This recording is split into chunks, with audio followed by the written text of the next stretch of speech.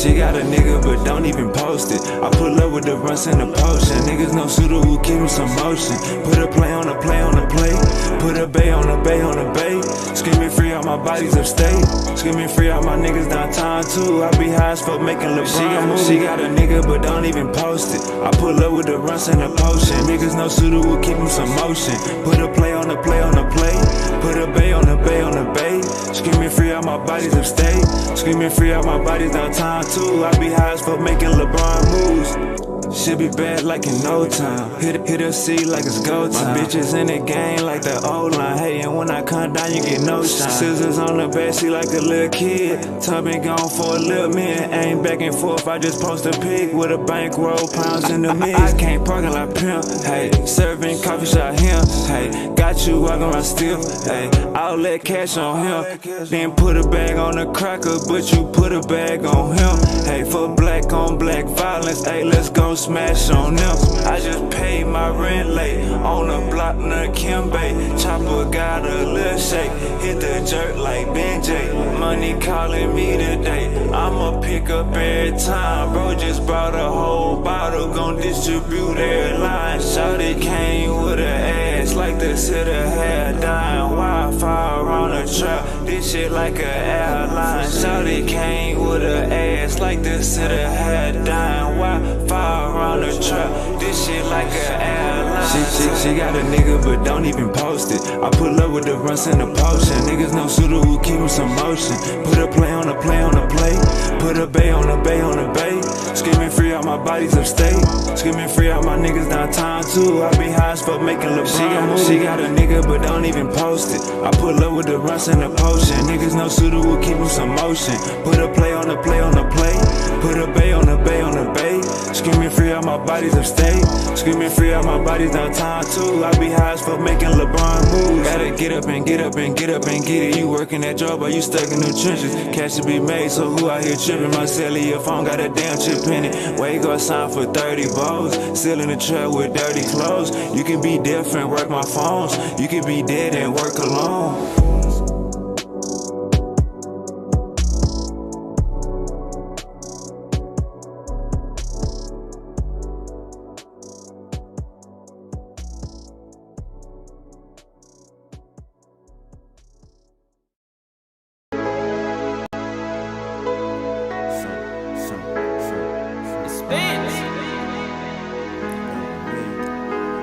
She'll be down with God, but she be down with me.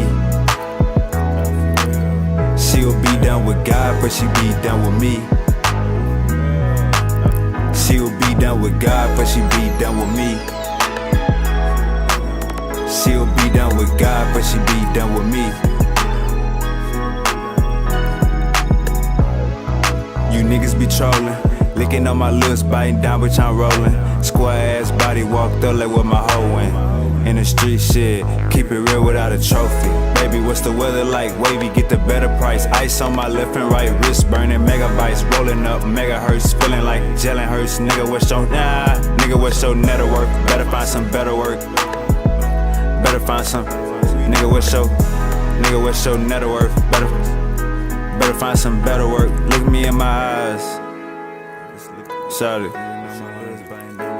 Look me in my eyes. Can you see my vision? Can you?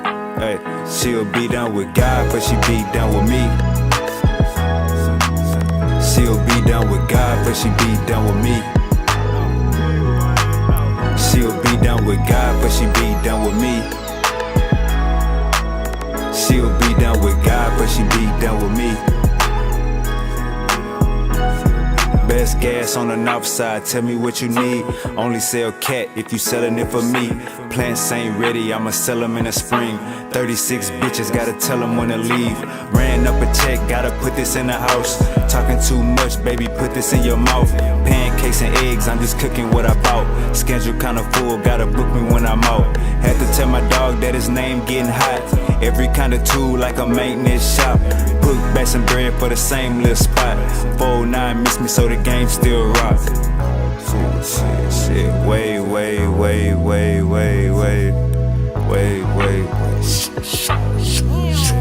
For me, she'll be down with God, but she be down with me.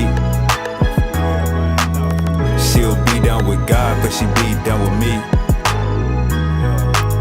She'll be down with God, but she be down with me.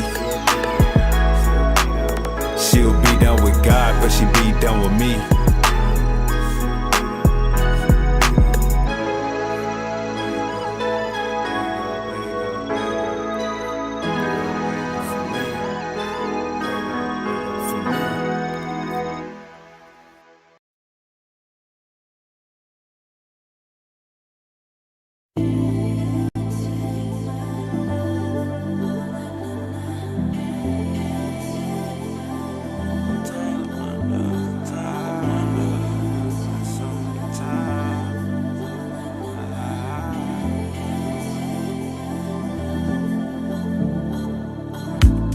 Drop my top in the summer, no laces on these foam runners.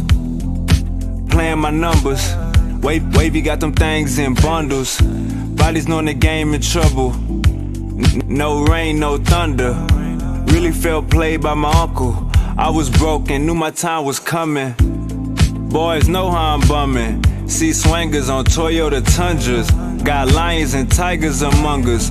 Hope the fame and change don't take me under. Sometimes I wonder, all the acting tough, you just gon' die younger. Question everything, just how my mind functions. Twerking on my bed, let wavy slide under. Sometimes I wonder, sometimes I wonder, sometimes I wonder if all else fails, I'm back up in that jungle. Sometimes I wonder, sometimes I wonder, sometimes I wonder if all else fails, I'm right back in that jungle. Sometimes I wonder, sometimes I wonder, sometimes I wonder, sometimes I wonder, sometimes I wonder if all else fails, I'm right back in that jungle. Babe, get the bags, we packing sacks. I'm on and off like Mattress Mac. 20s, 50s, 100s, we after that. This ain't no battle rap. Asking for pictures and features. Thought you said my album whack. Can't be around leeches and preachers. Can't be who you yapping at. Let the window down, smell the aroma. Shiny in a big body, been in corners. How you gon' know who real and phony? Going extra, I really want it. Turning down my collar, had no idea. Mr. Popeye with that shit on, no diarrhea. Same ass she bought, she gon' sell it again. Before they laid on them, they was like, hell is his crib. Sometimes I wonder, sometimes I wonder, sometimes I wonder if all else fails, I'm back up in that jungle. Sometimes I wonder, sometimes I wonder, sometimes I wonder if all else fails, I'm right back in that jungle. Sometimes I wonder, sometimes I wonder, sometimes I wonder, sometimes I wonder, sometimes I wonder if all else fails, I'm right back in that jungle. Sometimes all else fails, I'm right back in the jungle. In the jungle.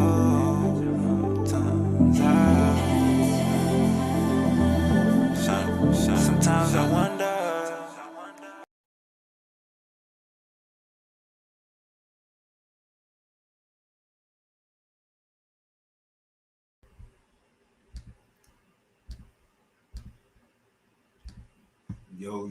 Yo, what's the dilly, what's the dilly? Man, y'all already know how it's going down. Crazy day in America. Crazy day in America. Man, a lot of people, you know what I'm saying, going left, going right, going up and down about this. I see a lot of narratives and a lot of stuff out there. So you know what I'm saying, I decide I give my opinion on the state of the matter, what's going on with the world right now. Let me see something real quick. Let me send a link to the game. All right, I just sent the link to. Let me send it to everybody. But yeah, man, we go about to have a good show. About to have a great goddamn show. Um, it is about to go down, man. So, um, I want to know how y'all feel about this. What's going on? Is the chickens coming home to roost? Um, man, um, I definitely want to say, I want to start off this show by saying, get your blunts, get your popcorn. You know what I'm saying? Get whatever you need to succeed with the dying breed. You know what I'm saying? I need the elders from outside the United States. I need the elders from outside the United States to hop on the panel because I definitely got an interesting perspective I want to speak on. We talk about the Second Amendment. We talk about the Second Amendment. We talk about the First Amendment. Um, you know what I'm saying? And it's some we run into a lot of slippery slopes. We run into people passing off their opinion as a nationalist, but you could just easily tell it's racist. You know what I'm saying? It's a whole bunch of backyard boogieing going on. You know what I'm saying? A whole bunch of leapfrogging and dog eat dogging going on. Oh yeah, let me send a link to Uncle Chip. So we definitely go get to the bottom of this, man. And one thing I noticed, one thing I noticed is that a lot of mixed emotions coming about this situation. Like you got a lot of people saying, "Hey, man," you got a lot of people saying nobody should be unalived for what come out their mouth. You got a lot of people saying nobody should be unalived for what come out their mouth. Um, if you from the streets, if you from the hood, you know what I'm saying, then you know goddamn me, you see people get unalived for what they say out their mouth every day. Every goddamn day. You know what I'm saying? So I think the stuff that we say do have consequences. I think the stuff that we say do have consequences and we can't try to act like those consequences don't exist. You know what I'm saying? I think when you deal with somebody that's 10 toes down and they understanding, it might be hard for them to see the consequences. You know what I'm saying? They might be more focused on the end goal. You got people saying rhetoric. Um, you got people saying rhetoric should never be spoke. You know what I'm saying? You got people saying rhetoric should be silenced. No matter what kind of rhetoric it is, you got people saying rhetoric should be silenced. You got some people saying, um, yeah, Misery. I sent you the link, Misery. Get up here. You about to get up here and defend this cracker. You got some people saying that rhetoric leads to other things, and rhetoric is just the beginning. Propaganda is just the beginning of more crazy stuff to come. You got some people saying that. You got some people saying, "Hey, man, we got freedom of speech. We can say what the hell we want." But as we noticing with social media, we can't say what the hell we want. As we noticing coming out of the pandemic, we can't say what we want. You know what I'm saying? With a whole bunch of stuff. We can't just be on here talking how we want to, even when it comes to certain figures in history. You know what I'm saying? Like we can't just be out here flaming names and groups of people, you know what I'm saying? Because the freedom of speech to me is not all the way there. When we look at gun laws and gun rights and stuff like that, when we look at gun laws and gun rights and stuff like that, I feel like a gun a gun can't do what a gun can't shoot up a school. You know what I'm saying? A gun can't shoot up a school. It take a person to go into a school and shoot up that school. You know what I'm saying? So for the people that's crying over gun laws and stuff like that, man, you got some states where you walk in, wherever you walk at, motherfuckers got a gun on their hip. You know what I'm saying? Because that's the law. It's the wild, wild west still going on in some states in the United States. Misery, what's goody?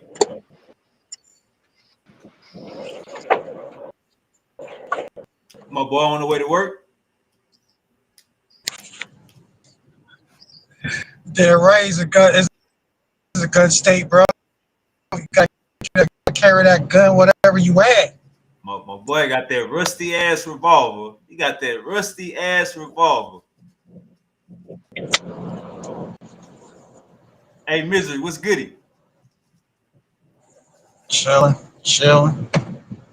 Is it a sad day in America, man? How you looking at? What is your social media timeline looking like? Yeah, nothing but Charlie Kirk, man. Yeah, it's a tragedy, man. It's the same shit I be saying all the time about this whole debating shit. It's like half of these guys that you debate with, man. If they could catch you live, bro, they'll take your life over this stuff, over the truth. Like if people go crazy over politics, imagine how people go crazy over religion. You know what I mean? Right. Right. Like I'm very sure there's a lot of One West camps that would love to get their hands on me. You know what I'm saying? They would love to tie me up and torture me, whatever the case may be. Hey, I was listening to this other podcast, and they was like, the same way that Charlie Kirk talked about black people is the same way that Captain Tazoriak talk about white people. So if Captain Tazoriak, if that happened to him, he was in Times Square or a public setting, and Captain Tazoriak got unalived by, let's say, a white man, would you be feeling any different than how you feeling right now, or would you be feeling better? Would you be feeling worse? How would you be feeling? Man, that's not even a comparison, man. That's not even a comparison. Charlie never went around talking about I hate the black man. The black man's gonna go down or gonna pay for its crime. None of that stuff. Like that's what Captain Tazariak be on. He'd be like, "Yo, I hate white people. They're the devil. The Bible speaks of. They be on the street cursing out white people all the time. I've never seen Kirk do that to any black man or a black person ever. They're not even comparable." So if Captain Tazoriak passed away by getting shot by a white man, would you feel more sorry for Captain Tazoriak, or would you feel more sorry for Charlie Kirk? I would feel probably more sorry for Charlie Kirk. You know what I'm saying? If you go around calling the white man the devil, telling him to lick your shoe, you know what I'm saying? And then, one of those white supremacists acts out on it, it's way different. It's way different. But look though, Charlie Kirk went around disrespecting black people, disrespecting trans, disrespecting illegal immigrants and stuff like that. So He didn't. He he didn't. got he He didn't wait, disrespect. hold up, hold up, He didn't hold up, dis. hold up, hold up. He got took out, hold up. And disrespecting Democrats. He got took out by we don't know who, but we know it wasn't a black person. We know it wasn't a Chinese person. We know it wasn't a Mexican. We know it wasn't a Latino. He got took out by one of his own kind for speaking against the other side of his own kind. So it's basically like the chickens coming home. He got elected. He has to get elected. You talking out about all this stuff, and you got elected. Would you agree? No.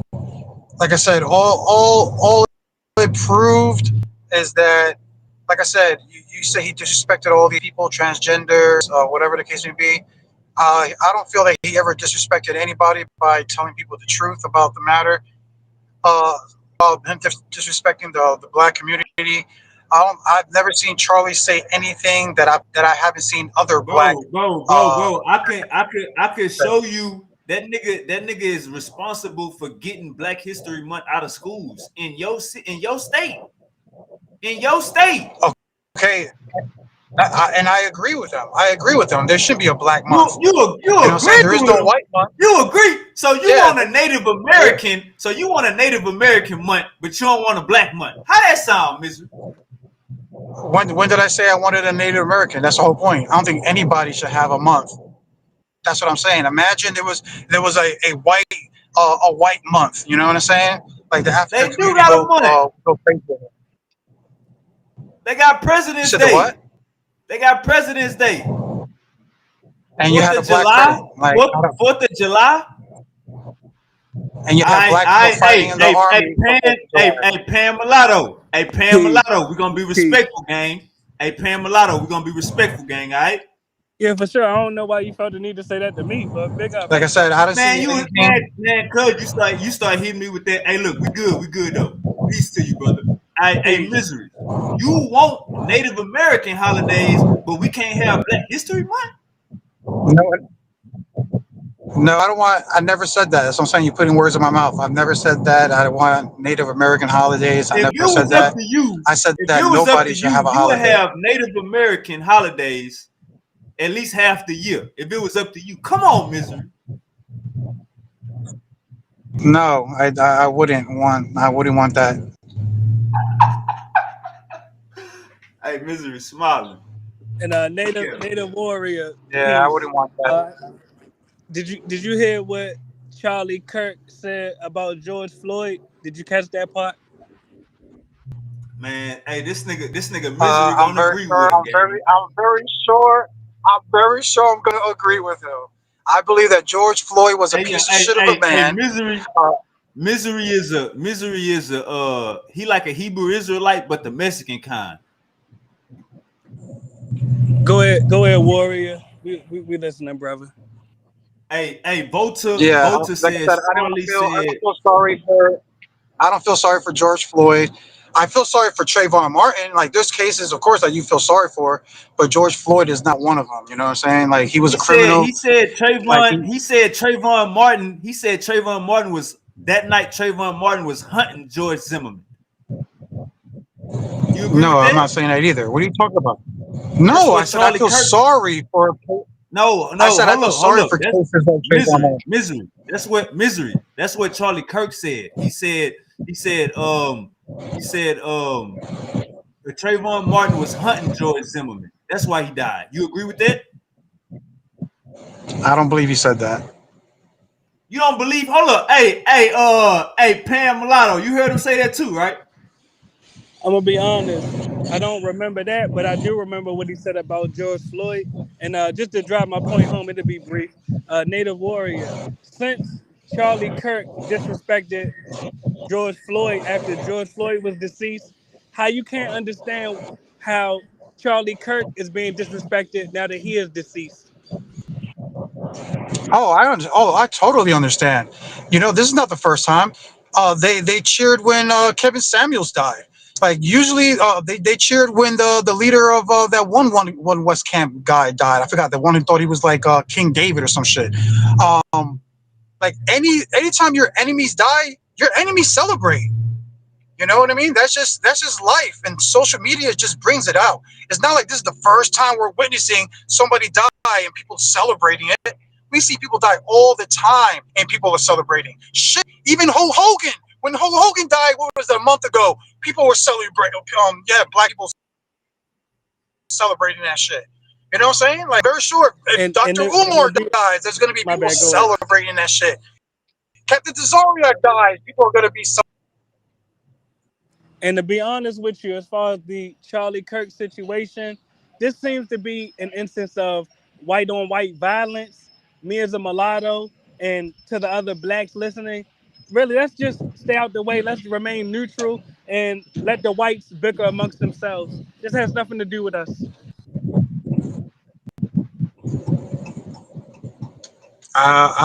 It has everything to do with you. You know, black people are Americans, correct?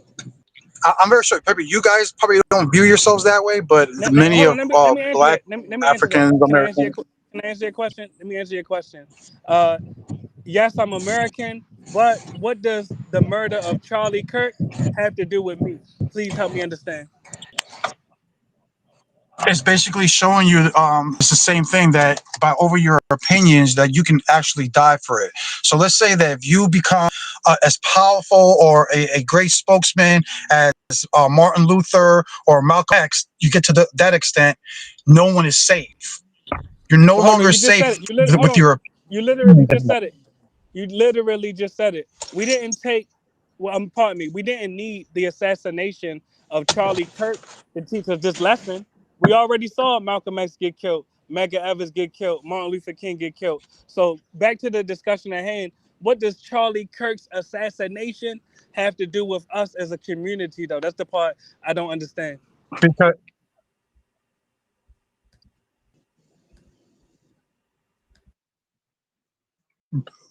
because like I said, times has changed from the times of Malcolm X and Martin Luther back in the 60s and 70s.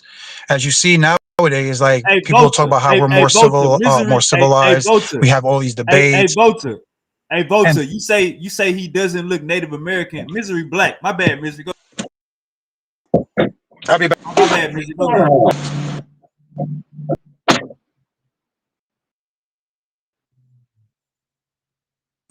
Just so it's no dead air, instead of asking the brother a question, I'll just highlight it and I articulate it as a statement. We as mulatto Americans and the black Americans, we already know what we believe and what we say could get us killed.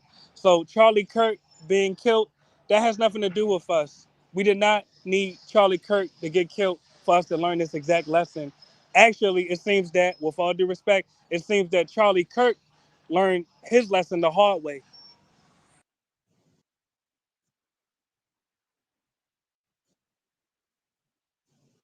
I feel that, brother. I feel that, brother.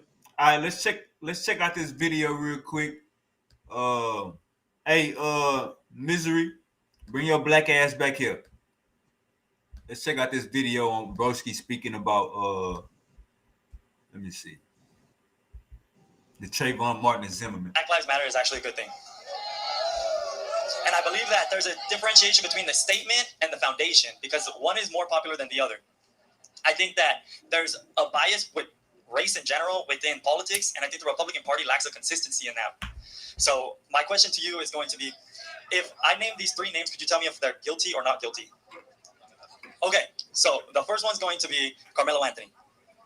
Based on the facts available, absolutely guilty. Okay, now O.J. Simpson. Oh, absolutely guilty. We're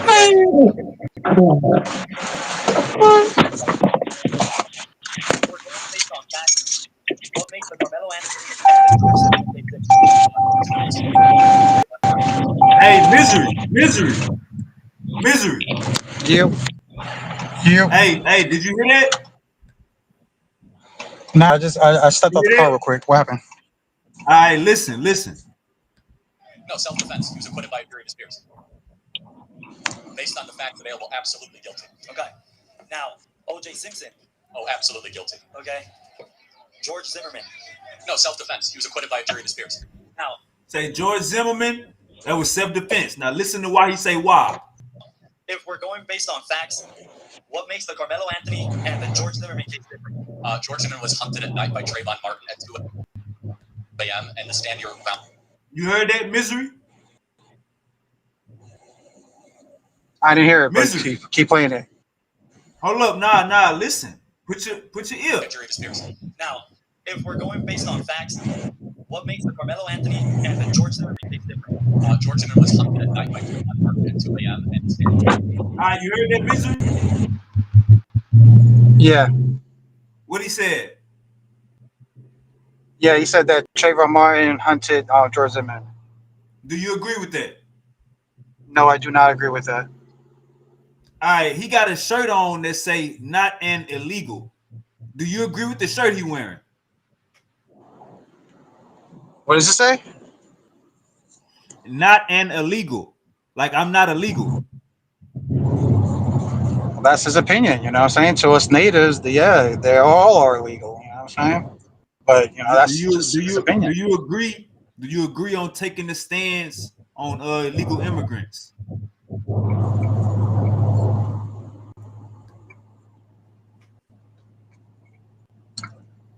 To an extent.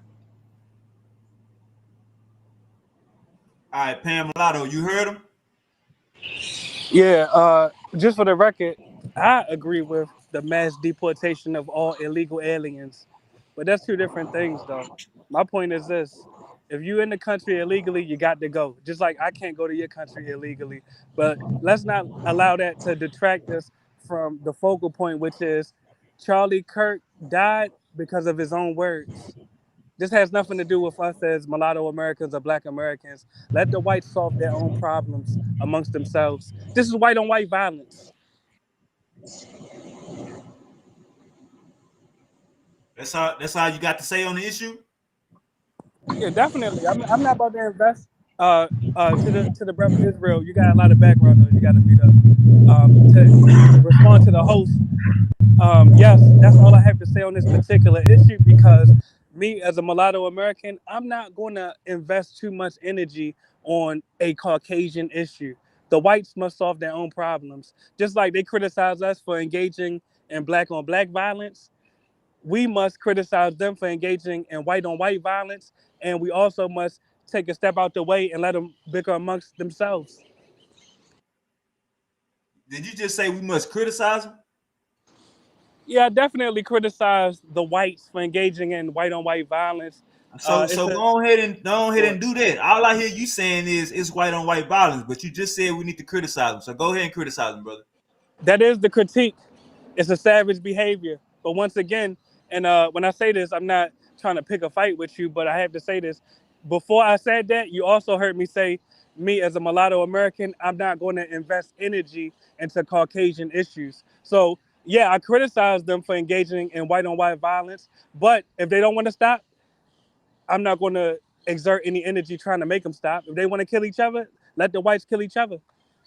All right, hey, Volta says, hey, Wavy, I bet this dude heard of the Charlotte incident, but not the Cincinnati one that happened same time. Say everybody and their mama heard of the Cincinnati brawl, but not the Cincinnati massacre. Anybody know what Volta's talking about? I probably got to look that up, Volta. If he talking about Cincinnati, is he talking about the fight between the blacks and the whites? Just for clarity, I don't know what he's talking about. It's more than one incident that took place in both Charlotte and in Cincinnati.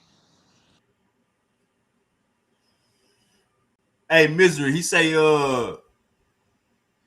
hey, Misery, Volta says you need to go back to Mexico with all this anti-American attitude. There you go, Misery. We got you one.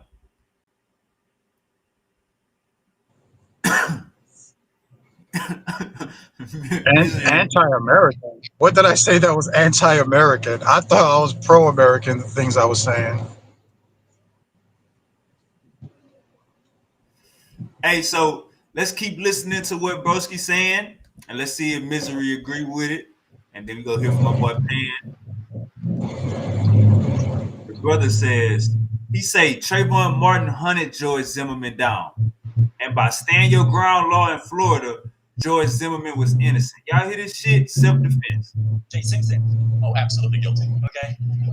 George Zimmerman. No, self-defense. He was acquitted by a jury of his peers. Now, if we're going based on facts, what makes the Carmelo Anthony and the George Zimmerman case different? George Zimmerman was hunted at night by Trayvon Martin at 2 a.m. and the stand your ground law allows you to stand your ground up against. All right, now look, let me just stop right there. Now, the title of this show is called Chickens Coming Home to Roost. He said that let me meet y'all real quick, Misery. He said that Trayvon Martin hunted George Zimmerman.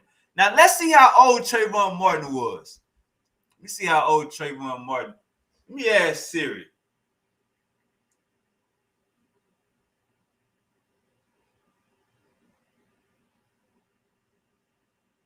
Broski had to be no more than 15.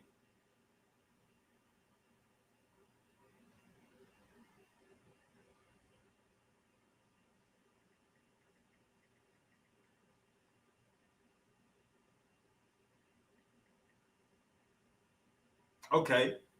Trayvon Martin was 17 years old. Let's see how old was George Zimmerman.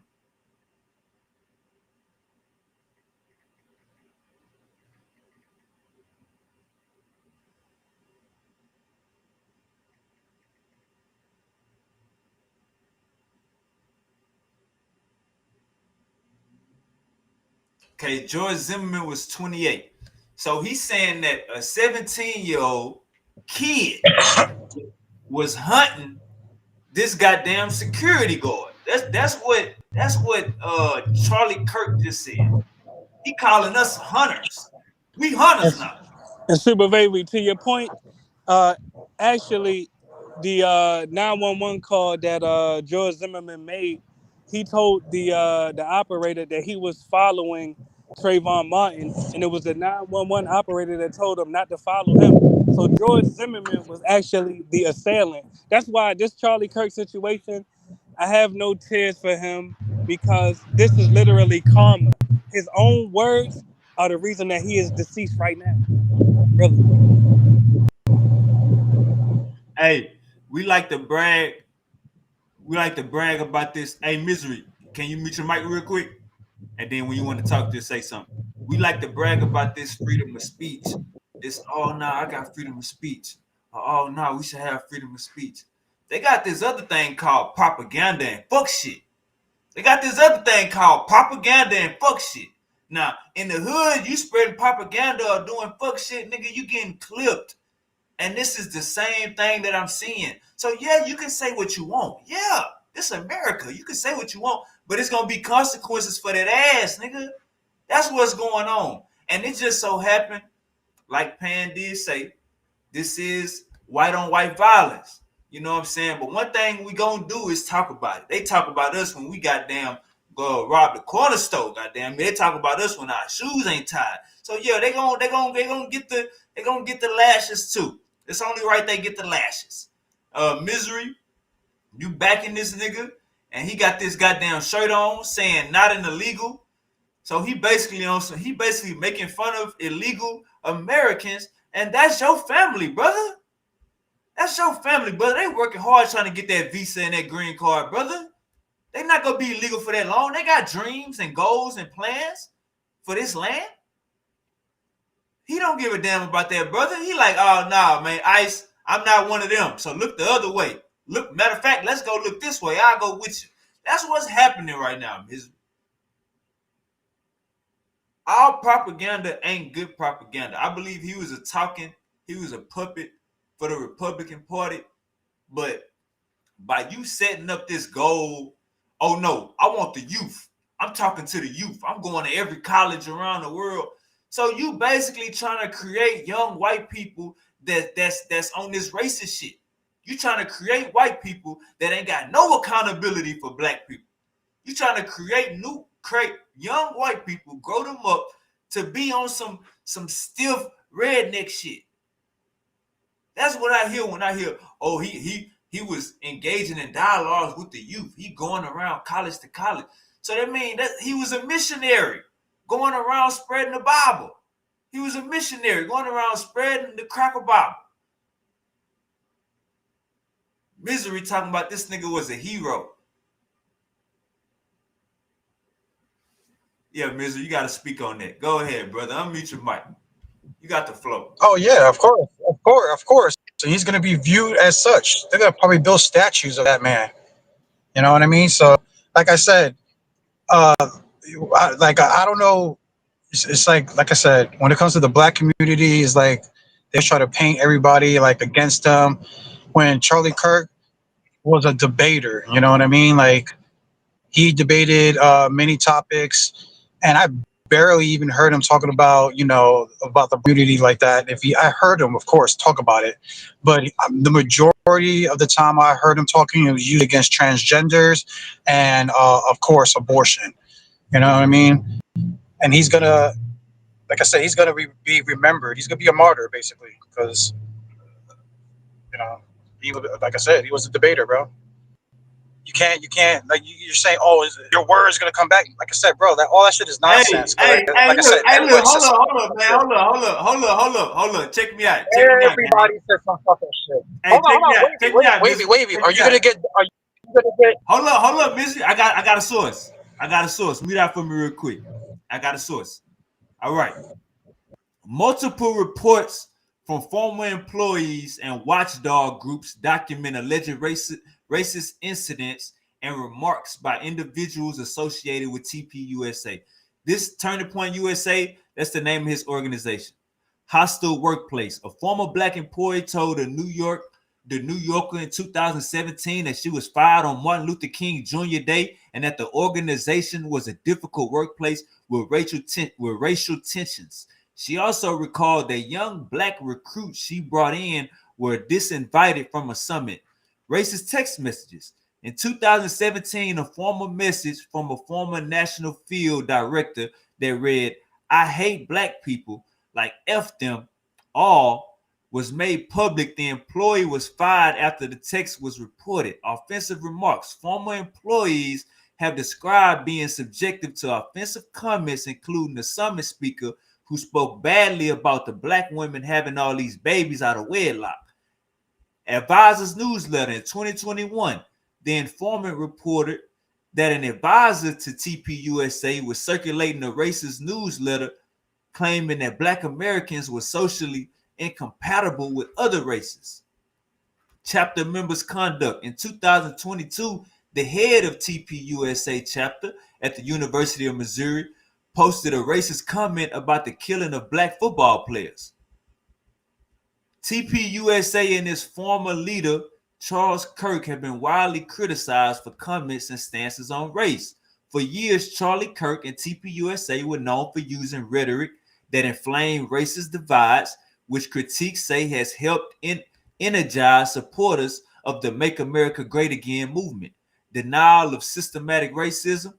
TPUSA merged with the Blexic Foundation, an organization that seeks to dispel the notion that black Americans are oppressed simply because of the color of their skin. Views on police brutality. In 2018, Candace Owens, a former TPUSA communications director, claimed that police brutality was not a major issue for black Americans. Charlie Kirk was recorded making an offensive comment about black pilots in 2024, saying, if I see a black pilot, I'm going to be like, boy, I hope he's qualified. Views on Juneteenth. Kirk opposed making Juneteenth a federal holiday, arguing it promoted a neo-segregationist view. Come on, man. Get your hey, man. I don't even want to go to goddamn what's that word? DEI.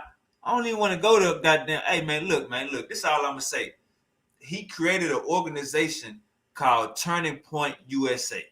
You know what I'm saying? Look this up. It got something to do with taking goddamn holidays out of schools. I'm talking Black History Month. You know what I'm talking about? Taking books out of schools. You know what I'm saying? He had a method to his madness. He wasn't just out here debating and arguing with motherfuckers. He was out here goddamn laying the groundworks for racist laws to be passed and for developing young white minds to be supremacists. That's what this cat was on. You know what I'm saying, Misery? I don't know if you understand. Oh damn, I ain't hear about that. Like I said, bro, I don't understand why the black community acts the way they do, bro. Y'all look crazy, yo. Culture, that's a fact. He trafficked racism. That's a fact. Y'all look crazy. Y'all look crazy. All right, look, let's get a little bit more of his ideology. This also this the rest of that video. People that wish him harm. Carmelo Anthony, that Austin Metcalf, who he murdered in cold blood, said, "Don't touch me" at a high school track meet. Said one thing he didn't like, took out a knife, and then literally stabbed him to death. Those are not. Hey, read that for me real quick, Misery.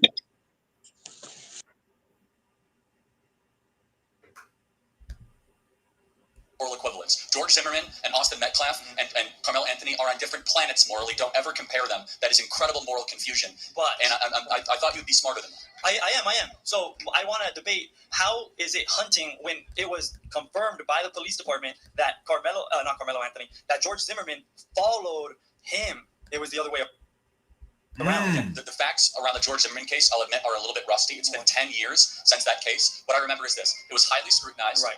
The jury was bipartisan. He was fully acquitted. And when all the facts came out, it was legitimate self-defense. Now, if that ends up happening in the Carmelo Anthony case, I guess I'll reevaluate it. Right. Again, they're not even close in the same moral dimension. I would argue that they are, because George Zimmerman was told to stand back by the police department. He had no authority to follow him. And it was a self-defense case where the problem is he who dies does not get to testify.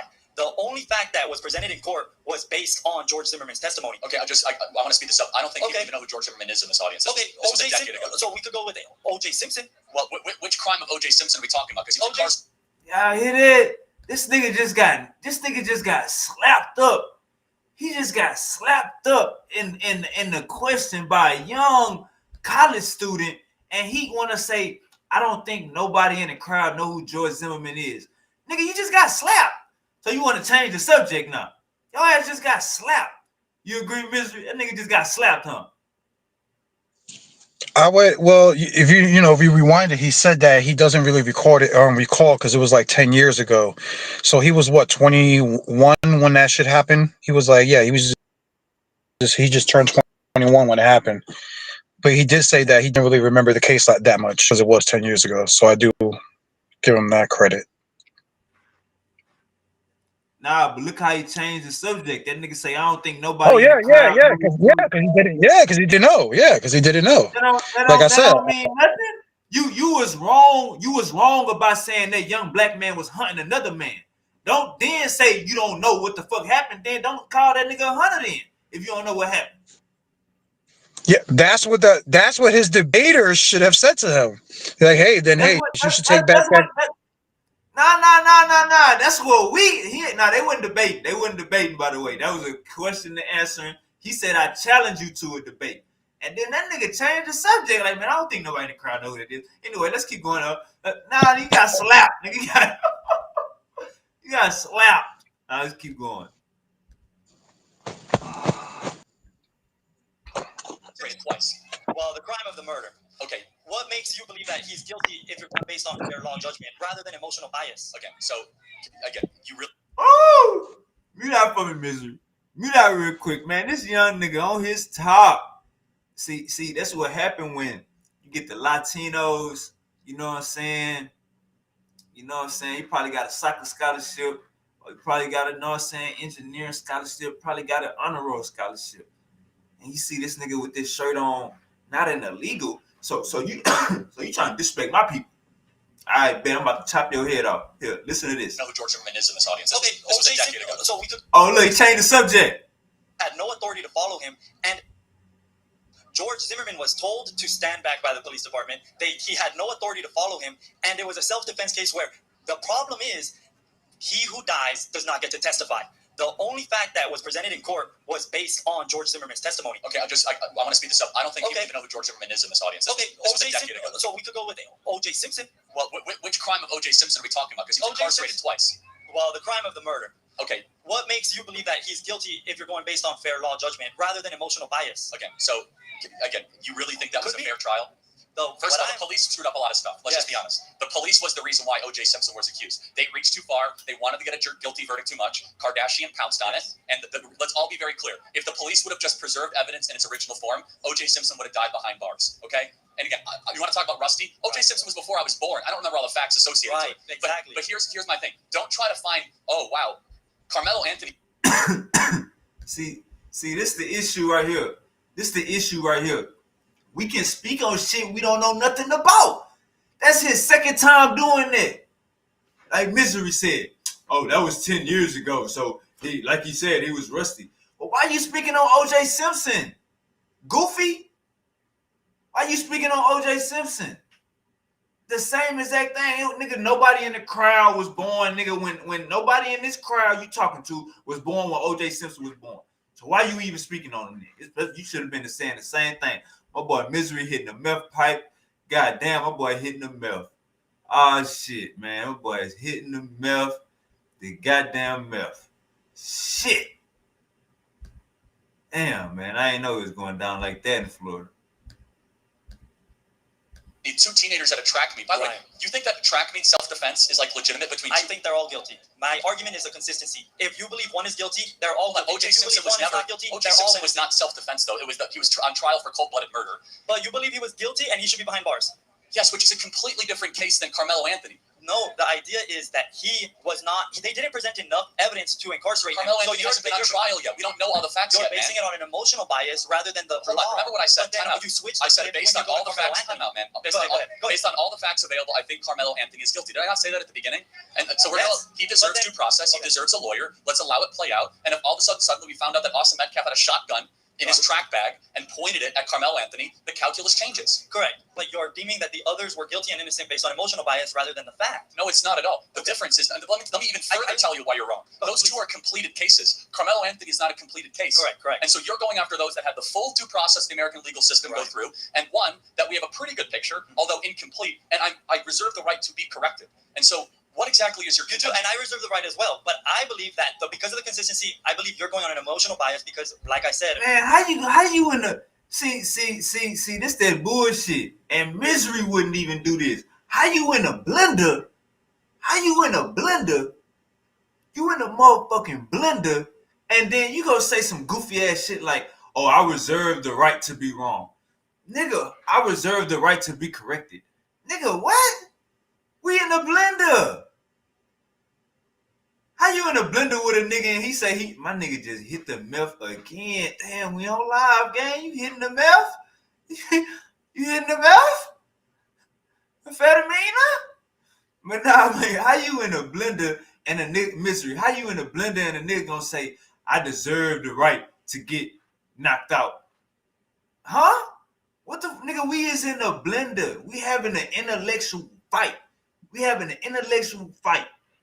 Ain't no I deserve the right to be corrected. No, nigga, you shooting from the hip. I'm shooting from the hip. You being racist, though. You acting racist, though. That's the difference, nigga. I deserve the right to be corrected. You deserve the right to shut the fuck up on shit you don't know what you're talking about. BLM and we as a nation look at race, and that is a bias factor. Wrong. In fact, let me just be very, just so you are consistent, black people are 13% of the population. What percent of the murders do black people commit? 55%. Right. That's a lot. Do you think that fact is told on the media infrequently? Actually, if we're going on statistic, why are we committing these murders? Let's go there. Let's do analytics. Let's be analytical. Let's play with the numbers. Hey, play with the numbers, hey. Why are black people committing these crimes, eh? Over colors. Why redlining, eh? What is going on, hey? Why are we in a hood, eh? What is the lower class, eh? What is the issue, eh? Crab in a bucket, eh? Where is the reparations, eh? Why are we all living in the slums and projects, eh? No reparations, eh? You want to bring up murders, Holmes? What's wrong with this nigga, Misery? Little homie holding it down for the set, though. George Zimmerman called the cops on. I'm not talking about George Zimmerman, man. Okay. George Zimmerman is a settled case 10 years ago. Stand your ground. And so, but last question. You say Black Lives Matter. Hold on, I got to go to the next question. I said I reserve the right to cut you off. You say Black Lives Matter. Can we also agree that White Lives Matter? Absolutely. Great. All lives matter. We agree. Thank you so much. I got to get to the next question. Thank you. Yeah, man. Hey, Misery, man. Your nephew was putting that pressure on him. I ain't never seen a nigga say, "All right, man, I gotta go. I gotta go, nigga. Next question, nigga. I gotta go. God damn, nigga, I gotta go." Hey, your nephew was putting that work on him, Misery. Yeah. See, there's topics, there's topics that people are just not good at, That's just, I guess that guy caught him in a good topic that he had no knowledge on, That's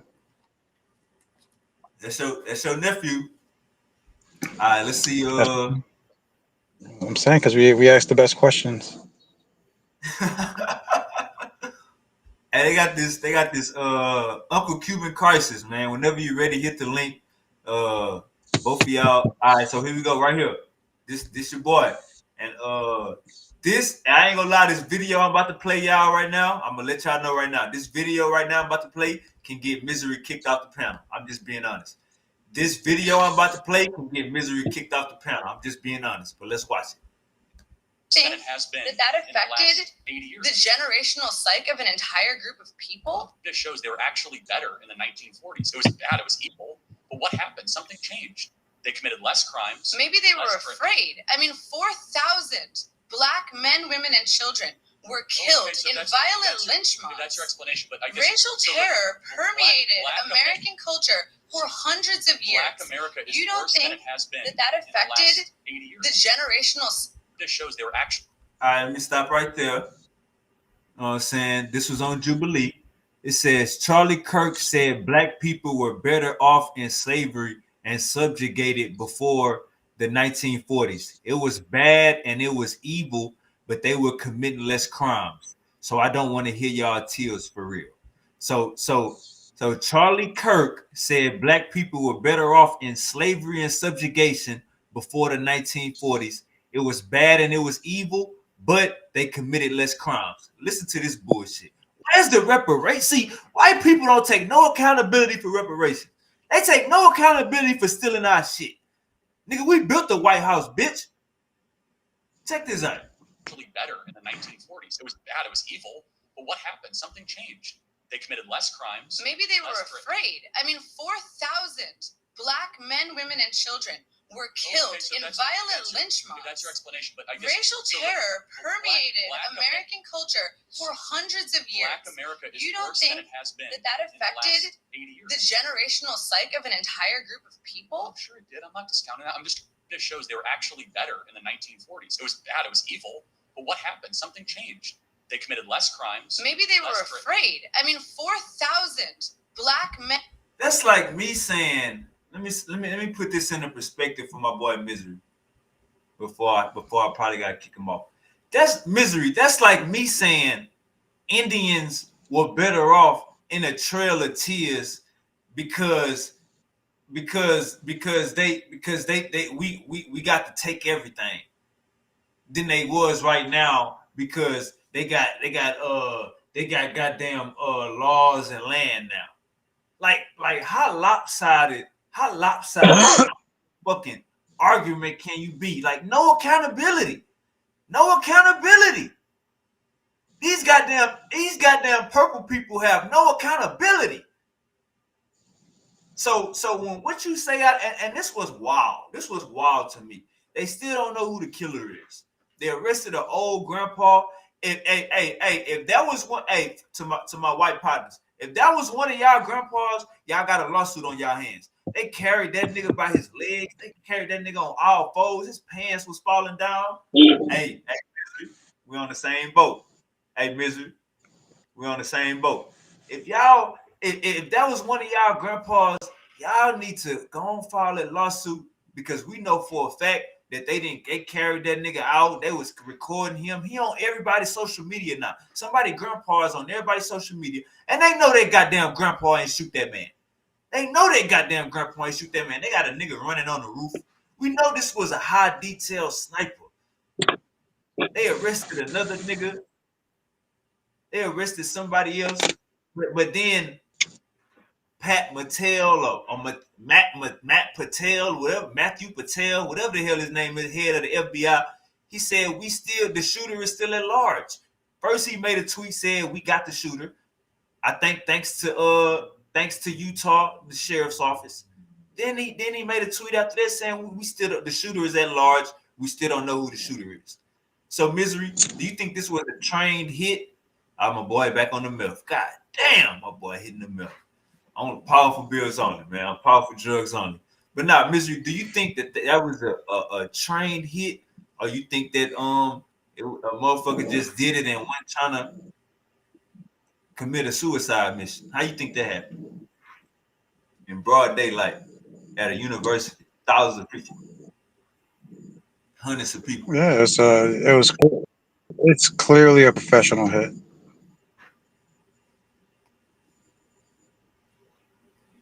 Y'all heard Misery.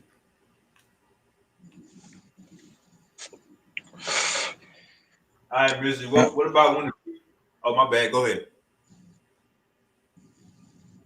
No, I'm just saying it was a professional hit. Yeah, it's definitely a professional hit. You know, the killer knew his escape route well. You know what I'm saying, and how to get away with it. So it was a well thought. It was basically well thought out. So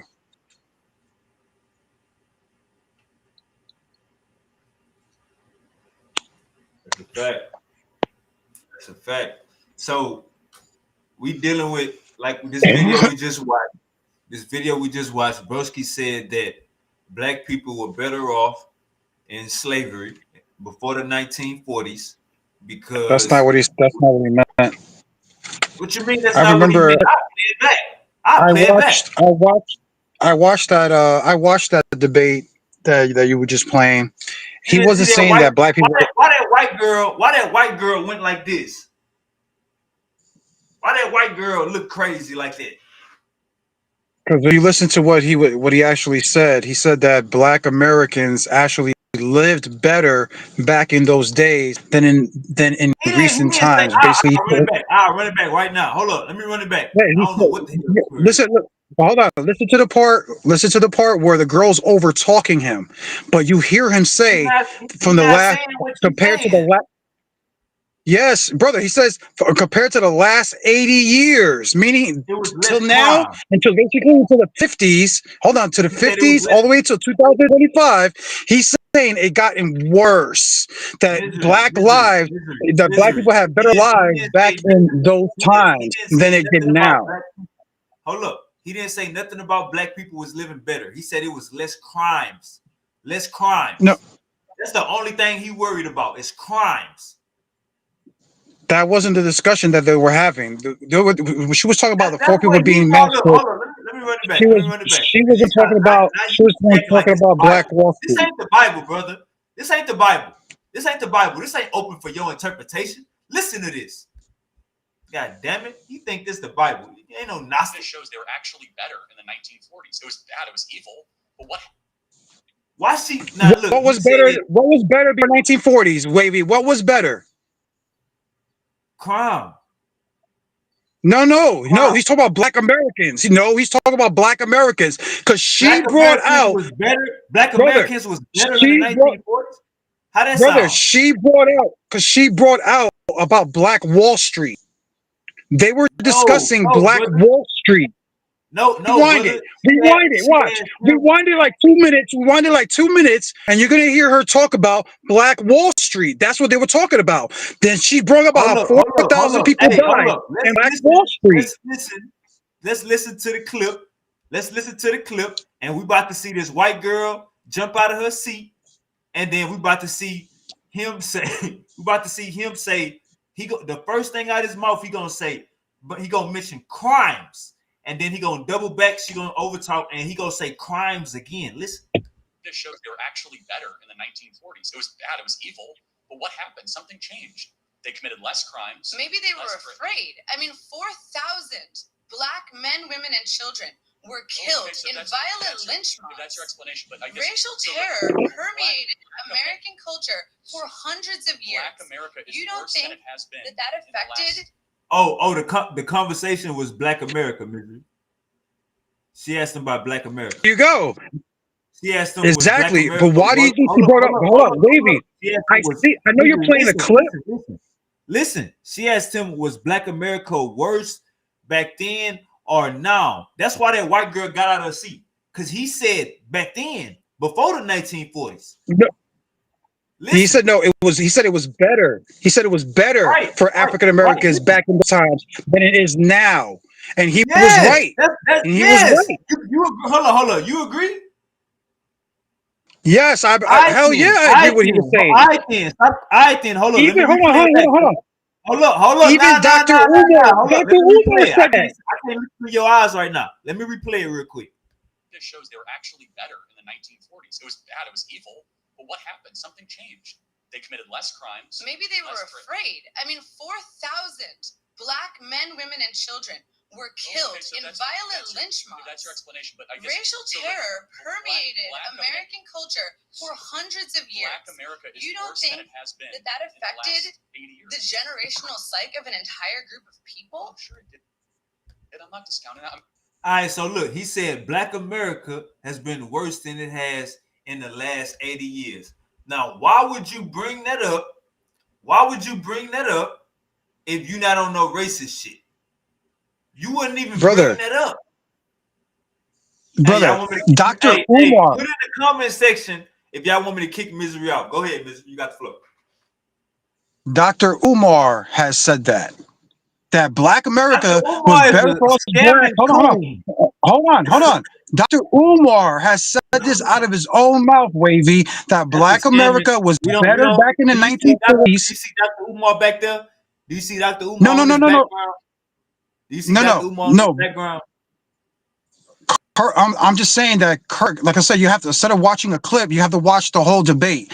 That's what I'm saying. It's very disingenuous to play a clip and try to paint a picture, because like I said, I seen that whole debate Black he had with America that was worse young than lady. it was over 80 years ago. No, That was in slavery. You know that was in slavery, right? No. He's basically saying that African Americans had better lives back in the 1940s, 1920s, and stuff like that. Because same thing that Dr. Umar says. Oh, hold on. Dr. Umar has said this plenty of times. African Americans lived better back then. We had your own black colleges. We had Black Wall Street. We were thriving. Before we integrated with the white man and stuff like that. Y'all say that all the time. You know what I'm saying? That's the same thing that is the same thing that Kirk was basically saying in that statement. Let me see if he's saying what you're saying. Let me run it back. It shows they were actually better in the 1940s. It was bad. It was evil. But what happened? When he say it was bad, it was evil, Misery, what are you talking about? No, he said it was. How about this? Wait, what he said? What it was better. When he said it was bad, it was evil. But what are you talking about? Basically, at that point, about slavery. Exactly. Duh. Man, you was wall. You was the wall. You just shot yourself. Now let me keep playing the quote, because you don't know what you're talking about. Listen to this. But something changed. This shows they were actually better in the 1940s. It was bad. It was evil. But what happened? Something changed. They committed less crimes. Maybe they were afraid. I mean, 4,000 black. All right, Misery, when he say something changed, what that mean? Basically, he said, after the 1940s, something has changed in the black community. Basically, fatherless homes and things of that nature, to the point where this is why we're seeing the crime rate. Brother, he talking about freedom. He talking about since motherfuckers, since we didn't put these. Hold up. He's saying since we didn't put these niggas in the hoods, since we didn't put these niggas into these little pockets, these niggas been committing crimes going crazy. We got the prison, we got the slavery to prison pipeline, so they cover their ass. But since we've been putting these little niggas to these little project buildings on top of each other, these niggas been committing crimes and all this crazy ass shit. Not acknowledging reparations, not acknowledging why is the cracker what a cracker at, not acknowledging why is the nigga what a nigga at. This is pure crackerology that Misery is. And look at the shirt. Look at the shirt he's wearing. Look at the shirt he's wearing. He's disrespecting all the Misery ancestors. He disrespecting all the Misery ancestors. And Misery is on this motherfucker vouching for him. I don't understand it. My people do the same shit. We got house niggas too. I guess we got house amigos too. God damn it.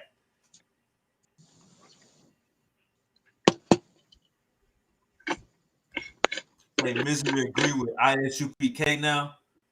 Now I think Misery got his own ISUPK going on. Misery got IUMMMMM. Misery got his own Native Warrior of Israel. He got his own. I'm gonna call you back, Auntie. I'm gonna call you back. I'm live. I'm grinding. But yeah. So he said, "Oh yeah, my bad. Let me keep playing the clip."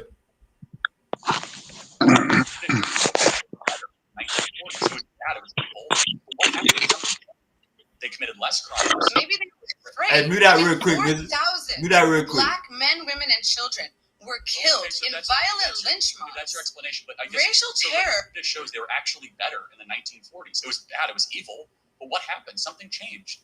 They committed less crimes. Maybe they were afraid. I mean, when he say it was bad and it was evil, he talking about slavery. Let's listen. This shows they were actually better in the 1940s. It was actually better in the 1940s. Look at this white girl face. This why Misery could get kicked off the panel if he try to act crazy tonight. You know what I'm saying? Bro, 1940s, there was no slavery in 1940s, Wavy. There was no slavery in 1940s. So he was basically talking about segregation. In the 1940s, nigga. No, there was not. There was no slavery in 1940s, bro. What are you talking about? In the South, nigga, you don't know what was going on, Misery. You in Florida, right? My bad. And nigga, you was in New York, nigga. You don't know what was going on in the South. You a new booty South, nigga. What are you talking about? Look at this lady face. Bad, it was evil. But what happened? Something changed. They committed less crimes. Maybe they were afraid. I mean, 4,000 black men, women, and children were killed in violent lynch mobs. That's your explanation. But racial terror permeated American culture for hundreds of years. Black America is you don't worse think than it has been that affected the generational psyche of an entire group of people? I'm sure it did. I'm not discounting that. This shows they were actually better. If you ain't discounting that, nigga, then don't bring it up, nigga. If you ain't discounting that, then don't bring it up. Yo, Kirk ate that bitch up that whole fucking debate. I don't know why you even playing this debate. Kirk ate that woman up the whole debate. That debate with that woman was like an hour long. The whole debate, Kirk was eating her up. Nah. That was it wasn't just her. It was a whole bunch of people in the room. He was in a circle. He was surrounded. Yeah, I understand that. I've seen that one. But he also had a debate, a one-on-one debate with her on the table too. All right, let's listen to this. Ketanji Brown Jackson were affirmative action picks. We would have been called right. Joy Reid and Sheila Jackson. All right, hold on. Hey, mute that for me. He mentioning black women. Mute that for me. And Michelle Obama and Sheila. Joy Reid and Michelle Obama and Sheila Jackson Lee and Ketanji Brown Jackson were affirmative action picks. We would have been called racist. But now they're coming out and they're saying it for us. They're coming out and they're saying, I'm only here because of affirmative action. And we know you do not have the brain processing power to otherwise be taken really seriously. You had to go steal a white person's slot to go be taken somewhat seriously. Play cut.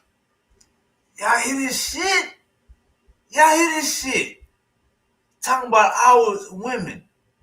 Y'all hear this shit? This don't make no goddamn. It's like, hey, look, that's why I say the chick is coming home to roost, because this ain't our work. This is not our work, America, Black America.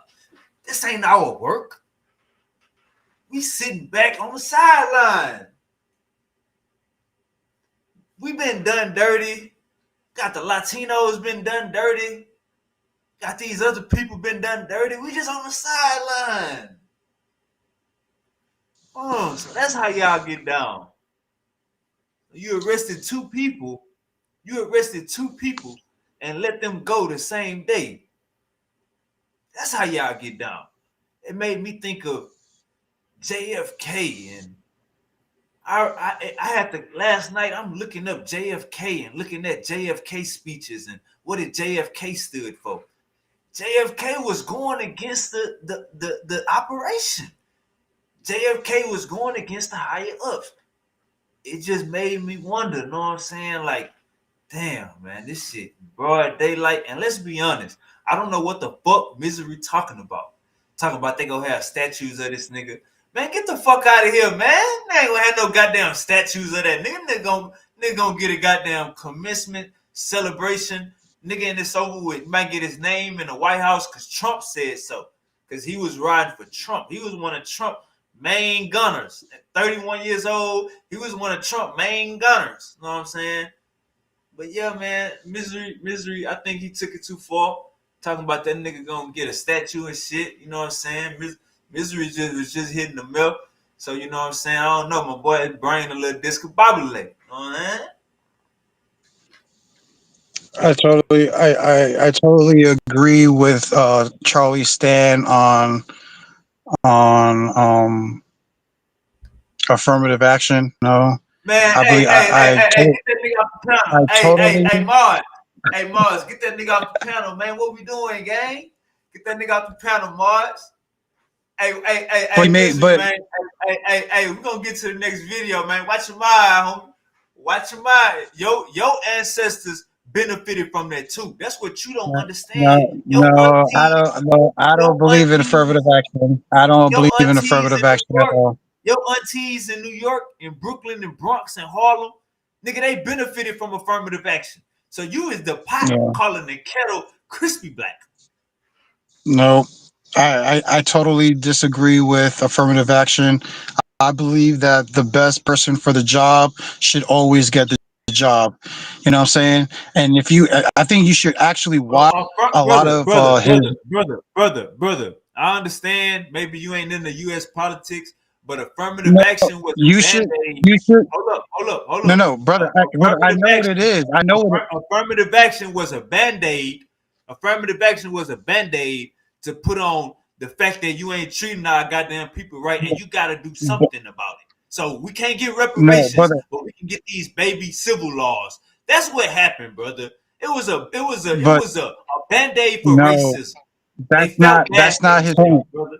That's not. That's If not his somebody do point. you wrong, misery. If somebody do you Let wrong, me let me ask you. Let me ask you a question, Wavy. Let me ask you a and they question. give Let me you ask a you a gift question. out of nowhere, misery. If Let me somebody ask do you a you wrong, question. go ahead.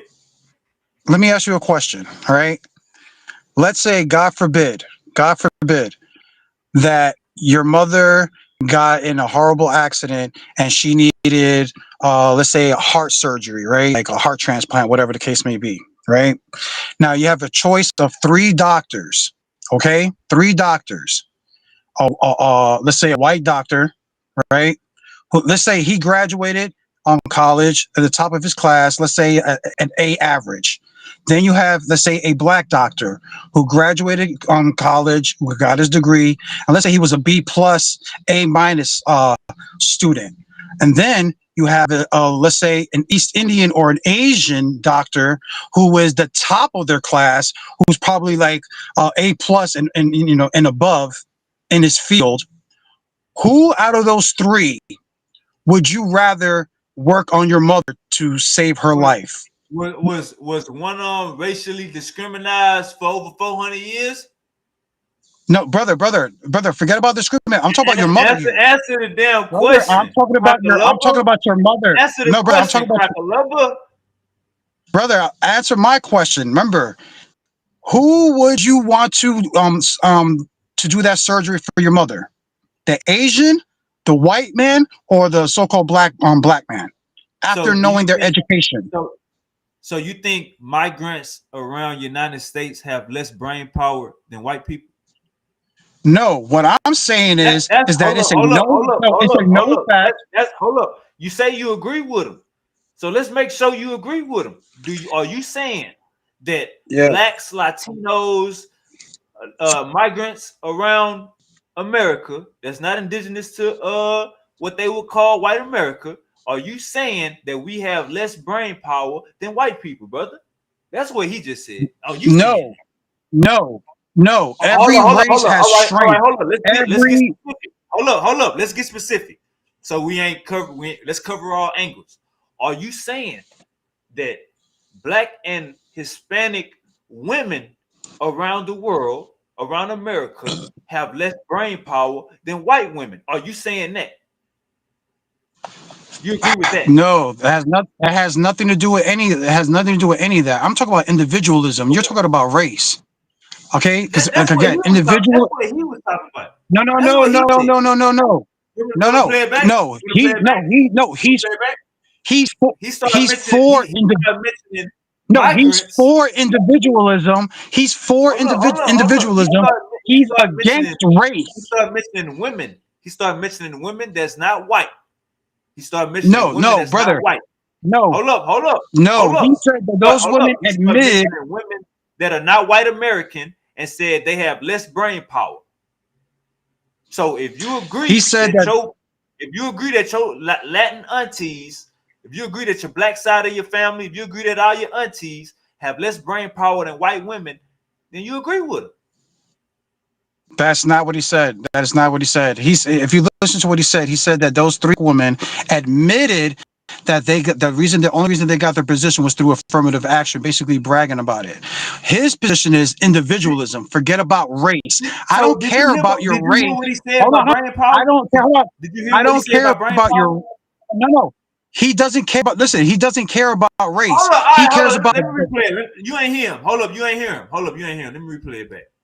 Listen to what he said about brain power.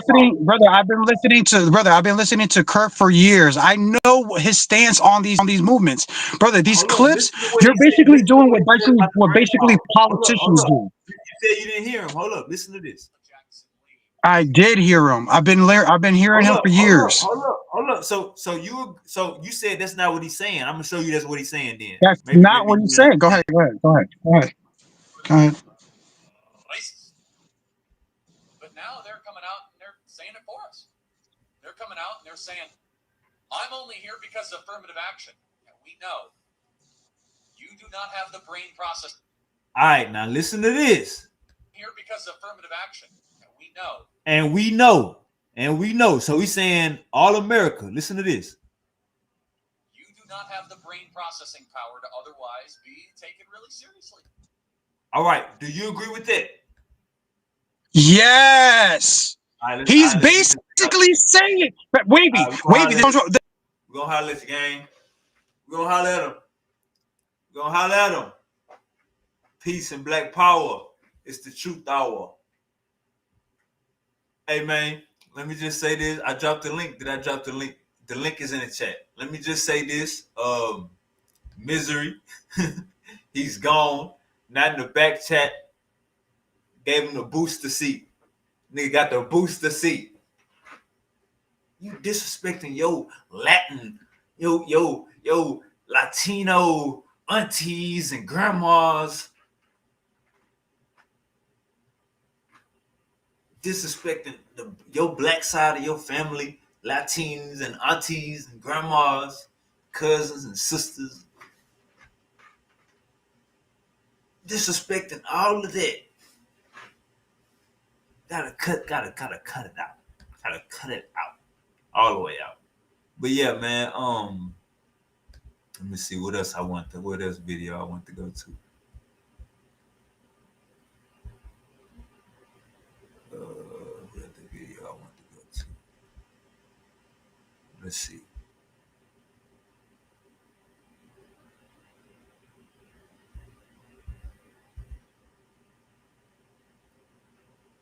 Hey, this. Damn, hold up. We got to play this. Damn, hold up. We got one. We got to play this. All right, so this is another thing, gang. They had a school shooting. They had a goddamn school shooting yesterday, too. They saying it was before the Charlie Kirk. Let me just say this. They said it was 40-something school shootings this year. Y'all do the math for me. They say it was 40-something school shootings this year. And it's like, motherfucker, how you what is something is going on in America? Something is going on in America. This is a white issue. We not the ones doing that, but our kids is going to these schools. You know what I'm saying? All of this in mass shooting and all of this crazy stuff. Something is going on in America. The unrest, they like to say the far left and the far right. All you niggas on the same side. Once I seen that, once I seen Cracker get a neck shot, you know what I'm saying? This wasn't no, man, if that happened in the crowd was so riding with that nigga, they would have beat that nigga up in the crowd. If that happened in the crowd, nah, nigga, this happened goddamn me from top of a building. This happened somewhere else like that. That's how this happened. This ain't happened from in the crowd, man. This is definitely trained. This is definitely one of them. Do y'all feel like freedom of speech ain't real no more? You know what I'm saying? Or do y'all feel like he got elected. You know what I'm saying? He was campaigning and got elected. Do y'all feel like he was campaigning and got elected? Yeah, man. Let me get back to this video real quick. All right, so apparently a school shooting happened yesterday. Let's run this real quick. We gotta get the coverage of that school shooting too. And they got so much shit going on in the world, gang. I'm probably do a stream tomorrow. What tomorrow is Friday? I'm gonna do a stream tomorrow where I'm talking about all the shit going on in the Middle East. Nigga, France going broke. Nigga, I'm talking about it's up. Violence. God! This is such bullshit. I've never been so pissed in my whole life. And this murder Charlie Kirk right here in Utah. I'm so freaking pissed right now. This is bullshit. I just saw blood squirting out of his neck. I love that guy. He would have been our next president. I am so pissed right now. Why do they always come with fucking violence? Gosh damn it. Use your freaking words as they're talking to you people. Who shot Charlie Kirk? I'm driving in a problem right now. I'm so pissed. Man, homie say Charlie Kirk would have been the next president. Homie say Charlie Kirk was gonna be the next president, gang. He ready to crash out behind Charlie Kirk. Alright, he say search 3 killed in Cincinnati. I got you. 3 killed in Cincinnati. My boy been asking me to check that out too. That's my bad. I got you.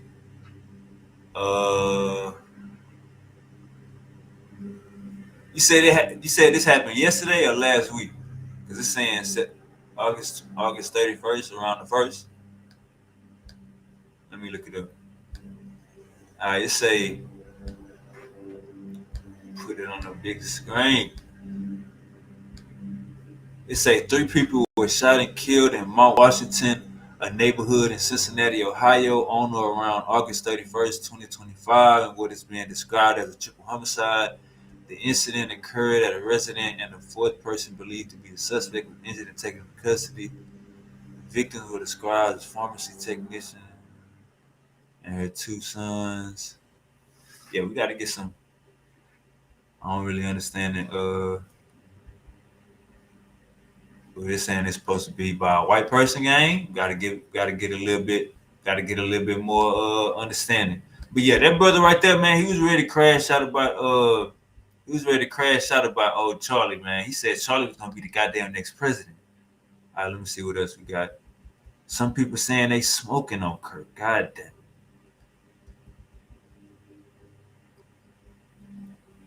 Michelle Obama and Sheila Jackson Lee and Ketanji Brown Jackson were affirmative action picks, you would have been called racist.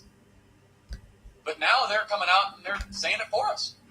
They're coming out and they're saying, I'm only here because of affirmative action. And we know you do not have the brain processing power to otherwise be taken really seriously. You had to go steal a white person's slot to go be taken somewhat seriously. Play cut 52. But I rise today as a clear recipient of affirmative action, and particularly in higher education. I may have been admitted on affirmative action, both in terms of being a woman and a woman of color, but I can declare that I did not graduate on affirmative action. This is my personal story. I hear it because of action affirmative. She can't even say that. Hey, look, let me tell you. We know. Let me show y'all. Let me tell y'all something real quick. It's very obvious to us that you were not smart enough to be able to get in on your own. I couldn't make it on my own, so I needed to take opportunities from someone more deserving. You know. Y'all hear that shit? Let me let y'all know something real quick. A lot of y'all don't even know this. Y'all see that sealed certificate right there? I see that sealed certificate right there. That's from Sheila Jackson Lee from in H-Time.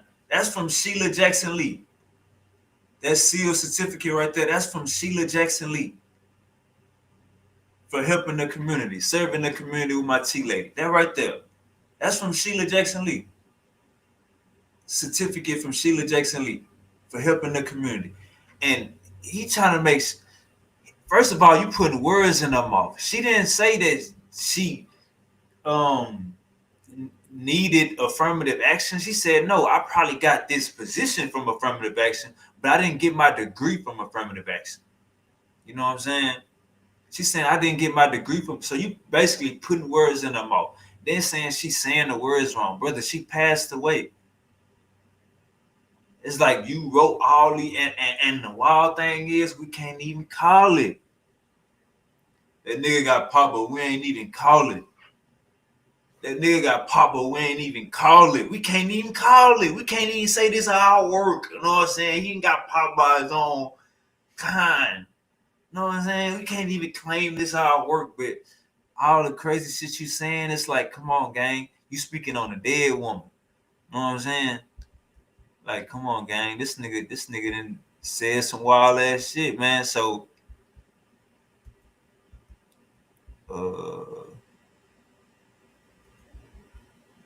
man, you got, and then you got people saying, oh man, this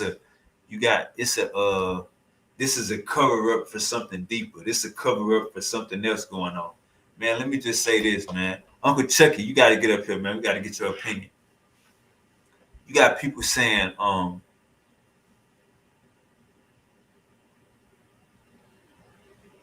you got people basically saying, RP to bro, his daughter was there, his wife was there. It's a sad situation, you know what I'm saying? I feel like the tragic for the kid to be right there, tragic for the wife to be right there. This one thing we gotta respect, you know what I'm saying? He had his purpose. He was spreading propaganda. He had his purpose. He was spreading propaganda. He was trying to grow little white kids up to basically have no sympathy for black people. He was trying to grow little white kids up to have no sympathy for black people, for our people. And while him talking about gun laws or getting wrapped up in LGBTQ and trans and what is a woman, by him getting wrapped up in all this stuff, all we know is he got dusted and they can't find the shooter. You know what I'm saying? So we can take that as it's cameras everywhere. So for the say what they say after the first 48 say after the first 48 hours, the crime finding the criminal is less by so and so percent. Man, let me just say this: it's cameras everywhere. You didn't see nothing. It's cameras everywhere. You didn't see nothing. You know what I'm saying? Like you give courage and respect to a nigga that's out there in the public, you know what I'm saying, asking for the smoke, but then it's some shit that you gonna say that's gonna, you know what I'm saying, come back to bite you. You know what I'm saying? I'm not the nigga advocating for no gun, for we need to crack down on guns. I'm not with that. I don't know. Maybe y'all from up north or somewhere else or somewhere and feel like, you know what I'm saying, nobody need to have guns. Nah, we gotta protect ourselves. You know what I'm saying? Guns is to protect. They say if you live by the gun. Nah, see, it's a I feel like when he said some people gonna need to be sacrificed in order for us to have our Second Amendment. Some people gonna need to be sacrificed in order for us to have guns and to keep that law. I wouldn't have used the word sacrifice, and now that's coming to bite him in his ass because people saying he was the sacrifice for gun law. But I feel like let Americans keep their guns. You know what I'm saying? Shit get out of control. Like we need to be able to have our own shit going on. You know what I'm saying? That's really what it's all about. So I ain't disagreeing with a nigga on no goddamn gun laws. You know what I'm saying? I ain't with all of it. And we ain't the one, and as black people, we ain't the ones goddamn making the guns and selling the goddamn guns. We the one buying the guns and getting the motherfuckers, bringing them back to our hood. You know what I'm saying? To fuck shit up. Matthew 12:26, and if Satan cast out Satan, he is divided against himself. How shall then his kingdom stand? Well, Uncle Chucky say, man, it's already written, man. It's in the Bible, man. It's in the Bible, man. They got a photo on the news now.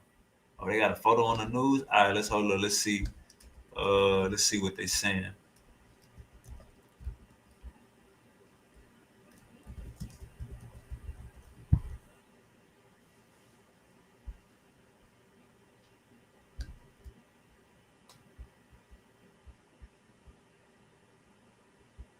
And I gotta say that video so wow. Oh. All right, so this what they saying, gang. Check this out. This what they saying, gang. Check this out. They saying we recovered a high-powered bolt action rifle in a wooded area where Charlie Kirk's killer fled. Law enforcement official confirms the killer is still at large. So they found the yeah, man. They saying they found bro thing. I don't know if that's fake news or not. But this guy right here though, he got a lawsuit. Hey, all my white homeboys, if this y'all grandpa, he got a lawsuit. Look how them crackers had him. He got a whole lawsuit right now. They grabbed the nigga by his legs. How y'all gonna do all that? Y'all ain't find a murder weapon. Y'all really thought this old man did that. Don't make no goddamn sense.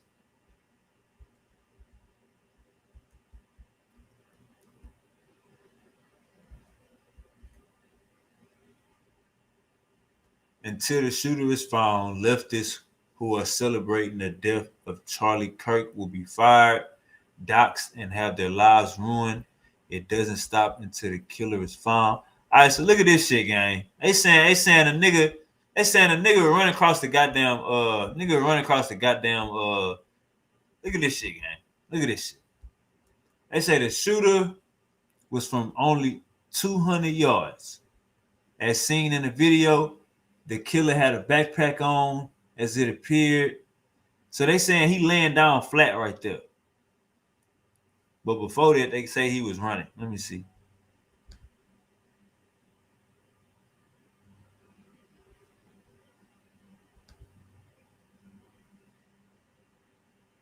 Go to the next one. All right, I see it right there. See that person running across the.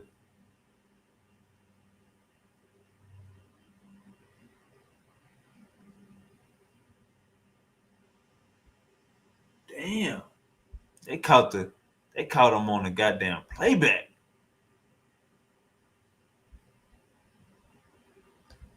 Yeah, man. So we don't know for sure, man. All we know is this shit like the goddamn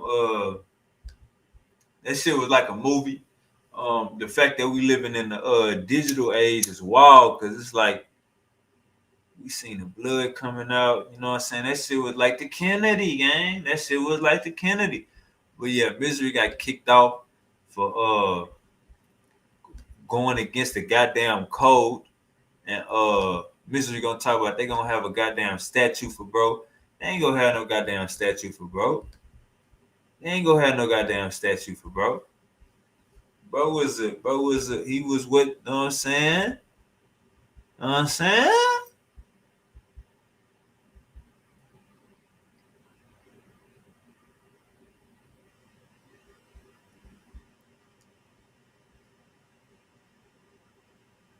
Oh, hold up, let me show y'all something else. I might gotta see Twitter be busting. My bad, X be busting. Look at this. It says The state of Utah.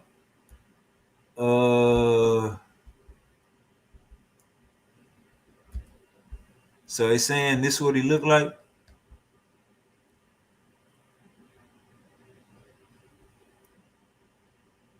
They saying this, bro. Hey, who that was? Hey, Vulture, this what you talking about? This what they saying? This what they saying? I think that's what this post saying. I pretty much wanted to see more of. Oh, hold up. See, yeah, man. Look, man. Let me go and say this, man. Look, man. Hey. As black people, we sitting back. You know what I'm saying? We analyzing. You know what I'm saying? We doing. We chattering, vocalizing. You know what I'm saying? But all in all, okay, yeah, that's my boy both top. Damn, my boy got took out by a junkie looking nigga. But yeah, all in all, know what I'm saying? This this this is America. You know what I'm saying? Like when for these matter of fact, let's look at that school shoot. Let's look at that school shoot yesterday. It's supposed to have been a guy. And this was at a university, so this would be classified as a school shooting. You know what I'm saying? This is at a damn university. So this would be classified as a school shooting. That shit crazy. So that just added to the body.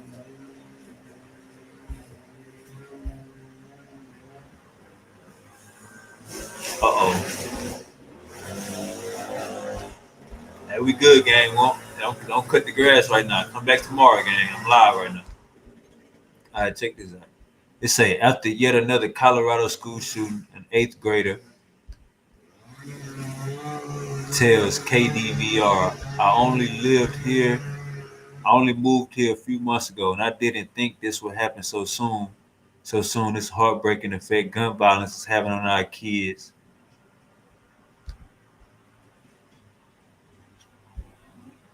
It just doesn't feel real because like this never happened to me before, and like I only moved here like a few months ago, and I didn't like think this would happen like so soon. It like it shouldn't be a thing that happens like nowadays in our society. It just isn't right. All right, so we got to get more information on that school shooting. Got Uncle Chucky in the goddamn building. All right, man. So now we're about to get some wisdom from the ancestors. About to get some wisdom from the elders. You know what I'm saying? We want to hear, as black people, all we doing, we on the sideline watching the game. We on the sideline watching the motherfucking game. You know what I'm saying? Commentating like goddamn Kirk, Street, and Lee Corso. That's how we is. You know what I'm saying? We Skip Bayless and Stephen A. Smith today. As black people, we are Skip Bayless and Stephen A. Goddamn. Uncle Chucky, seeing all of this unfold, give me your opinions. My opinion on this, man, of course, like I said, it's a very sad situation. That man was, you feel me, a Christian, and you feel me, was married with kids and everything. So all that is a very sad situation. But like you got the title of the show, I was thinking of that earlier when Malcolm said like the chicken coming home to roost, man. Like America's an evil place, man. You feel me? It is what it is. Y'all need to go back and like listen to that Childish Gambino song. This is America. Don't let them catch you slipping, man. That's what it is. You're good, especially if you're a person trying to do something that you consider good out here in this country, man. They look. It shouldn't surprise anybody. That's why I say they try to knock Trump off a couple of times. So I mean, you feel me? It shouldn't surprise these people. These people been killing whoever they don't like since JFK. All these people have been assassinations. So you feel me? It's just that same spirit coming back again. You feel me? When shit going awry and people get to killing people, man. I mean, that's what they do. And you see, today's September 11th, their anniversary of the destruction. That shit happened yesterday. So you see, every time it comes around early September, then people get a spirit on them where they want to kill something, man. You feel me? Around this time, man. You got to peep that shit, man. They supposed to be celebrating the worst thing happening today, and like you feel me. And also, if y'all don't know, man, today is also the Ethiopian New Year. Today's the first day of the year in Ethiopia. So while they always 2018, right? Yep, 2018 today, the first day of 2018 in Ethiopia. You feel me? So every year while they mourn to since September 11th, like it's Ethiopians' New Year, there's celebration in Ethiopia, man. But it's a sad situation, bro. But it is what it is, man. Like you were saying earlier, he go for the gun laws. You know what it is. They're like guns in this country. Like you say, you from Texas. I'm from South Florida, man. Like it's stand your ground over here, man. You feel me? Ain't nobody taking nobody guns. Everybody's strapped over here, man. So like that's why I feel like over here there ain't too much crime like that. Ain't too much senseless crime over here in Florida because everybody know like grandma will pop you, man. You feel me? So ain't nobody really ain't no too many victims in Florida for you to victimize because people looking for victims. You feel me? they ain't looking they ain't looking for nobody who got a gun. They ain't looking for nothing. They ain't looking for a victim. That's what they looking for. So the gun laws, like I say, is but probably that up north. I know up north their gun laws be strict. So I know they don't like seeing guns. They want the police to protect them and everything. But like, yeah, every man need to protect himself and his family. You don't need no other man to be trying to protect you. Feel me? Especially if you got a wife and kids.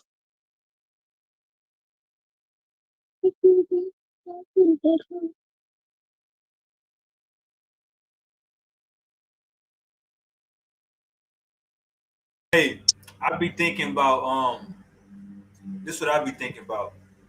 They like to talk about nobody should be killed for freedom of speech. Nobody should be killed for words. Nobody should be killed for what they say. What happened with Gaddafi and what's the nigga in Cuba?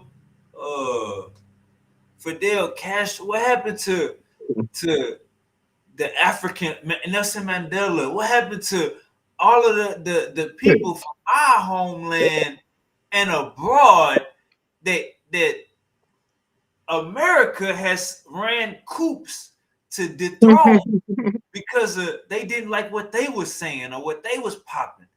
Okay, Like, that. bro, that will be us contradicting ourselves. To Mm-hmm. say we shouldn't kill nobody for what they say.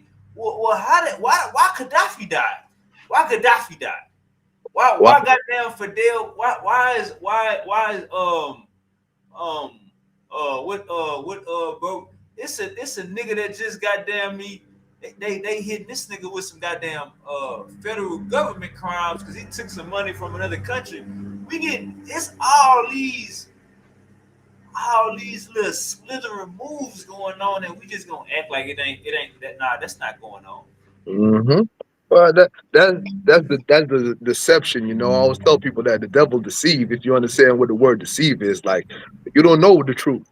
You feel me? You happy in your lies. That's what's going on right now. You feel me? People happy to lie. They happy to act like, oh, they ain't the one. It ain't me. Like it's you over there. You feel me? Like you ain't even got to go as far as Africa. We go MLK right here. Y'all knocked off MLK. Y'all knocked off JFK. Y'all knocked off a lot of people. You know what I'm saying? So you go even further back from Abraham Lincoln and all them people. Y'all been assassinating y'all country. Y'all presidents from y'all don't like what they say. So at the end of the day, you even got to see like who really runs this country, man? Because they be knocking off the presidents. So the president don't really run the country, man. Who really run the country? Because at the end of the day, if somebody don't like what you say, they killing you. So who killing everybody? That's the question everybody should be asking themselves. Who's behind of all of this? It says as of September 10th, 2025, there have been 46 school shootings in the United States this year. 46. Oh yeah. That's easy, man. That what's the name? I be believing all that school shooting and all that shit ramping up because I mean the kids is desensitized, man. You feel me? The kids ain't got no feelings anymore, man. That's why that shit going on like that. Like you gotta understand, like giving a child something in his hand called the internet and social media, and they sitting in their rooms all day long, taking 15-second clips of shit. They like being desensitized from what a human being is, from what being social and actually talking to other people is, and like actually seeing a human being as a human being. So you feel me? All that school shooting, all that shit going on with the kids, I'm not surprised, man. You feel me? They're not learning to be kids anymore. They're not like learning to be human beings. They're learning to be like senseless robots with no feelings. Yeah, Roblox. Mm-hmm. Mm-hmm. That's what my little daughter be stuck on. I be having to get her off. You feel me? Roblox. That's why they be coming with you with a Roblox stare. Where they just come in, they don't say nothing to you, they just come stare at you. Yeah, man. As them games and all that shit they be playing that got they brain like that. Even with the older kids when they go to school and shit like that, they already gone. You feel me? Their brain already going. They can't think properly. That's why you see Charlie Kirk and all the people going out to the college campuses because they know that they're teaching the kids bullshit. They try to tell them the truth, but nah, man. Like I said, if people don't want you to know the truth, they're gonna kill you first. hmm All right, let's check this out. So I've been doing my little research and about when you say who run a country. Let's see.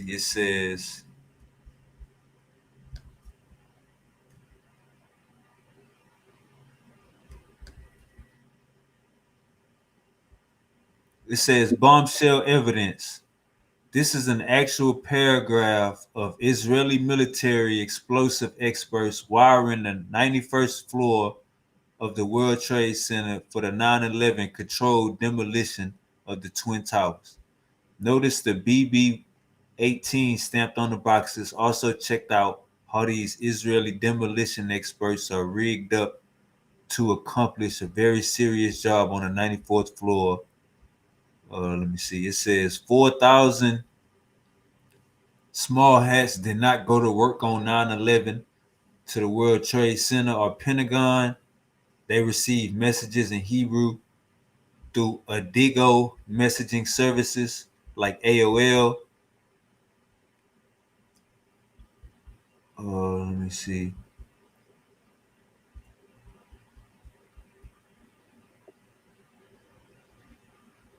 So it was something about a building a building that was right by the Twin Towers that caught on that exploded too. Yeah, And it was something I gotta find the let me see. I know what you're talking about, though. I gotta find the where I got it from. But it basically said the dude paid 15 million for the buildings. Paid 15 million for the buildings. When 9/11 hit, he bombed his build he set off bombs in his building to go off too.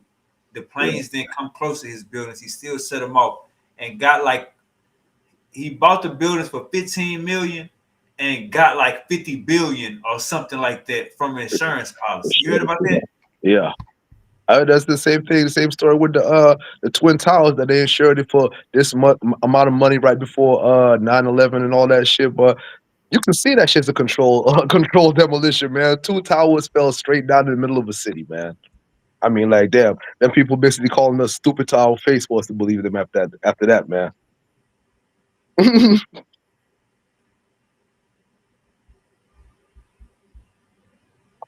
People would have the thing with people wouldn't believe that there's such wicked, evil people in the world. You feel me? That's the problem, man. People don't want to believe that shit because that terrifies them, man. To All believe right, there's such wicked here go people. building 7 right here. hmm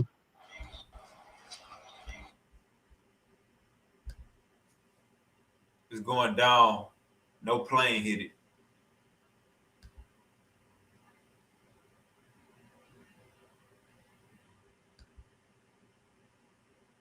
But that building was owned by Jews. Yeah, but They man, paid they paid 15 million for it and got like 50 billion back in yeah, insurance. I don't even talk about Jewish people, man. I'm gonna get your channel shut down right now. I'll tell you something about them people, man. But now when you said who run the country, man, I didn't see, bro. I'm looking in the shit. Israel just bombed Qatar. yes, bro. Israel just bombed Qatar on some shit like they were supposed to be having a meeting. Was it Palestine was supposed to be Gaza was supposed to be I think Palestine the Yeah, Palestinians or whatever yeah, was yeah. supposed to be having a meeting going over what Trump was talking about and they bombed the meeting. They talk about Hamas was there. That shit crazy. I'm saying that people are on the world stage doing whatever they want to do, man. Like ain't nobody gonna stop us, man. We're gonna do whatever we want to do, and people don't understand. This is the second time this has happened. Because I mean, before the United Nations, we had the League of Nations, man. You feel me? That's before World War I and World War II, and the League of Nations broke apart and became the United Nations because the League of Nations didn't work because of the same shit that's happening now. Because the people that are joined in the United Nations are not sticking up. They're not holding up for peace. They're not holding up to the word of world peace. So y'all should expect the United Nations to also break up as World War III starts again. All right, let's check this out. It says footage of when Israel. Oh, it was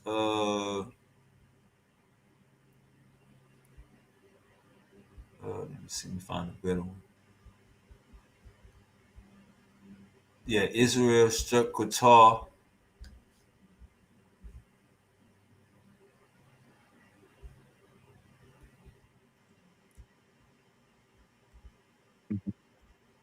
Hold up, let me fix something real quick.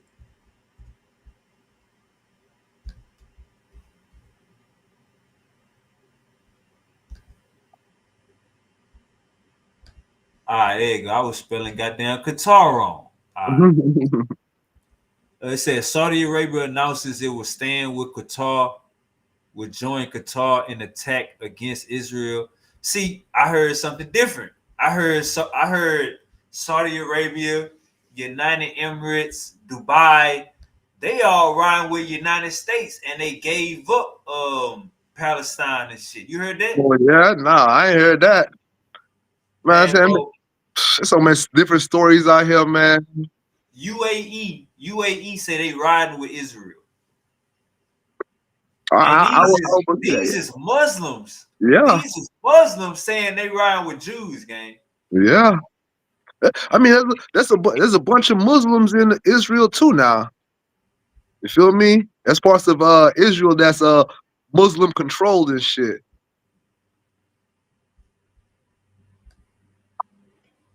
All right, it says Qatar has become the sixth country to come under attack by Israel in 2025 alone. So Israel has bombed 6 goddamn countries this year alone. Yeah, in 8 months. Talking about they looking for Hamas. Yep. But they bombing hospitals, they bombing like churches, they bombing Yep. airports, they bombing like centers where motherfuckers is giving out resources.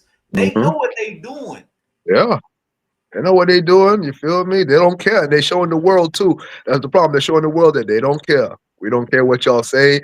We don't care what y'all think. That's that European Jew mentality, though, where they actually believe, like, you feel me? They're the children of God, and nobody else don't matter, man. Like I was telling what this Israeli dude I was talking to online the other day, like, man, y'all know destruction coming to Israel, man. That's why y'all acting like that, man. And it's gonna be this. They say Muslims in the Middle East that bring y'all destruction, man. Hey, look, check this out.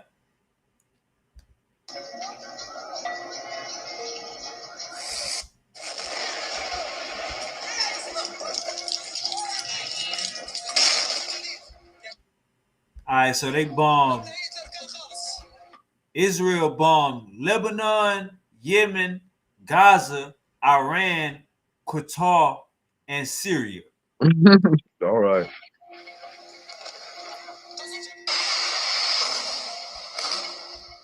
Within the same 24 hours, Israel bombed 4 Middle East nations. Yeah. That war coming. Israel airstrikes targeted military sites in Syria.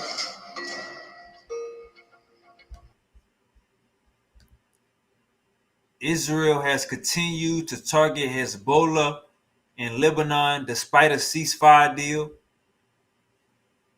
This was 2 days ago.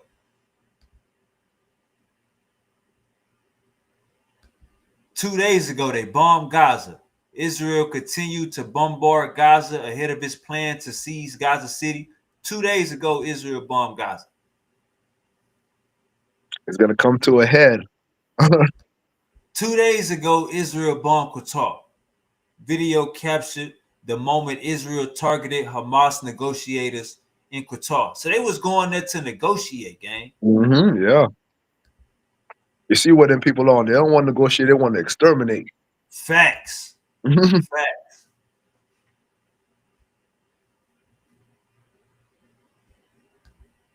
I said, I Say want to they go ahead. gathered to discuss a U.S. peace proposal to end Israel's war on Gaza. So they was going there to try to come with Trump terms, and Israel said, "Fuck Trump terms." Bombed all their ass. So they got. That's why they looking at Trump crazy too, because they feel like Trump setting them up. Right, right. The attack killed 6 people after at least 10 airstrikes on the building.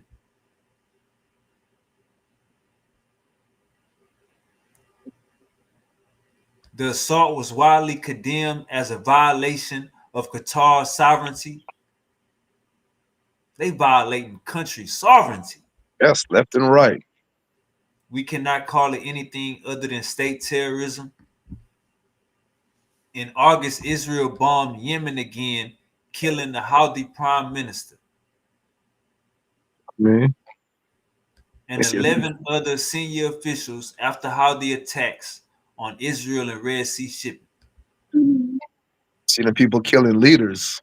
Right. Facts. The Houthi says their action are in response to Israel genocide in Gaza. In June, Israel started a war with Iran, claiming its nuclear program, basically claiming they had too much uranium, posed a threat to the region. Israel is also suspected of targeting 3 flotilla boats trying to break the Gaza siege.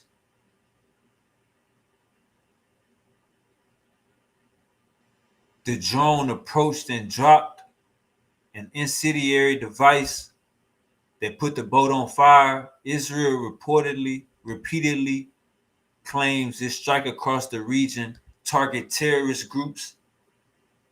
Most of those targets oppose Israel's illegal occupation.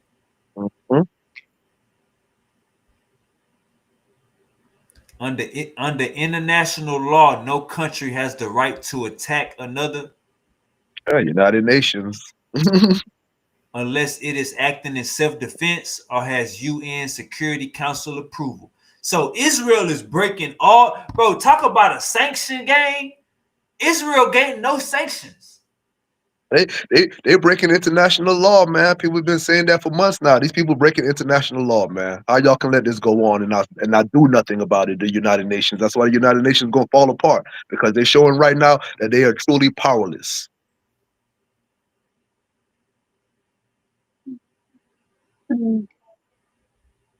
This shit sad.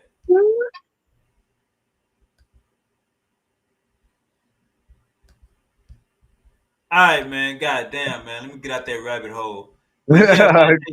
Hey, France, it's a lot going on in the world. We're gonna have a whole show about this tomorrow. France going broke. Goddamn. If you see what's going on with Venezuela, Venezuela is saying, man, hey, America trying to take our oils and chips, man. We ain't going out without a fight, man. America trying to take our oils and chips. The Venezuelan president came out and said it, man. America trying to take our oil and chips, man. Trump ain't playing with y'all, man. Trump already told y'all, man, he ain't playing with nobody. See, he done changed that shit back to the Department of War. You know what time it is. So with the Charlie Kirk situation, you feel like people need to pay consequences for what they say? You think somebody getting unalived in broad daylight for what they say, you think that's too extreme, or you think that's just the times we living in? I mean, that's the times we living in, man. I forgot the movie name. I watched the movie, me and the wife, probably like 5-6 years ago. Where that's basically what the movie was showing. Like people was dying live on TV, and how the world was loving it, and that became the new thing. And like we said, like, yeah, we're gonna go through those times right now. That's the times we in, man. We seen live death. You feel me? And like I said, everybody's desensitized, so like people are commenting on it in a weird way, like they don't care. Oh, this person, I'm like, somebody just died, man. This ain't no respawning. This ain't no damn game. You feel me? What are y'all talking about? I don't care how you feeling, blah. What are y'all talking about, man? But just like I said, when shit like this happen, it shows you, if your eyes open, who people really are, man. You feel me? When people say bullshit like this, when shit happen, like, oh yeah, that's who you really are. You gotta remember that's who these people really are. That's all. For sure, for sure. Do you think how you think we supposed to feel about this, knowing that this ain't even got nothing to do with us? We on the sideline watching some shit, and they still ain't got the killer. We don't know why he got killed. How you feel about that aspect of it?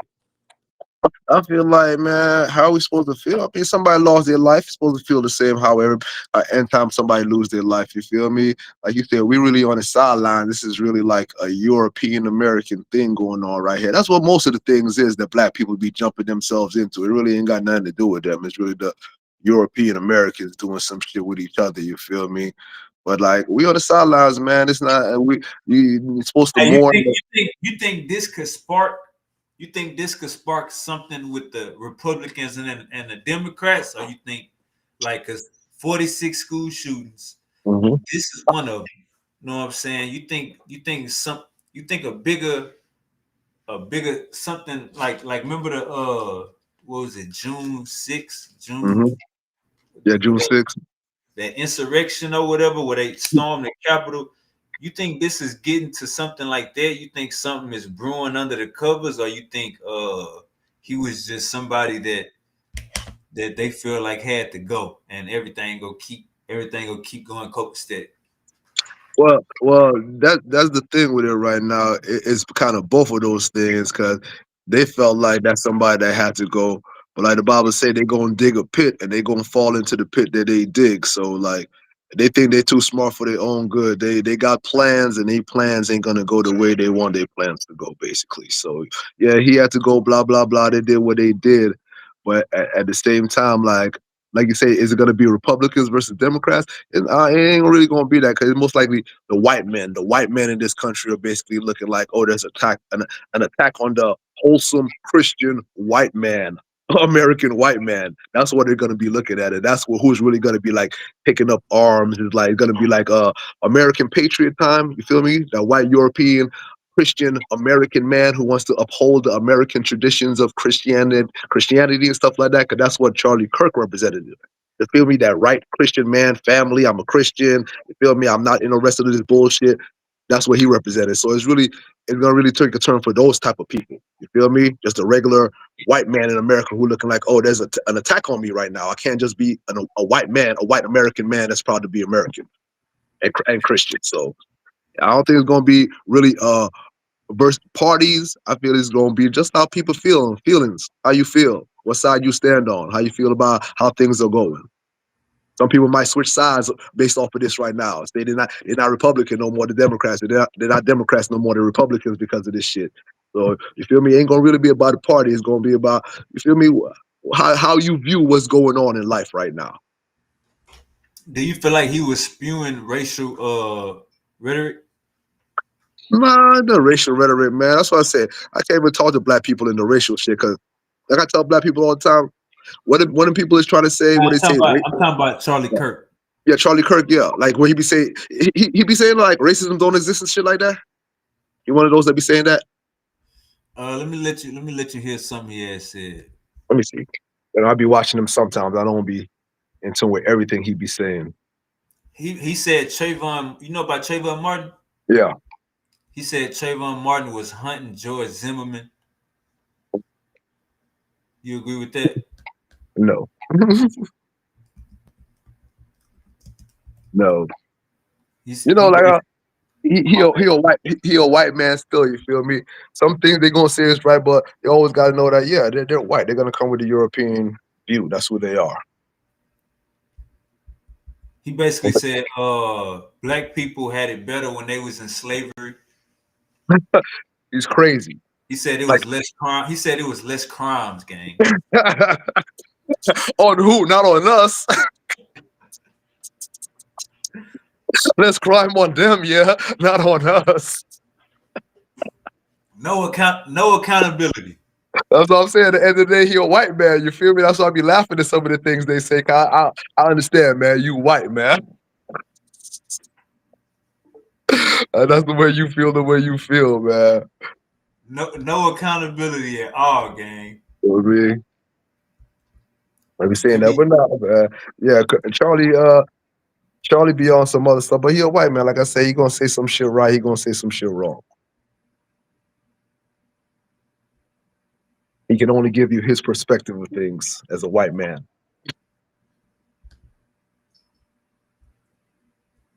let me see something.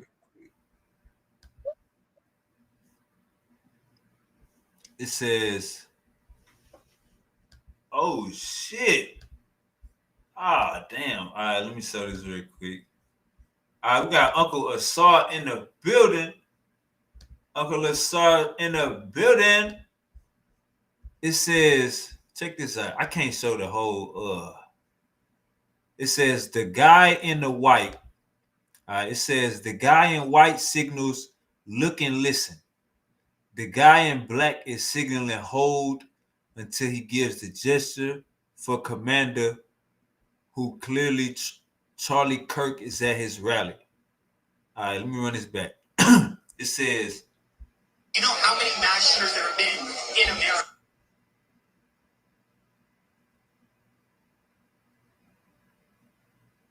it says the guy in white signs, look and listen. The guy in black is signaling hold until he gives the gesture for commander, who clearly Charlie Kirk is at his. Let's see what the white dude is doing. Look like the white dude got a camera. You know how many mass shooters there have been in America? He grabbed his hat, then he grabbed his mouth. Now they saying right here, did he grab his arm? In the last 10 years. Counting or not counting gang violence? Great. Oh, he grabbed his arm. Oh shit! All right, man. Let me go back. We got to get a goddamn army vet in the building to articulate that shit. Uncle Assault, what's goody? You gotta unmute your mic, Uncle Assault. Your mic muted. Yeah, soon as he Imhotep, y'all, number one. And then yeah, so soon as he start going on again about some black folk, he always called black folk super violent, right? Soon as he said something about black folk, he was like counting or not counting gang violence. Because what they about to do, they're debating gun ownership in America and gun violence. And he's talking to the campus concerning and counting or not counting gang violence. As soon as he said that, somebody had shot him in the neck. They thought it was this old white dude with glasses, but they found out later it wasn't him, and the shooter's still on the loose. So they trying to catch the shooter now, but he always do that. He always say something controversial. Still, you don't shoot somebody just because they're talking though. People got to get off of that. Oh, we need to fight. Do you know what you know what I'm saying? Knock it off. So you don't shoot somebody just because he's a Nazi. Granted, yes. Triple K, granted, yes. But you don't need to shoot him. You don't need to shoot him over discussion and debate for people who paid to see him. You know what I'm saying? People have to learn how to conduct themselves and how to and anger. But I think they want to get rid of him because of what he represents and the fact that he was starting to he had momentum with the racist kids and all that stuff. So, you know. Are the chickens coming home to roost? He just cock-a-doodle dude. Yeah, he made the sound. It's over. He got elected. Yeah, when they pick you and stick you, it's a wrap. So yeah, you know, and it's crazy that those would be his last words. It's controversial, with or without gang violence. Yeah, she basically asked him, do you know the number of mass shootings in America this year, or how you feel about the number of mass shootings in America. And he said, with or How without many were gang violence. transgender? Yeah, first they talking, like, if you hear the audio a little before that, right? He like, are you counting transgender, or and then the dude's like 5? There are 5, right? And because they arguing about transgender shooters and just Nazi shooters. And he when he threw that gang violence joint in there, which was out of left field, Yeah, it was they asked him another question, like how you feel about mass shootings, and he said including gang violence or including gang shootings.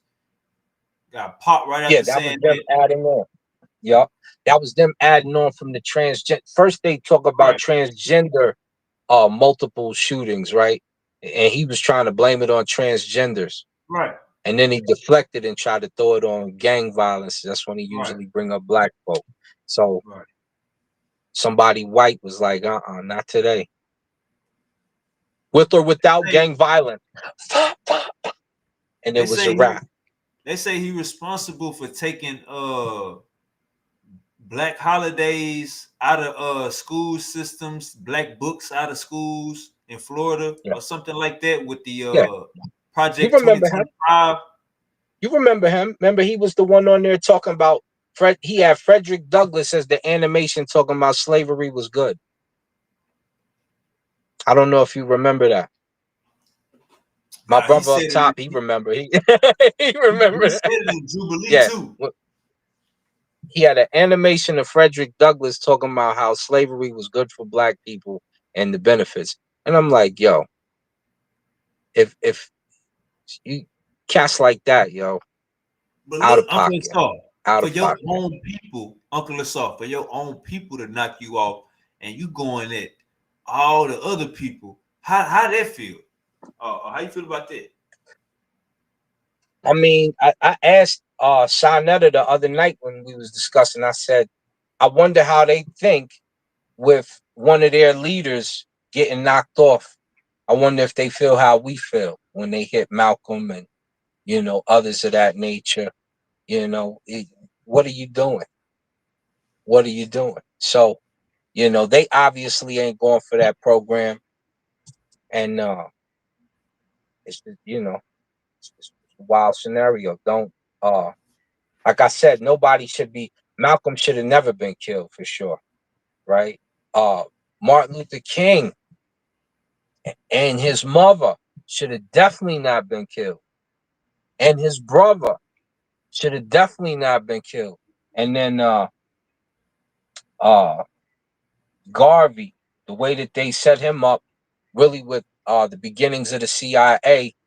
Uh, I watched the speech that one of the dudes who was I don't know. He's not that old, but he's like the second one that ever did it that was black. And I watched his speech and almost threw up in my mouth, man. I'm like, you're just absolutely out of control, out of pocket, crazy. But it's just a lot of unrest, and Trump is talking about bringing the National Guard to Chicago, and something profound was said, right? So you got the gang members, y'all better not come down here, man. We got these switches, man. They got buttons. We got we this on with the Dracos, the AKs. And then one of the National Guard said something profound, right? He said, what you talking about? You got Dracos and switches and AKs. Where you think they came from? And that should alert you immediately that your government has supplied Black America in the hood when you find random boxes of guns, which has happened, just on a street in the hood. Man, I could tell you, The man. I'm from government South Florida. did that. I'm from South Florida, man. Me and my homeboys grew up You feel me? All over South Florida, my homeboys, they're from Liberty City, man. In the middle of Liberty City when we was younger, man, there used to be warehouses right there, and people up and left the warehouses abandoned. They broke into the warehouses, man, and it was warehouses full of AK-47s, man. And that's how the AK-47 got spread throughout the streets of Liberty City and Little Haiti and stuff like that, man. Literally military warehouses full of guns that they just leave in the middle of the hood, full of guns. So that I've Yeah, seen that myself Zopan in been getting it like that. I mean, Yeah, yeah, Zopan been getting it like that. My grandfather used to fly with Mickey Monday, right? So I I know your Florida situation for sure. Um, a shout out to the Zoes if any of y'all watching, because I know y'all be watching it like Red Eye Murders. I know what it is, fam. So when Zopan got a hold of the weapons and stuff like that, yeah, Miami was going to be set on fire because and it really wasn't even them doing a lot of the shooting. It was the yeah, Cubans. The Cubans was wilding out over there because they was yeah. trying to get to the money. Scarface, Scarface ain't just a movie, you Oh, know. I was over there in Panama City, and we be up in Panama City chilling over there at the club down over there by when RoboCop first came out, and my cousin was in the game. They end up rest your soul, Mary. They killed Mary because her boyfriend messed up some weight, and this was like 2 weeks after we left visiting her. So you know them switches, the guns and all that. They would put them on the city block. They found some in Chicago yeah. on the city block. In Harlem, they just pop up out of nowhere like, what the heck, yo? They You want you know, to kill yourself, man. my man Show, exactly. My man Showtime, y'all probably seen him on Vlad TV. And then if you on my YouTube channel, you see me and him because we did me and Lamumba did the gang rally before they killed his son, and he went and killed the cat who killed him. We on there with Showtime, and me and Show, because Show grew up around me, so I would be, and I'm like, where are you getting these guns? He had a Uzi when we was kids. I'm a little older than him. He like, I blood, I'm about to put in this work, blood, on everything. I'm now them the crabs. I'm like, Show, slow down, B. This one he a youth. And now he could talk about it because we were prolific in squashing the gang beefs out here. But what are you doing at 12 years old with a Mac 11, a Uzi? What you doing with the UWAP? And you only 12 and 13? You get How'd that you get exact. that? Where your goddamn parents at? Yeah. Why your parents is throwing up the set too? What's up? What's up? You know what I'm saying? And that's what's going on with Black America. We throwing up the set. I'm a former Decepticon. You know what I'm saying? So we, Lost Boys came out here, courtesy of us, all that stuff. We, Harris biggest gang in New York Duncan at the time. But Harris Duncan it's say assault. Please don't forget brother Evers out in Jackson, Mississippi. that's right. That's right. Medgar Evers Nigga, forever, who whistled at the white chick. The white chick act like she did like him, but set him up and took him out his house. You know, the dudes came and took him out his house in front of his parents, beat him to a pulp, uh, killed him. Uh, the mama was like, ain't no closed casket. You gonna show the face so America can see. And when the world saw that, these are heinous acts. And when you see those types of heinous acts, you have to act because you're human. And this is when the supposed non-existent soul kicks into effect, because it shouldn't move you, right? If you ain't got no soul, why would you be moved by this little black kid that your culture hate, blah, blah, blah, blah, this, that, the other? But when they seen the face and what was done to him, now you got to get up. Now you done seen injustice. You know it wasn't right. You know that's not about. You know that's not my eye. So now you want to act. Now you want to get busy for the cause. And at the time, the cause was just to march. But if you do that now, it'll be your hiney. It'll be your booty on the line. It's about the time to act and when you get busy.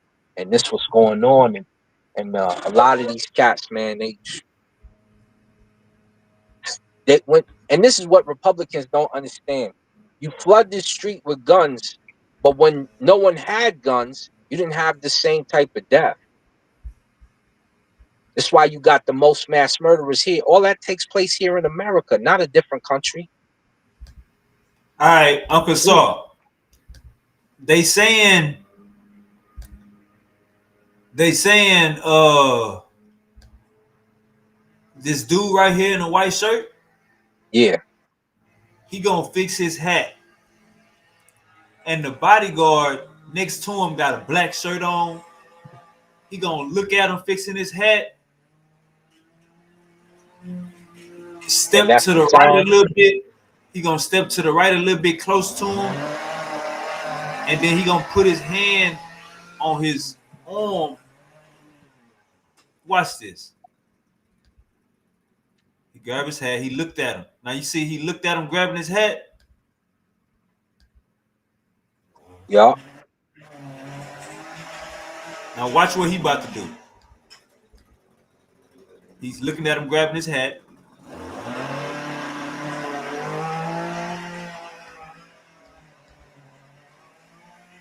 And then boom. You see In the him look. neck. You see he stepped to the right just a little bit, then tap his shoulder.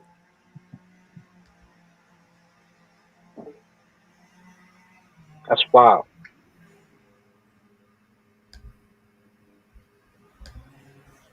Damn. Shot in the neck right after. And that ain't a white. Them, I don't think none of them are white men. No, they white. What? Is Oh, that with or without counting gang violence? That's what was said. Is that with or without counting gang violence? Pop! Like, yo. That's your last words. That's wild. It's a wild scenario. You can be set up at any time. You know, there's a video of that Reverend Martin Luther King and Jesse Jackson in a room together right before Martin goes out to give this speech. And the discussion is like, it sounds like they talking about which one of y'all going to die, who going to take the bullet. And then Martin picks up the phone, puts the phone down. They all look somber. Martin goes out, starts to deliver his speech, and he gets shot.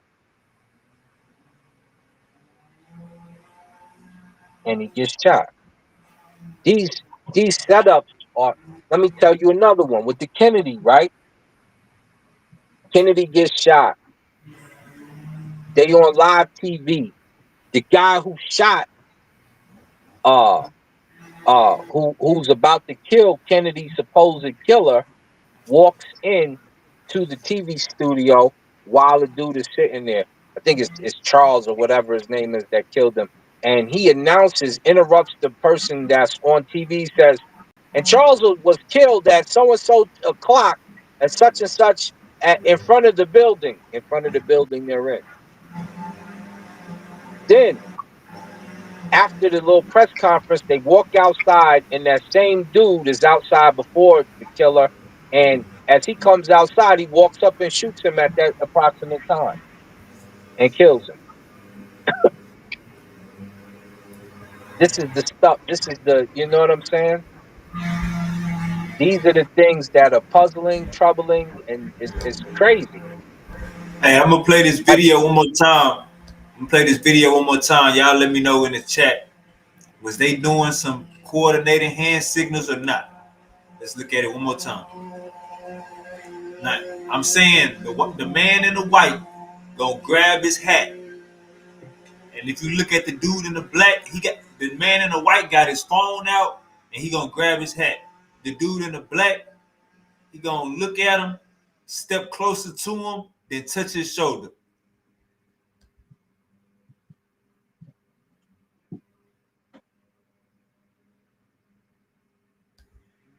And that's when he got popped.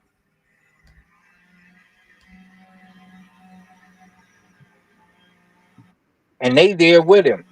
Right, that's his staff.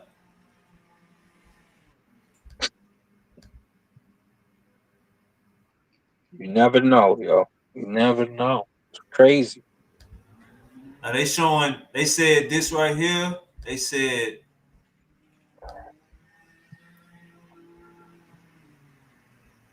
when you touch your arm like that, that's commander.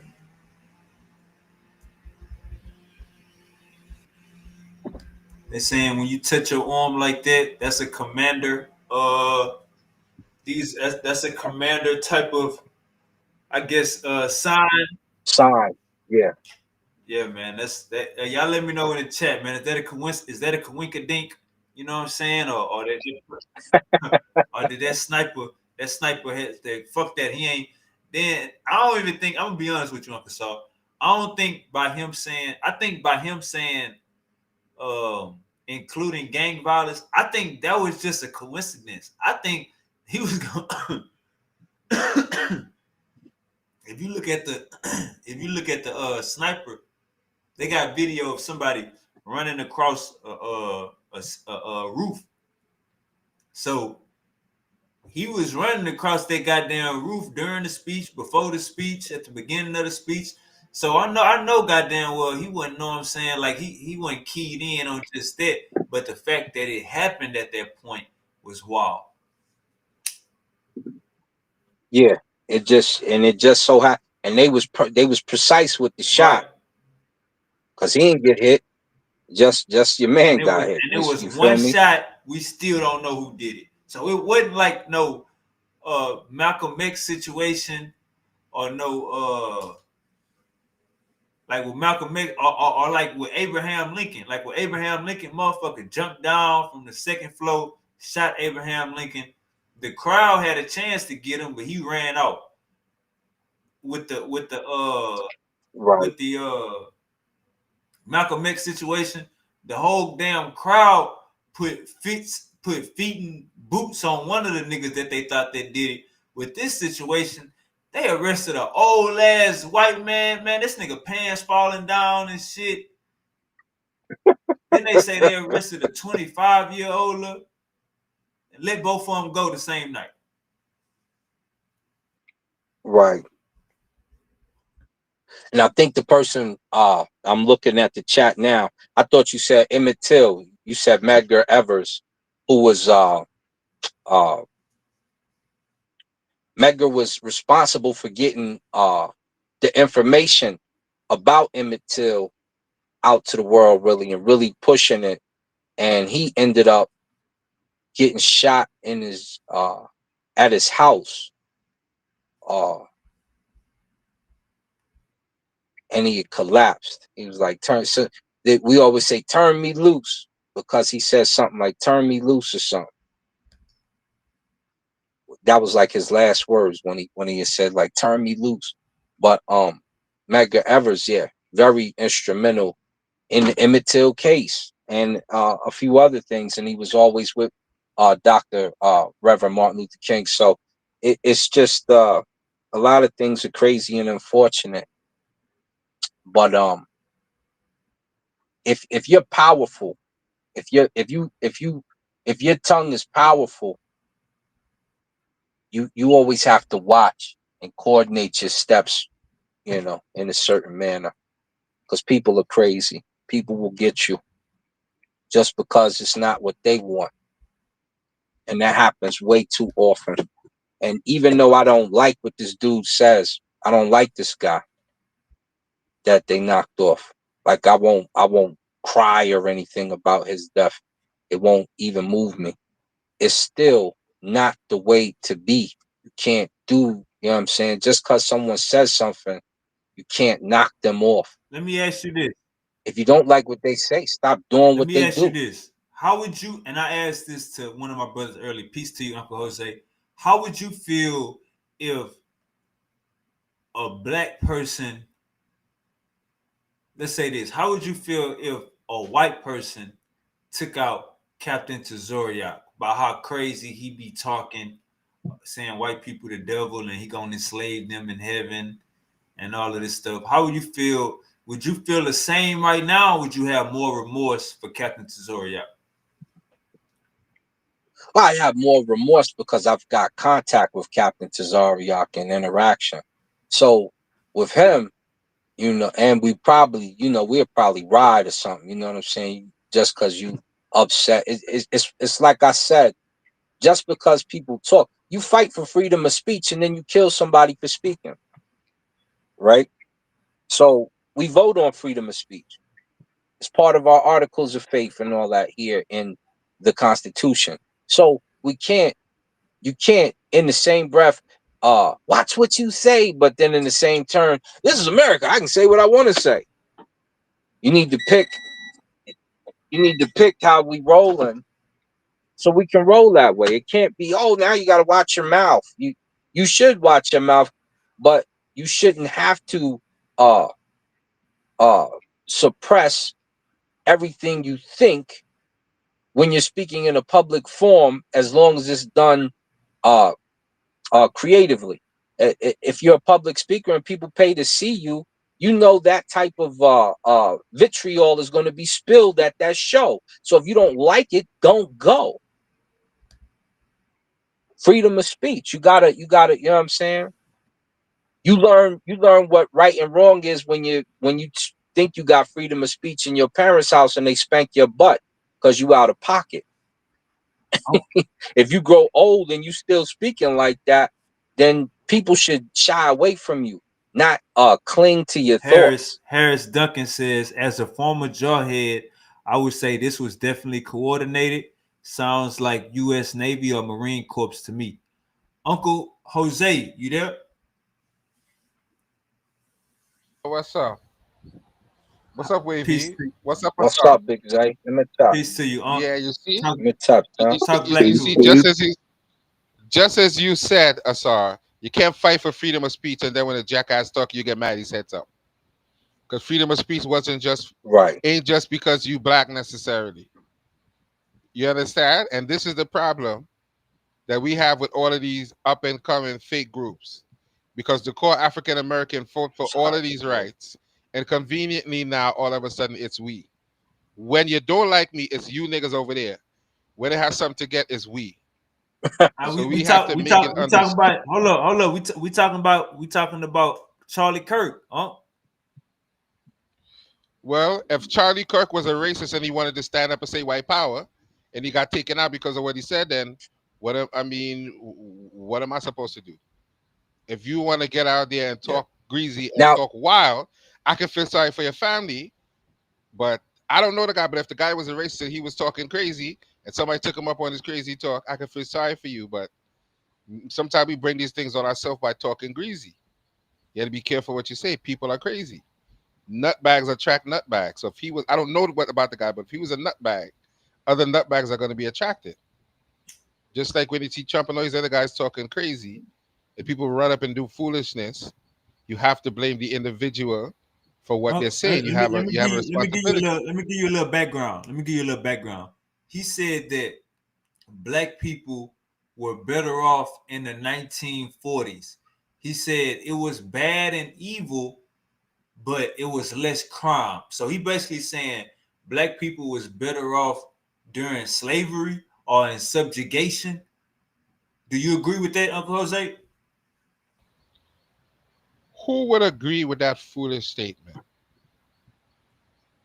That is when you just, that is foolishness. And this is why sometimes when you hear things happen to people, you want to, you feel bad as a human being, but then you say, what was this person contributing if they're making those kind of statements? What kind of foolishness is that? yeah, That He ain't making no said black sense. He was women. better yeah. off. And they He said black women don't have the brain power to get in positions, to get certain jobs. Black women ain't got the brain power. They need affirmative action to get in certain positions. Well, yeah, Super not Wavy. knowing that black women created the GPS. not knowing that black women. Flu, Your not your, not your know that means of astronomy today are from black women. black women helping with space and shit. You know, NASA. It's but you like see, that's like Black Woman Central for a while. this is the kind of thing that have you feeling torn, because you don't want to jump up and down and say the man is dead, because that would sound inhumane. But then you say, when you talk crazy like that, there's consequences and repercussions, and we as black people need to understand that too. That is why you see black people dying wholesale all the time, because you want to talk crazy on the internet and That's right. think people not going to see you in real life. You have to be careful what you say. People out here is crazy and weird.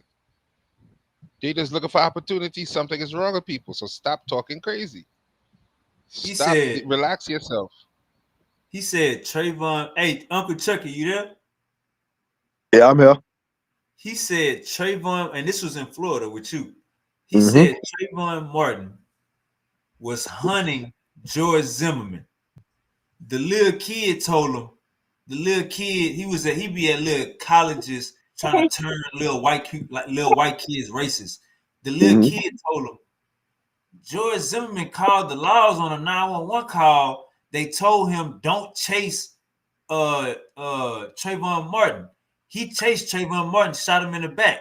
Mm-hmm. This nigga Charlie Kirk gonna say, "Oh, we could change the subject." I don't think nobody in the audience know about George Zimmerman. You forgot what we was just talking about?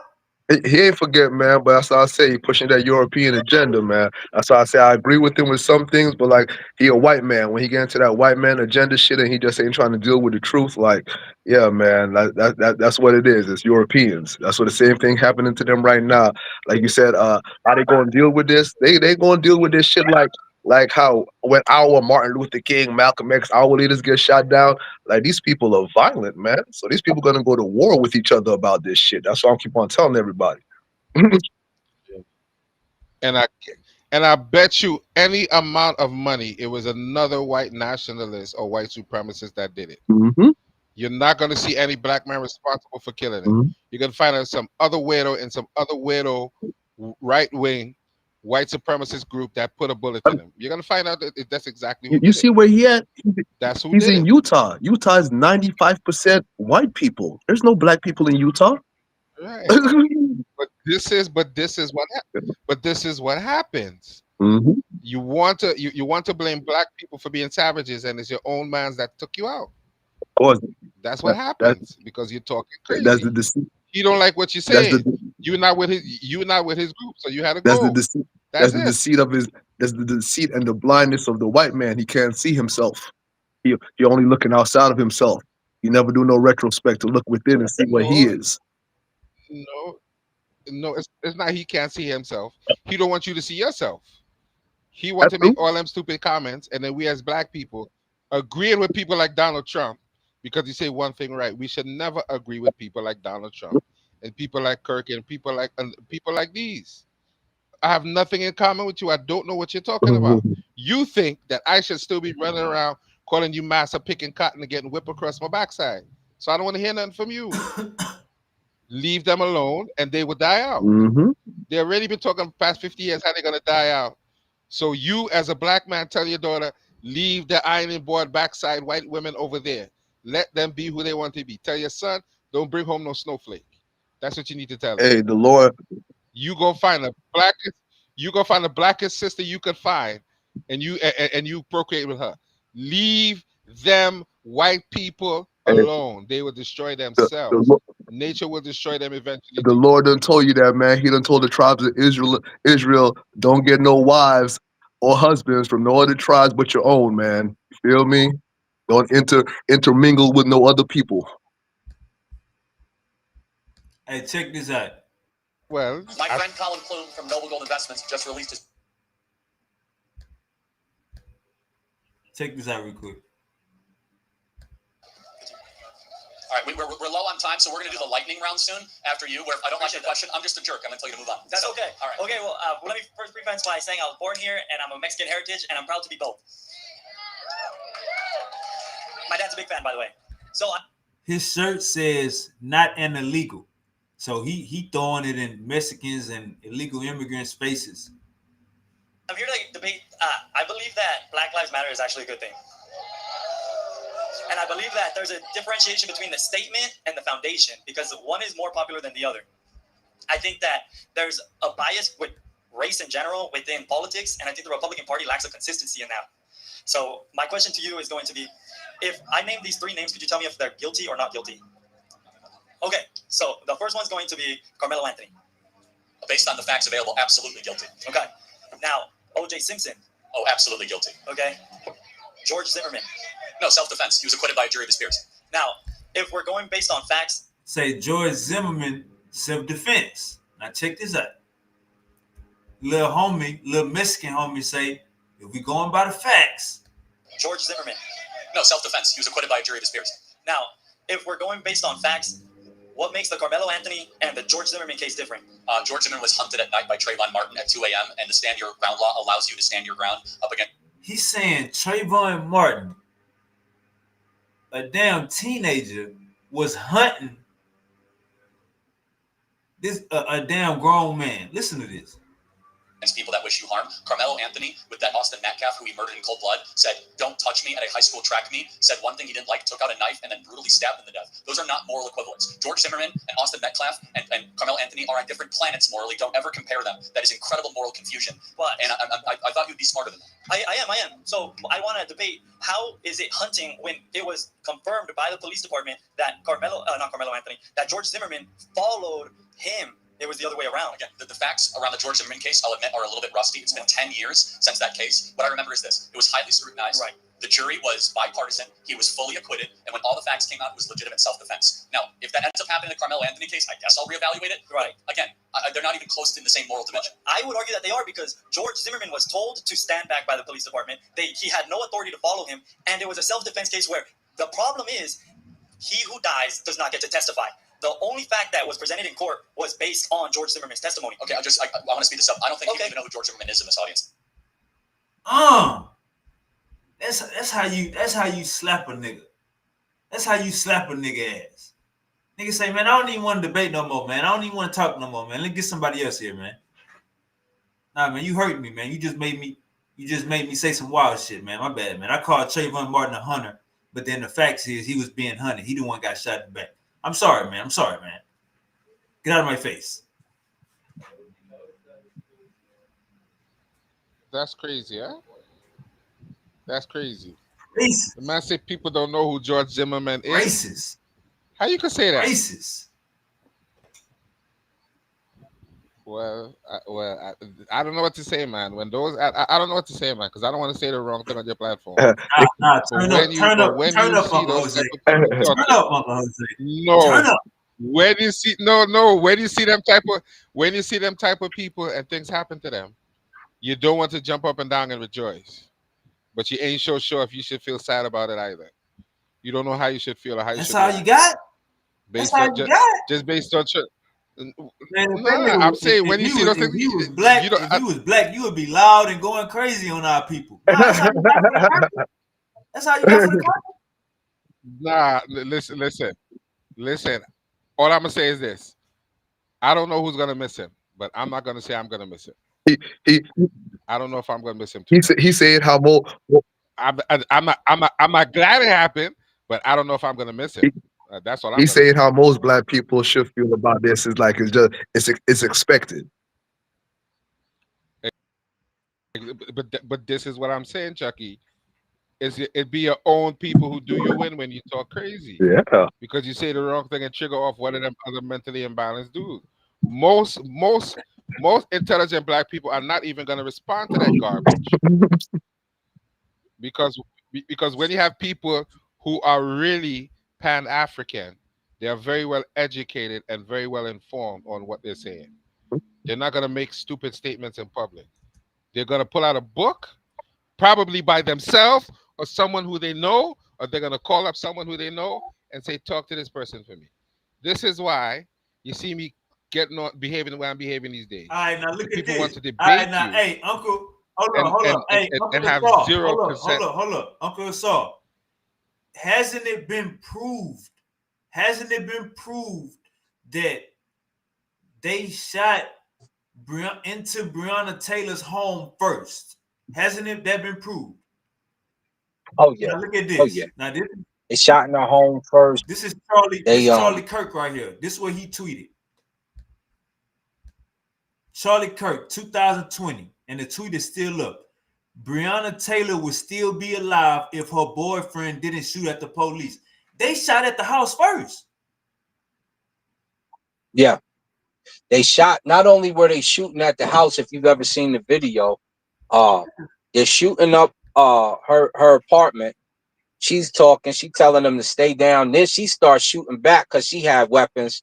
And once they had killed her, he like, oh baby, hold up, y'all, hold up. And then he come out and they arrest him and they had killed her. But she was talking nicely to them. And they just opened up fire, man. They're ruthless and they're reckless right now. And you know, like we were telling them here when they killed Elijah McClain, and we was over here, we set the march up, and then cats tore the Capitol up down here, still tore up and boarded up. Got the tear gas in the police station and all that, you know. And my partner Taj had organized the march, so we went out there and did our thing. It's always an issue. Like I assisted with the Martin Luther King march, and we stepped to the Klan when they was out here. And if the police didn't shoot first, they say they goddamn not kicked down the door at like 2 in the morning, 11 p.m.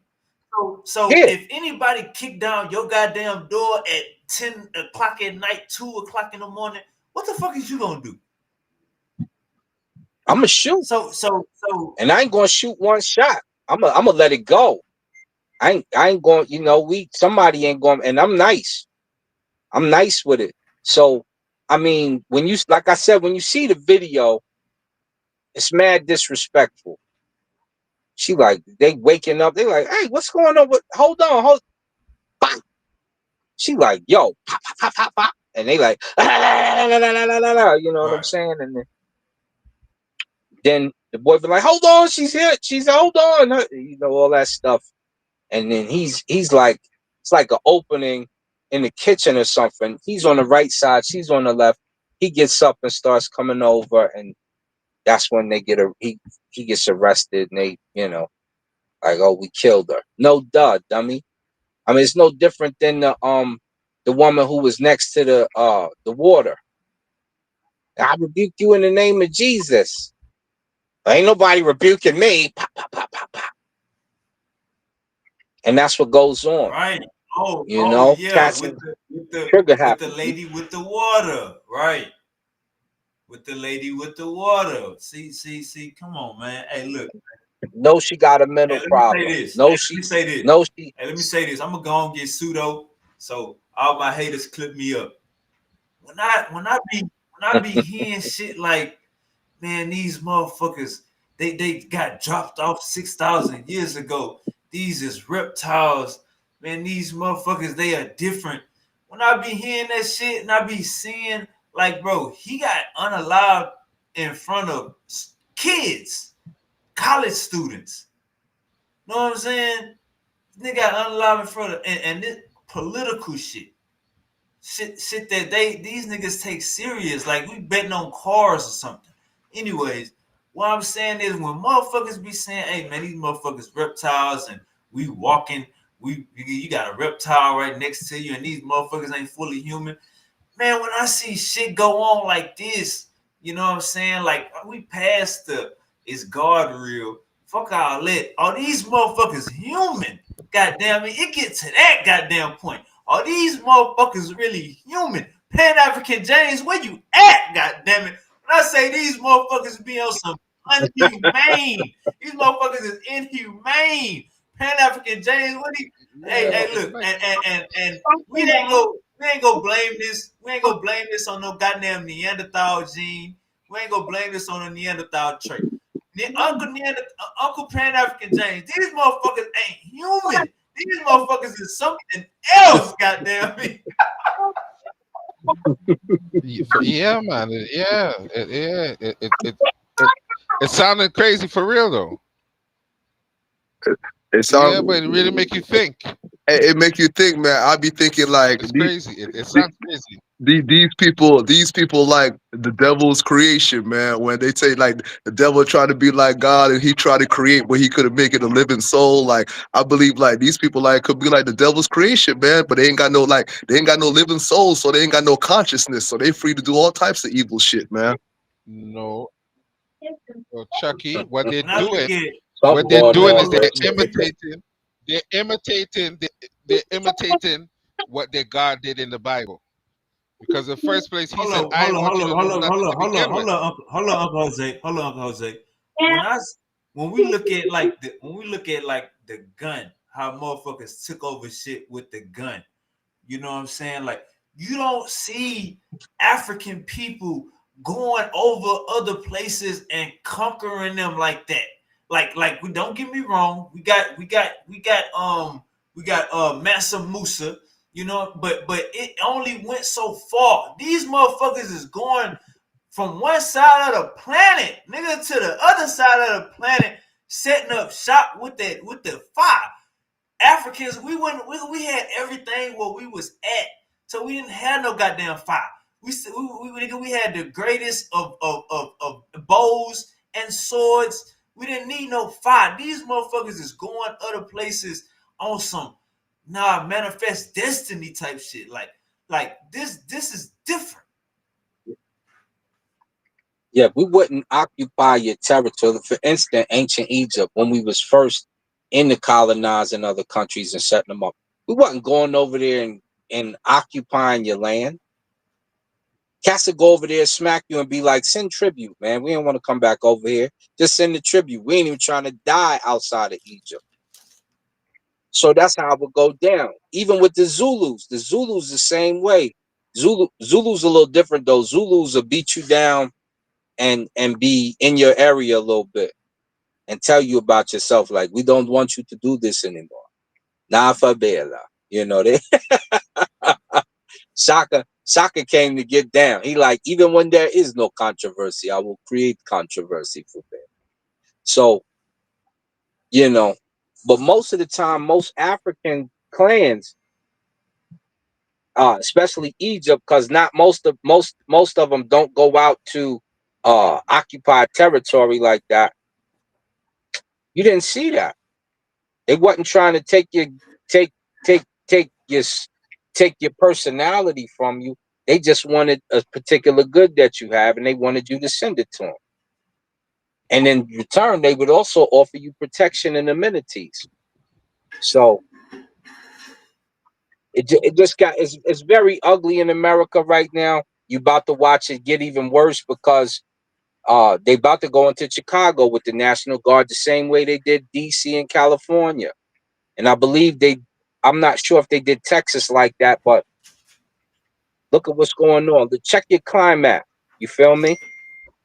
Check your climate right now because it's going down. Man, It's going they down. say Japan is rating what's that little island? Taiwan. Yeah, I think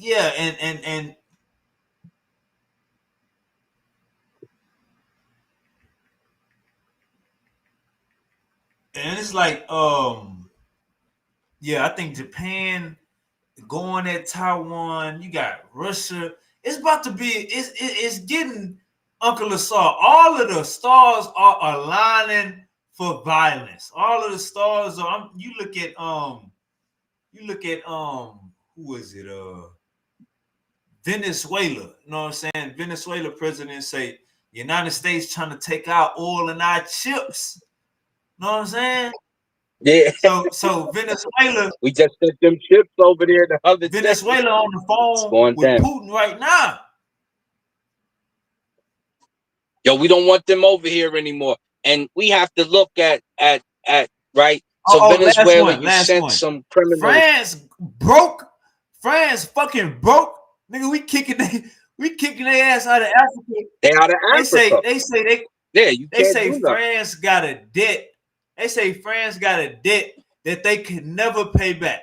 God damn it. That they could never, they broke. I'm talking about nigga African countries kicking their ass out. Uncle Asar, it's like, come on, man, Uncle Asar. Like all the stars align. And this is why I'm telling cats, right? Everybody act like, oh, I ain't no African, I ain't. But when you point to Africa, who just found 30 or 12 trillion in gold, guess what you want to be? Guess what you want to do? Guess what? Now you love voodoo, voodoo, right? So that's the whole thing. Right now, all that goofy stuff that cats is on, you better get off of it because it's gonna point you back. The promised land is over in Africa. Still, till this day, till this day. You understand? And there's two things going on. France, you don't have any resources. How can you? If you don't have resources, that means you've been dependent on Africa for a long time, and they're weaning you off of them. When it comes to the violence, World War III is in our lap. As soon as Taiwan attacks China, which hopefully doesn't happen, because Trump says him and Xing are having a good relationship. That's when World War III is going to pop off. That's the one. Russia is already up in Ukraine, and they over there shooting weapons at NATO to see what they'll do. Like, let's see if NATO can stop They say this Israel bombed 6 countries this year.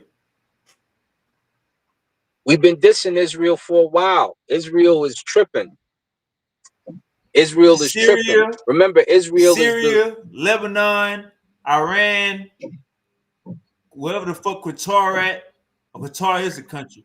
Yeah. And 2 more countries. Yeah. Qatar. Yeah. And it's because why? Because if they can get in control of that area, like old Israel, they run oil, they become extremely powerful, and they've got a weapon system right now that's difficult to stop. And Brother La, Assalamu alaikum wa rahmatullah, we really want to hear from you on it because they attacking Muslim countries. What is your advice to black people concerning these Muslim countries? Wa alaikum salam. Under duress. Wa alaikum salam wa rahmatullahi wa barakatuh. Shukran.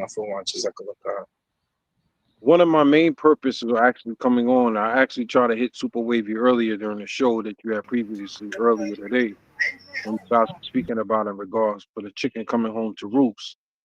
I was trying to actually jump on so you can make a lot of these brothers and sisters aware of what transpired earlier today at Bethune-Cookman, how they shut down the college on all the HBCUs. What happened, Nicola? Basically, what they did today was talking about the Cincinnati shooting. Or? No, what they did today was there was an alert that happened over at Bethune-Cookman where they actually shut down the college. And they sent out a broadcast across the nation amongst HBCU for black colleges for active shooters. So a lot of the black colleges, they were shutting it down, but you wouldn't see it nowhere on the news. Why they shutting down again? For active shooters. Active shooters. Oh, damn. You think it was a false call or it was for real? Whether it's a false call or not, the purpose for me jumping on is to make people aware of it. If you have any kinfolk or any family members that's at any HBCUs, by all means, check on your kinfolk. You know what I'm saying? Don't go nowhere, Uncle Law. I'm about to look it up on Twitter real quick. On me, check on it. Bethune-Cookman. They shut the whole college down. That's crazy. Yeah, that's real crazy. And what's even crazier is that if you run up on a black college and start shooting, they usually got guns too. They not, you know what I'm saying? But it's just it's unfortunate that there are so many guns in the world right now. It's just it's baffling. It's like I keep telling cats it's like a Batman comic book right now. It says breaking 5 HBCU universities, including Hampton, Bethune-Cookman, Alabama State, Virginia State, and Southern University have gone on lockdown after receiving potential threats. And why are you threatening them for? Because Charlie got popped? What's the deal? Right. I mean, there's so many videos that's out saying that he got shot from the side, he got shot from an angle, he got shot from this way, he got shot from that way. All the conspiracy theories and things of that nature. At the end of the day, I'll just say this: my condolences to his family and his loved ones. But at the end of the day, the bigger picture is not being seen. Hey, it says Alabama State and Virginia State are on lockdown, and Hampton have canceled classes for today and Friday. Damn. You don't see it nowhere on the news, brother. That's the problem. Y'all didn't know nothing about it, bro. That's why I hit you. That's why I jumped on the panel earlier today, but you wasn't able to patch me through. They just added Spelman College and Clark Atlanta on lockdown too. So it's 7 colleges now.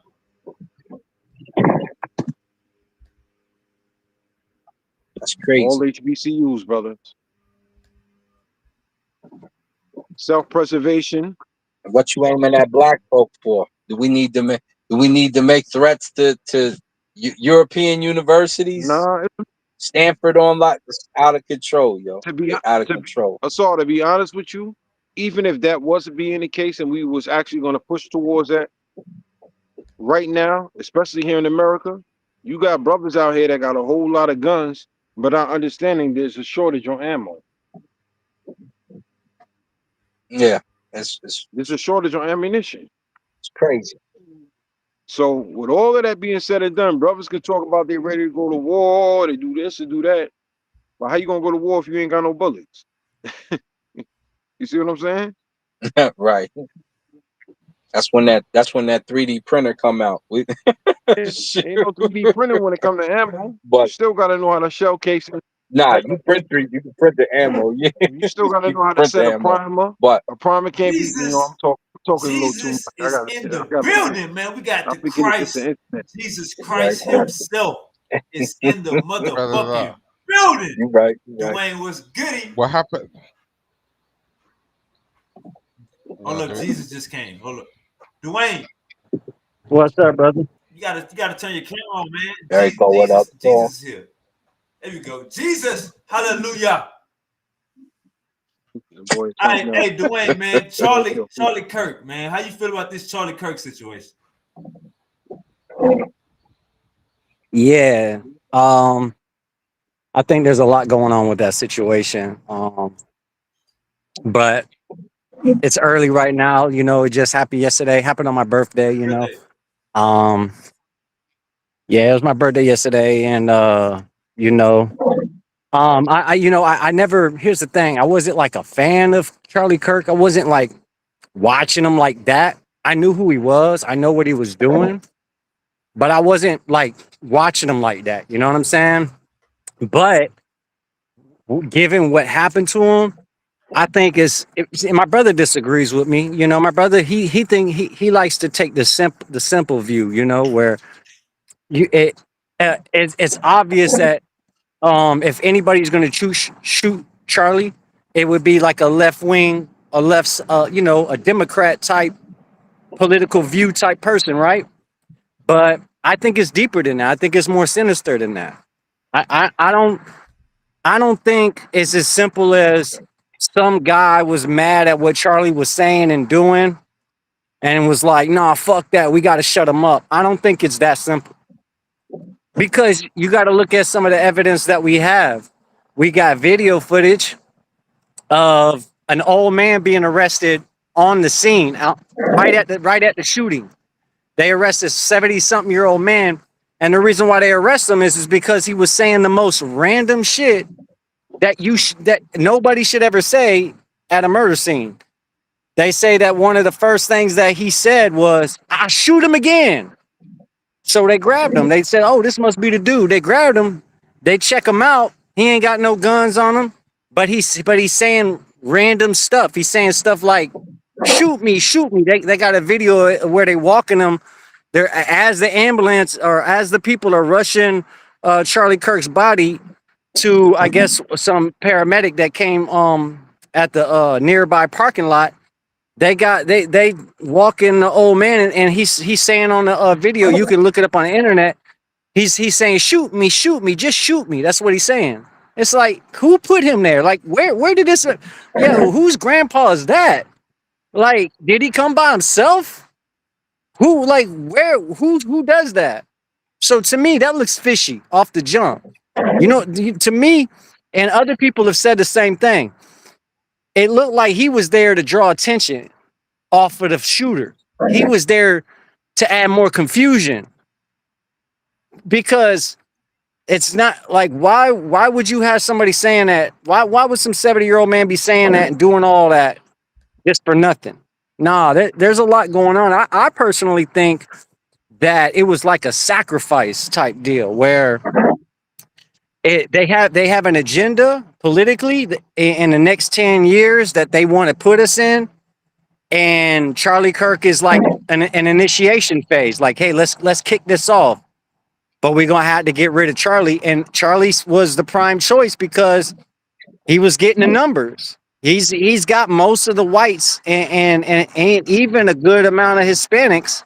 He's got all types of people following him. So, hey, that's, if you want to really get shit going, get rid of the person that most people are following. That was Charlie Kirk at the moment. And the way they did it was gruesome. You know what I mean? Let's check out this video real quick. Let me see. Do you think this was an inside job? This is his security crew right here. And they gonna make some. So they saying right here, when you touch your arm, this is a signal. This is like the it's saying this is commander. This is a signal right here. See, when you touch your arm. All right, now let's look at the two dudes right next to him. It says the guy in the white.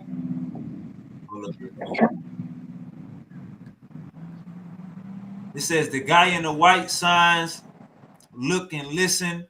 The guy in black is signaling hold until he gives a gesture for commander, who clearly Charlie Kirk is at his rally.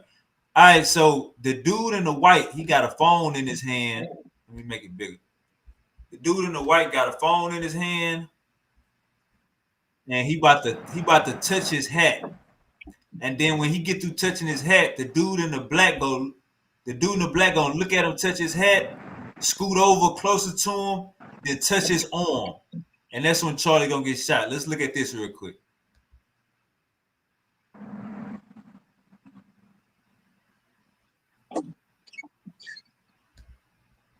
All right, let me show him. Yeah. So he touched his hat, then he touched his mouth, but his phone's still pointing towards wherever. And he about to touch his hat, then the dude gonna look at him, get closer to him, like step away from Charlie, and then touch his arm. Look at this.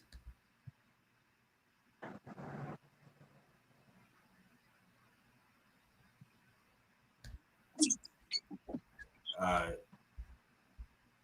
You think we should be making a big deal of that, or that's probably just random? It might have something. It's worthy to note. It's definitely notable. You can't like run conspiracy off of that, but it's notable because it's proprietary. Behaviors like that tend to stand out. It's proprietary. Yeah, for sure. Most definite. I think there's far more sinister play. You know, I think there's something deeper going on. It's deeper than just, this is my opinion. No, I could be wrong, and hopefully I am. Hopefully it's as simple as it's just some guy, he was mad, but for some reason, not only this guy, he was mad, but he just also happened to be a guy that spends a lot of time practicing on how to shoot from 200 yards. Because we got to put in all the facts and details that we have readily available at the moment that we can operate from. One is the shot kill was 200 yards away from what they suggesting, because they're going off of a man on the roof. They see this. There was a man and dressed in all black. He's on the roof. Well, that man that was on the roof was clearly 2 football fields away. That's quite a distance to make that shot. You know what I'm saying?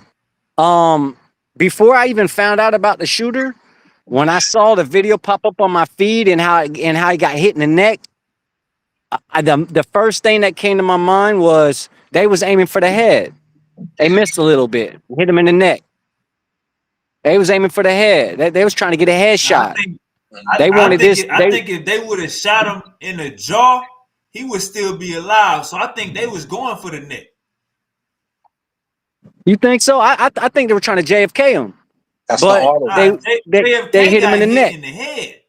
Nah, he's so Now it's one so that clean. Did you see the hole in his Oh neck? yeah, my bad. I get what you're Go saying, look at the Dwayne. hole in his neck and yeah. Go look hey, and see that hole in his I neck. do know that it looked like, and I could be wrong, but it looked to me when he got hit in the neck. I saw in a way like I saw his life leave Oh his yeah, body right there. he Like, yeah, yeah. Like that was his last reaction. I guess he was going for his neck. Like, what the fuck? Like he was gonna grab his neck, but his body just was like started to shut down, and then he fell out the chair because all that blood that came out of his neck in just that very instance. Like he lost like at least, I mean, like 1/3 of a gallon just right out his neck. Let's not put an approximate of gallons of blood that came out of his neck. Granted, it was a jugular, but we don't know an approximate amount of blood that came out of that man's neck. We don't know that. I say about 1/3 of a gallon is what it looked like, but it was a Hey, good spill. It was Harris a good Tucker say spill. Ben Shapiro canceled his scheduled speech for the Reagan Library today. I thought these, I thought No, these no, were alpha males. that Run, goddamn it! But we say no, But that's false everybody, news. you That's have false. to look at it from this standpoint as well. Anytime when there's an active shooting and someone is killed and a suspect is grabbed, the first thing they do is apprehend him. Thereafter that, once he's brought into custody, the first thing for an active shooter, what the first thing they're going to check for is GSR.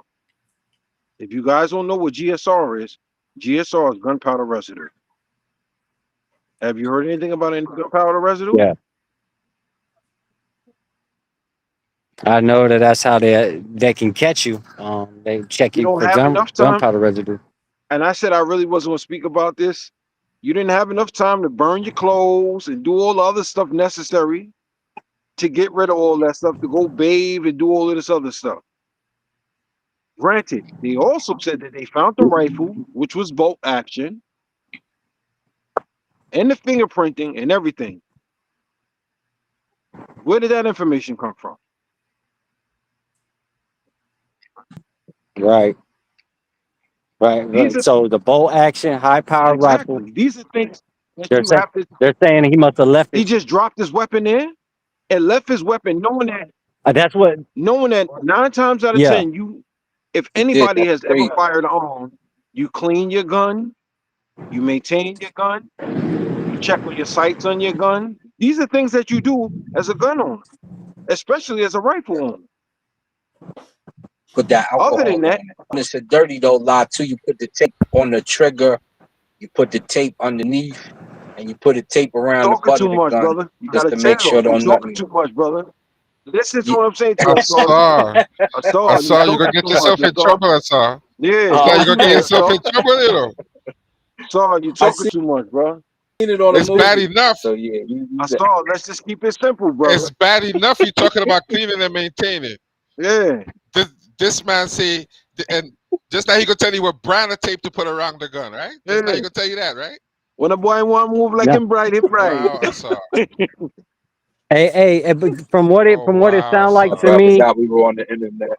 they they trying to make this sound like some left wing nut job who was good enough to practice shooting from 200 yards without missing the mark with a bolt action. That's a one shot, but sloppy in terms of what you got to do, and if you're gonna pull off a hit, escape. You're gonna leave your gun there. You're gonna leave your fingerprints and your DNA all over it. That don't. To me, that they don't. It said don't line up. they Super said they wavy. found the rifle in the woods. So I don't know if they found it. Uncle La, you said they found the fingerprints. They said they found the fingerprints on the gun, as well as knowing that it was a high-powered rifle, which was bolt action. All of this information they have. It's all on the Yeah, internet. Everybody can see it. yeah, they got it. Yeah, So if they that's got what the they saying. fingerprints, if they got the fingerprints, then we should be hearing about a suspect like now. Well, Naming them they off. do. They got a picture. They got a picture of the suspect. They got a. They said they got really good video. And they released only a still image of him. He looks like Now, hey, look some though, slim. Dwayne, he had glasses on. I'm saying if you got Yeah. his fingerprints, you supposed to have a good picture of him with his whole face. Oh, But I guess I don't know, man. You know, that's the one they released to the super public, wavy. though. And you know what he looks, So they probably and I guarantee you, without seeing it, it's some little young white boy, college student, who they're gonna find a manifesto somewhere. They're gonna go by his mama house, find 13,000 rifles under the bed. Guarantee you, that's what's gonna happen. Hey, And Uncle the Fact. mother gonna Law, say, "Oh my Uncle God, I Law, didn't know what happened with Johnny." That's what's gonna happen. hold on, real quick, because this is what I heard too. Did you hear something about it was some LGBTQ writing on the rifle? Did you hear that? No. Okay, that probably was just a rumor on Twitter. Oh man, look, they're gonna this is what they're gonna do. They're gonna make it simple. They're gonna just say a left wing nut job put a hit out. And that's all that was. When the dude practiced with this bolt action, he didn't miss the shot. He was 200 yards away. He didn't hit nobody but Charlie Kirk. He's that good, but now he's sloppy. He don't know how to dispose of his weapon. He don't know how to clean off his rifle and make sure that he ain't got no DNA. But he does know how to be up on a roof in all black, make a good shot, and then like I guess get away because random shit was going on in the crowd that just don't make no sense. You got an old man saying weird shit. They got Oh, to apprehend Them him. New York squirrels, brave boy. It don't make no sense, man. To me, I think it's far more sinister than that, and they're just trying to make it sound simple. That's what they're gonna do. They're gonna give us a story that sounds simple. It just like dude just said, it's gonna be some young white dude, no more than 30 years old, and he's gonna have a bunch of guns at his house, all types of manifestos and all types of information about how he hates Charlie Kirk and this and that. That's what it's gonna be. It's that simple.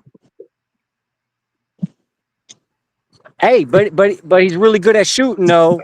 You know, I guess they're gonna have to find out about like all the gun ranges he went to and like the in a field. And it's like they should have some photos of him out or a video of him out in the field somewhere practicing with watermelons or some shit from 200 yards away. Plus, he knew where to go in Utah. Like he knew the area good enough in Utah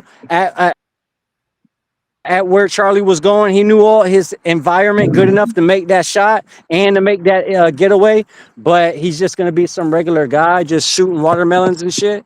You do know, That's all Man, I'm you do saying. know, the right squirrels in wing New nut York, the jobs are squirrels in good New shots York too, huh?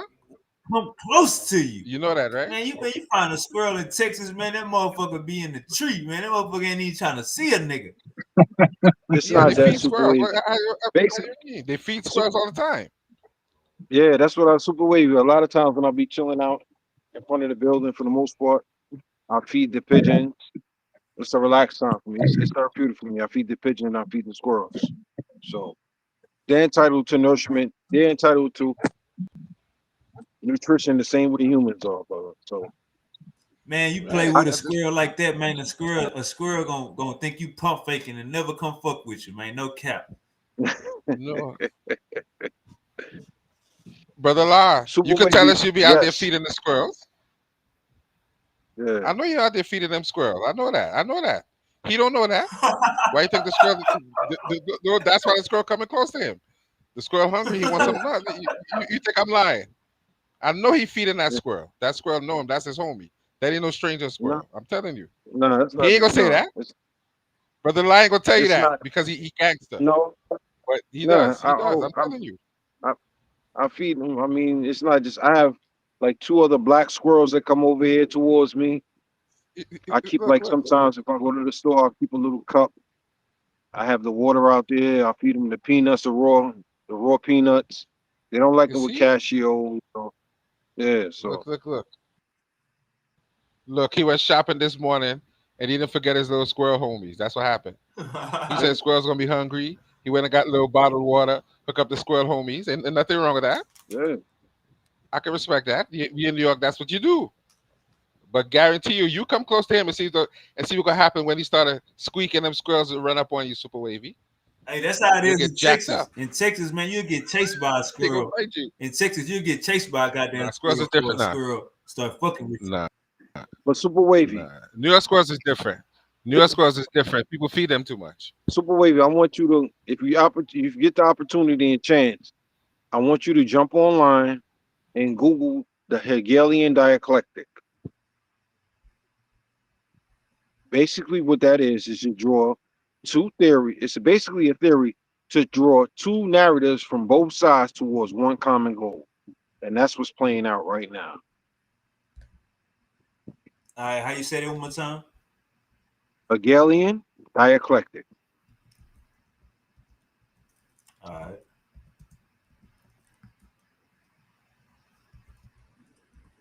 And you saying that's what's going on in America? Just look at it and think from a wider spectrum and look at it.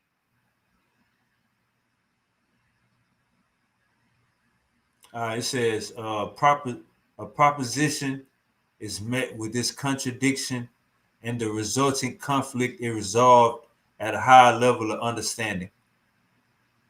This ongoing process of overcoming tension between opposing ideas drive change and progress in history, thought, and reality, ultimately leading to a more complex and rational state. Oh, so you think it's gonna be better? It's greater days on the way. No, I think it's worse days on the way. World War No, Four on the way, Uncle Law. I think no. World War Four on the way. You think You it's gotta gonna get be to World War Three. You gotta get to World War Three. We ain't get to World War Three yet. You jumped to four. Facts. I think it's that time. It's that time of the year, Uncle Law. You got China getting jumpy, Russia getting jumpy, Iran getting jumpy. You got Dubai backing down, UAE backing down. They riding with America. You got Muslims riding with Jews. God damn it, Dubai, the United Emirates, they riding with Israel. My advice I tell our brothers is this, especially in regards to the Islamic world. They actually have a ban on travelers coming to go make Hajj. There's a ban where certain countries can't go make Hajj. There's a listing of it. America's there. There's a couple other countries that's there. A couple of African countries that's there where we can't go make Hajj. This So is bigger than, what's your advice to the brothers? to be honest with you, stay steadfast, keep your iman strong, and not just for Muslims. And this is something that I vowed I wouldn't say anymore because of reading and speaking with my iman and several sheikhs. For me to address another non-believer as a kafirun, I will never do that ever again. I'll just say this, Alhamdulillah, for me having iman. That's it. Man, Uncle Law, man, you just said some shit we ain't understand, man. We don't know what the hell kafirun. What the hell, Uncle Law? Come on, Kafir, brother. We English. We niggas. We niggas. kafirun in Arabic is which we perceive as a non-believer. You call him a kafir. As Now, long as I have the deen A heathen. of Uncle Islam, Law, I was asking how you feel about them basically banning American Muslims from coming to take Hajj. how do I feel about it? Yeah. I can feel however I want to feel. But at the end of the day, one person is not going to be able to implement a change. Do you feel like Collectively, we have that's to make a change. in your feelings? Do you feel like, in your opinion, do you feel like that's worth the change for them to turn their backs on y'all? To turn our backs on who? American Muslims? Yeah, for them to put a ban, not allowing Americans to come to their country to take Hajj. Would you don't take that no type of way? I mean, for me to take it a certain type of way, or not take it a certain type of way, would be foolish. Would be foolish. You just saying Granted, you just saying you gonna hold your opinion on it. That's what you're saying. no, I can hold my opinion, but holding an opinion and actually having the implementation of power to make a change is entirely two different things. I got you. We want to hear your opinion. We want to hear how you feel about this shit. I don't like it. Let me jump. I don't Let like me it. jump it. Let me jump in here, Super But it's Wavy. it's deeper Let me than that. jump in here, It's Super deeper than Wavy. that, brother. Well, let me jump in here and say something, Super Wavy. They never liked black people anyway, and that's my view on it. So if you don't invite me to your country so you could treat me bad, I'm okay with it. That's my view on it. They never liked black people. They still don't like black people. They still calling you all kind of disrespectful names. And that's my viewpoint on it. So let me stay here where I'm safe. I don't want to go over there. Next thing you know, they don't see me no more. I end up somewhere and in some sand pit somewhere. So I think if you're black, stick with black folks things. If it don't come from black people, leave it alone. You get yourself in trouble messing around with your other things. You get yourself in trouble. That's what I always say. If it don't come from black people, leave it alone. Because you go over there and mess with them people, trying to talk their language, acting like you their brother, something's gonna happen to you. So basically, in a nutshell, Super Wavy, so you can understand what the brother's saying. He's saying to you that when going to Arab countries and other countries, they treat every African American as if he was Bilal. Bilal was the slave, or perceived as being a slave to the Prophet Muhammad. Do you agree with that? No, I don't. You feel like Malcolm X feel. I feel it. Malcolm X. I feel it. Malcolm X. See, Malcolm X once again is an individual who was blinded by Islam. You believe that, brother? Because he couldn't just go over there. He couldn't just go over there. He couldn't just go over there. You have to get permission. They have to let you in. You don't look like they do. They don't care about you. Hey, Uncle Reggie. You are Muslim Uncle Reggie say something Uncle for Reggie you. say But they don't care Uncle about Reggie you. say Malcolm X damn near got in trouble out there because he couldn't he ain't say the prayer right or some shit like that. He ain't recite something right. Say Malcolm X damn near got hemmed up. Right. But I love my brother Law, but I am one to say if the origin of the thing or the origin of the people don't look like you, leave it alone, brother Law. Prophet Muhammad was black. They don't know that. They don't know that because they have no pictures. Muslims do not draw pictures. So any picture you see of the Prophet Muhammad would not come from a Muslim. They don't have pictures of any of their prophets. So somebody else drew that picture and put that picture out there. I think Uncle Law. You do know that. Uncle Law is just like my boy Jesse. They passed the racial who created it racially. They more so in it for the teachings and the understanding and the message. No, me and the brother Jesse are entirely two different people, brother. Come on, Uncle Law, y'all. I was just gonna say, as much as I disagree with Islam, I'm never gonna put Brother Law in that position with Brother Jesse, because Brother Law don't come on here and talk wild crazy. Jesse don't come on here and talk wild crazy. Jesse come on here and defend this goddamn Quran. How are you gonna defend the Quran when he can't read it? Brother, he can't read Arabic, so what is he defending? Brother. He can't read Arabic, so he doesn't know. The same way he has no idea what he's reading. Christians defend the Bible and they can't read Hebrew, brother. They don't know what they're defending either. Because when you take it back to the language, they end up looking foolish too. Because they don't know what they're defending, and that's the problem. Everybody want to jump on here and talk about things, but they don't take time to learn the language. Man, Jesse said he on the way. You can't make a proper argument. Jesse you don't on the way to deal with you niggas. Jesse on the way to deal with you niggas. Let me just say this. I disagree, though. Hold up, Jesus. Let me just say this. My grandma ain't know the motherfucking Hebrew.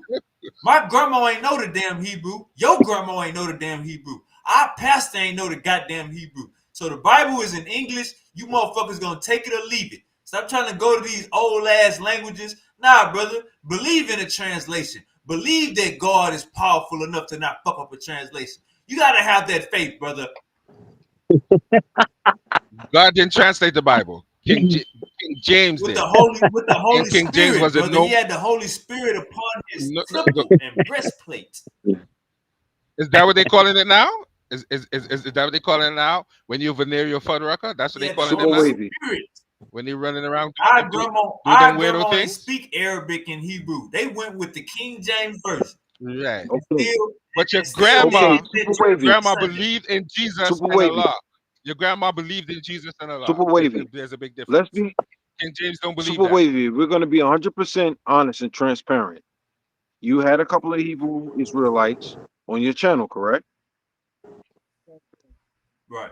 And I show forth a couple of words where I told them to go into the Torah, which I do read Hebrew and know how to write Hebrew. Did I not show them where it said, not no prophet, where the Elohim said it was okay in war to take on the young. Right. Remember, I pulled that up for you guys. I stumped you. I stumped yourself as well as a lot of other brothers. The problem is You this, said hold and on, I'm you said you stumped me? yes, What you mean? What you mean you stumped me? stumped you meaning that you just looked at it like, wow, blah blah blah. You know, you're gonna have your foot on a lot of people's Oh, necks. They okay. come. Okay. Yeah, Dwayne looking at you sideways, man. Dwayne looking at you real. So you saying you proved that Israelites can take on kids in war, right? What I'm they going crazy now.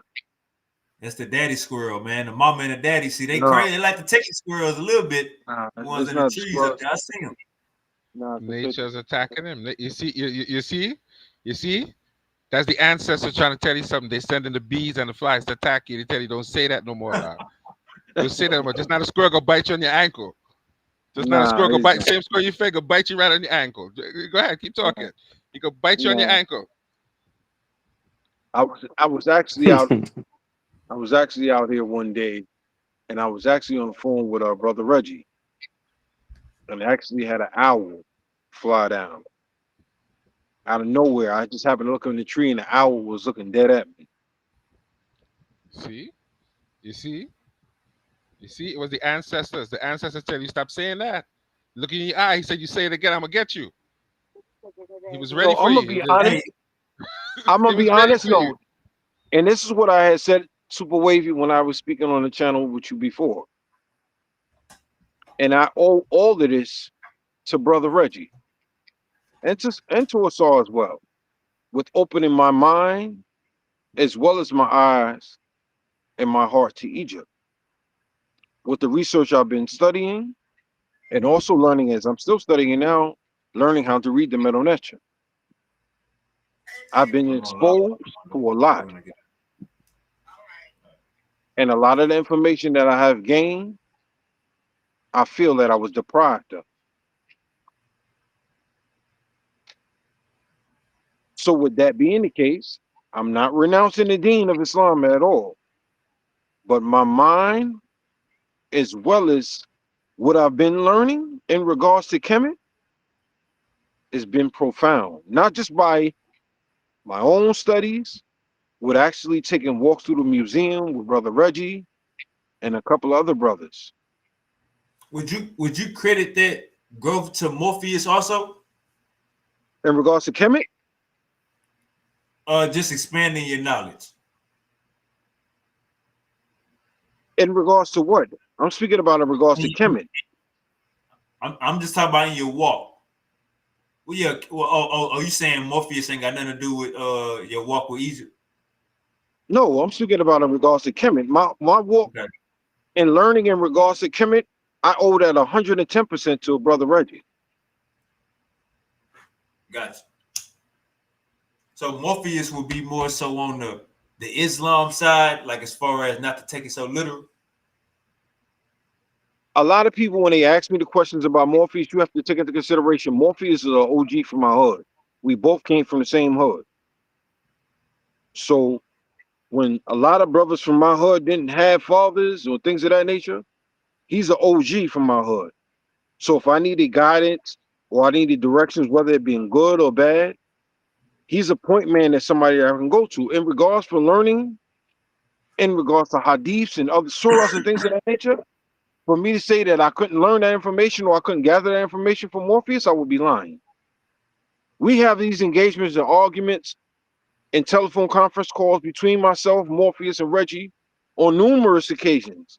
Where it gets hostile, where it gets loud, but at the end of the day, the genuine love that we bear amongst each other will never get to the point where we disrespect each other at all. Granted, knowing that Reggie comes from Kemet, knowing that his premise or Morpheus from one avenue, knowing my premise from another avenue, the love and respect that we have for each other, it will never get to the point where we disrespect each other.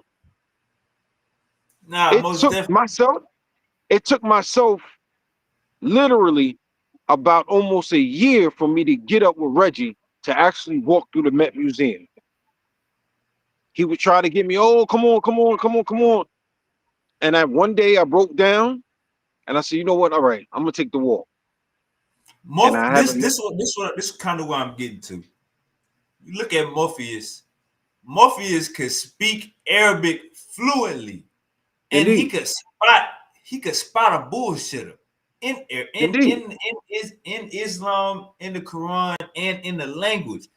But he also is like he remind me of Misery. Misery when Misery come on, Misery is a Christian, but What do you mean by that? he was like when you see Misery come on the panel, he is a Christian. But if another Christian come on a panel, he'll go against the damn Bible to prove truth. You know what I'm saying? So Morpheus, I don't look at Morpheus as a Muslim. I feel like he got out of it, but he's so good at it that it helps him deal with people like I would say you and my boy Jesse and other people that's dealing with it. Do you give Morpheus the credit for not being like basically being an outside shooter or No, not? not at all. In Islam, we say on the day of Yom Kippur, Yom Kippur in Arabic is the day of judgment. We are all accountable for our own deeds. There's some brothers as well as sisters that stray away from the deen. With that being the case, who am I to shun another Muslim brother? Who am I to shun another Muslim sister? Because they strive away from the deen. I don't gain any dua. I can't make dua. I can't get any gratification from that. Eventually, hopefully, one day, inshallah, they come back towards the deen. But for Morpheus, I would never. My aptitude of respect and love that I have for Morpheus won't allow me to ever disrespect him, whether it be on your platform or any other platform. And the same aspirations and respect and love that I have for Reggie won't allow me to ever do that. That's why I'm so adamant about when brothers come for either one of them. Nah, Uncle Law. I'm not coming for Uncle Morpheus. No, the I'm trying problem to with go ahead. the problem that a lot of people don't understand about Morpheus is this, and I'm just going to be 100% transparent when I say this. It's not about religion, whether you be a Hebrew Israelite, a Muslim, a Jew, however you want to define it as. Morpheus is a seeker of truth. In his mind, whatever's going to take him to get to the truth and decipher through all the bullshit, wallahi, astaghfirullah for me speaking that way, that's what Morpheus is going to do. Uncle Law. I'm already knowing that. I'm basically my question is basically seeing that Morpheus was a Muslim and can recite the Quran, show you the No, fallacies in the Morpheus Quran. was once. Morpheus once was a Muslim, and I'm not going to say that Morpheus is still not a Muslim. Morpheus, he lived over in Sudan for years.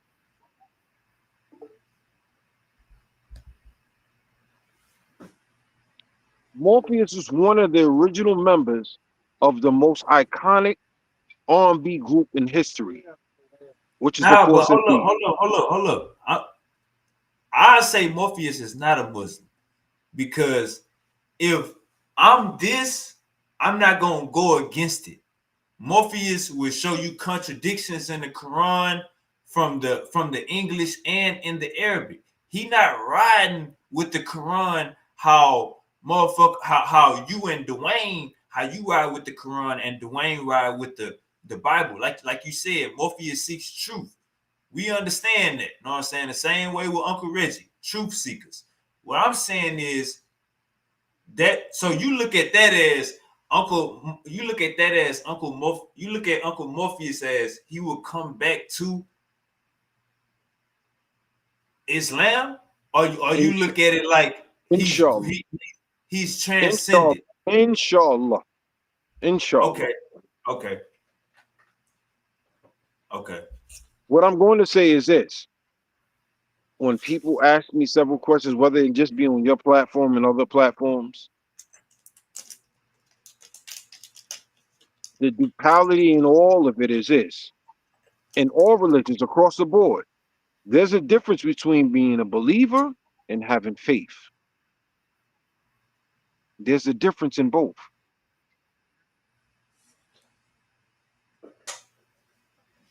Dwayne. I agree. I agree on that. Faith and belief are two different things. Absolutely.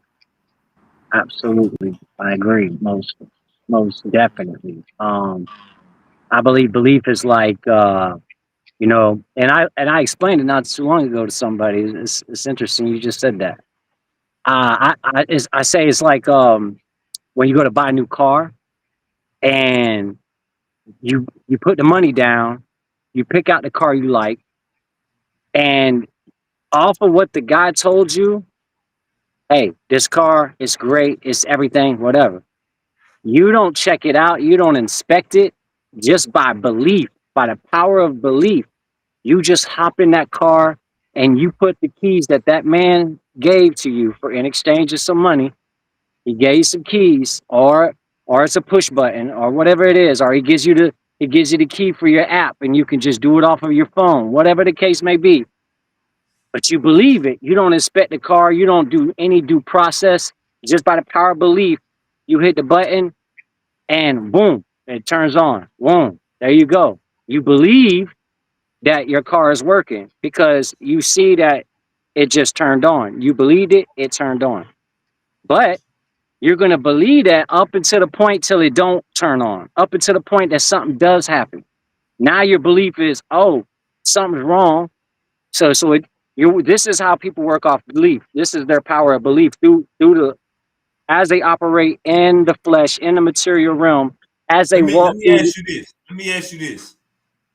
Yeah, In the hood, you can get your damn life, Keon, peace to you. In the hood, you can get your life took for something you say.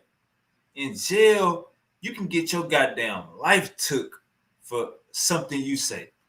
absolutely. In the That's club, you can get your goddamn life took for something you say. Online, in person, you can get your damn life took for something you say. But then we up here saying, man, it's free speech. The person shouldn't be killed for what they say.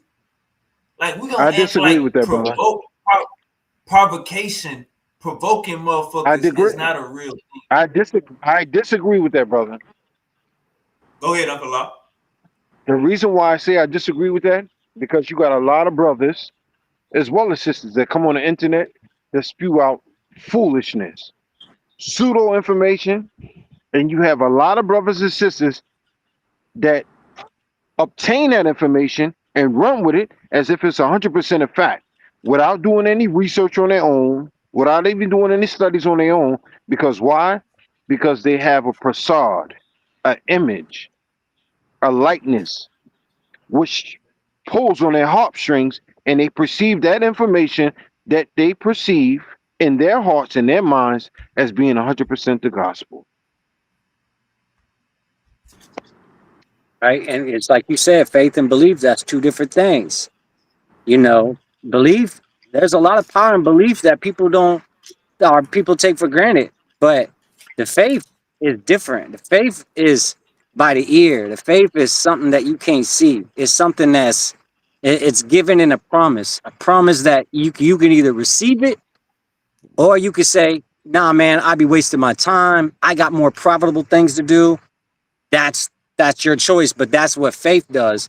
Faith is something deeper than belief because belief is just I believe my car. I have a scooter bike. I believe my scooter bike is gonna operate when I get up this morning to go to work. I'm gonna jump on it. I'm not gonna check it for nothing. I'm gonna just hit the button. It's gonna turn on, and I'm gonna go to work. That's Hey, belief. hold up, real quick, Dwayne. How you feel about what I just said about people saying it's freedom of speech, it's freedom of speech, and then people die. We seeing people die from the consequences every day. So it's That like, how you feel about that? you are right. You made a very good valid point just by asking the question in regards to freedom of speech. The what we call our constitutional right is it's an illusion in when it comes to spiritual law. Spiritual law is yeah, you're free to do what you want, but go ahead and touch someone's wife, touch some man's wife, or try to touch his kids. Even nature, even the beast to teach you what law you're transgressing. That's nature. Forget humans. The animal even understands this natural instinct. These are spiritual laws that are written down in the letter, a testimony given to us through information, translations, whatever you name it, languages. And we get all this information, and this information is dealing with um, there's Matthew 12:27, where it's or Matthew 12:37, where it says, "By your words you'll be redeemed, by your words you'll be destroyed." By your words, he didn't even talk about actions. He was just talking about what you say. It can either bring you up or it can bring you down because life and death sits on the tongue. That's facts, and there's a law about that, and how we operate with that. Keon, what's Yes, sir. good? What's good, buddy? What's good, brother? A lot of love to you, man. What's good, Shadow? How you doing, buddy? What's up, Peace, bro? brother. How are you? Nothing much, nothing much. Um, Look, if we, especially, I don't know what's particularly we talking about. I'm assuming we talking about Charlie Kirk, though, right? Is that the Right. pretty much okay? Uh, The chickens come home to roost. Is that what my brother Malcolm said? What did he say? Super wavy. I know you know what he said. What he Yes, say? sir, Ski. You got it That's right. how I feel. I ain't gonna lie to you. That's how I feel about it. You know, I love to bring religion into it. I love to have be the good hearted man. You know, but that nigga had it coming. I could care less about what. No, brother, that man been going around to me terrorizing. This is he was a terrorist in my opinion. He could have been American as you want. That's terror, bro. Like you go around to all these different colleges harassing people, knowing they gonna try to come back at you because they good-hearted people and they know that you bullshitting. Like that's harassment, bro. So I ain't gonna lie to you. The fact that it went to the point that he got to get shot in front of his family is crazy. Of course, I don't think he deserved to die. You know what I mean? They having this deserve to Oh, die conversation, and it's like, of course not. Like, okay, why as a human being, why would I think he deserves to die? But it okay, ain't like I'm about Keon, to be remorseful of it. You know what I mean? Keon, Like, okay, yeah, okay, yeah. Keon. I hear what you're saying, brother. But on the flip side, look at it from this standpoint. Mhm. Even from the Christian standpoint, as well as from the Hebrew Israelite, if you want to define yourself as a Hebrew Israelite, as well as a Jew, the same chastising that you give upon your enemy, does it not speak upon you receiving that in return upon No, I yourself? would gladly go ahead. My bad. I'm sorry. Those wickedness, those transgressions, they don't come upon yourself. No, look, if I ever come down to a point where I am being shot in the neck because, again, in my opinion, I am terrorizing college kids because of my own entertainment for ad revenue, shoot me dead. Honestly, I would, because I mean, yes, honestly, I feel like yes, I feel like it's a right judgment if you feel like you should die as well for the same judgment. If I'm in that same scenario, then I mean, yeah, but I would never be in that because I just don't think that that's right in general. So can we both agree upon taking religious morals, religious values, religious principles, and ethics that we read, whether it be in the Torah, the Bible, or in the Quran? Just speaking about from a human standpoint, under the premise of you just being an African American. Yes, I ain't gonna lie to you. Like I Okay, am, brother. As yeah, long as we I'm can be religion honest and down. true. That's all I'm I'm re- saying. Let's be honest and true. yeah, I'm about to say I'm religion down all you want to, you know what I mean? But in these type of scenarios, bro, I think that there should be a fine line between it. You know what I mean? Like it shouldn't even be and I think that's why they kind of took it out of the way anyway, because it's like some things there's not a religious answer to. You know what I mean, brother? Like, in my opinion, I Now, think there's just some things there's just not a religious answer to because we're just so deep into our own modern, okay. knowledge and Now, whatnot.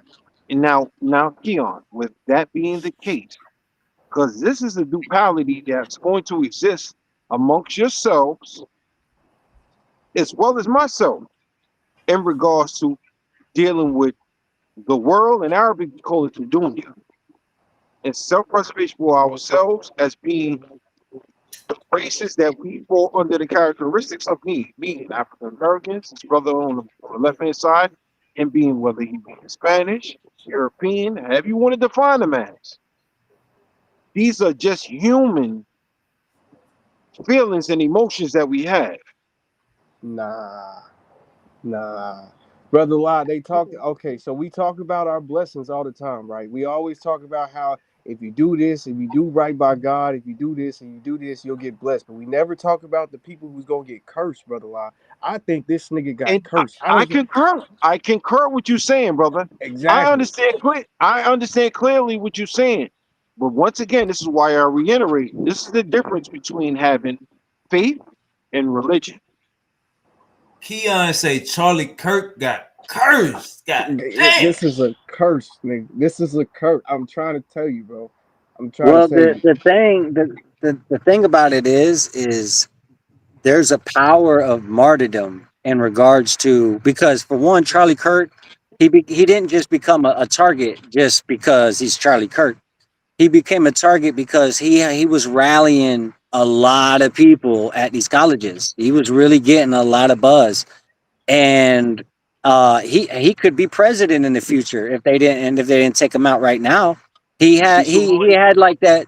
He has that Trump like influence back in the day when Trump was younger, but he was on Oprah and everybody was rocking with him. All the rappers dropped Trump names. That's Charlie Kirk today, That is and they know nuts. that.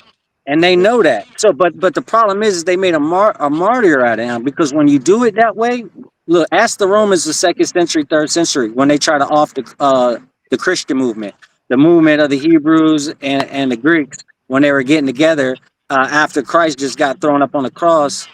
The Romans thought, hey, we'll just, now that Christ has been destroyed, we can go and just destroy all the remnants of all the people that were believing in what he said. We'll just get rid of their movement.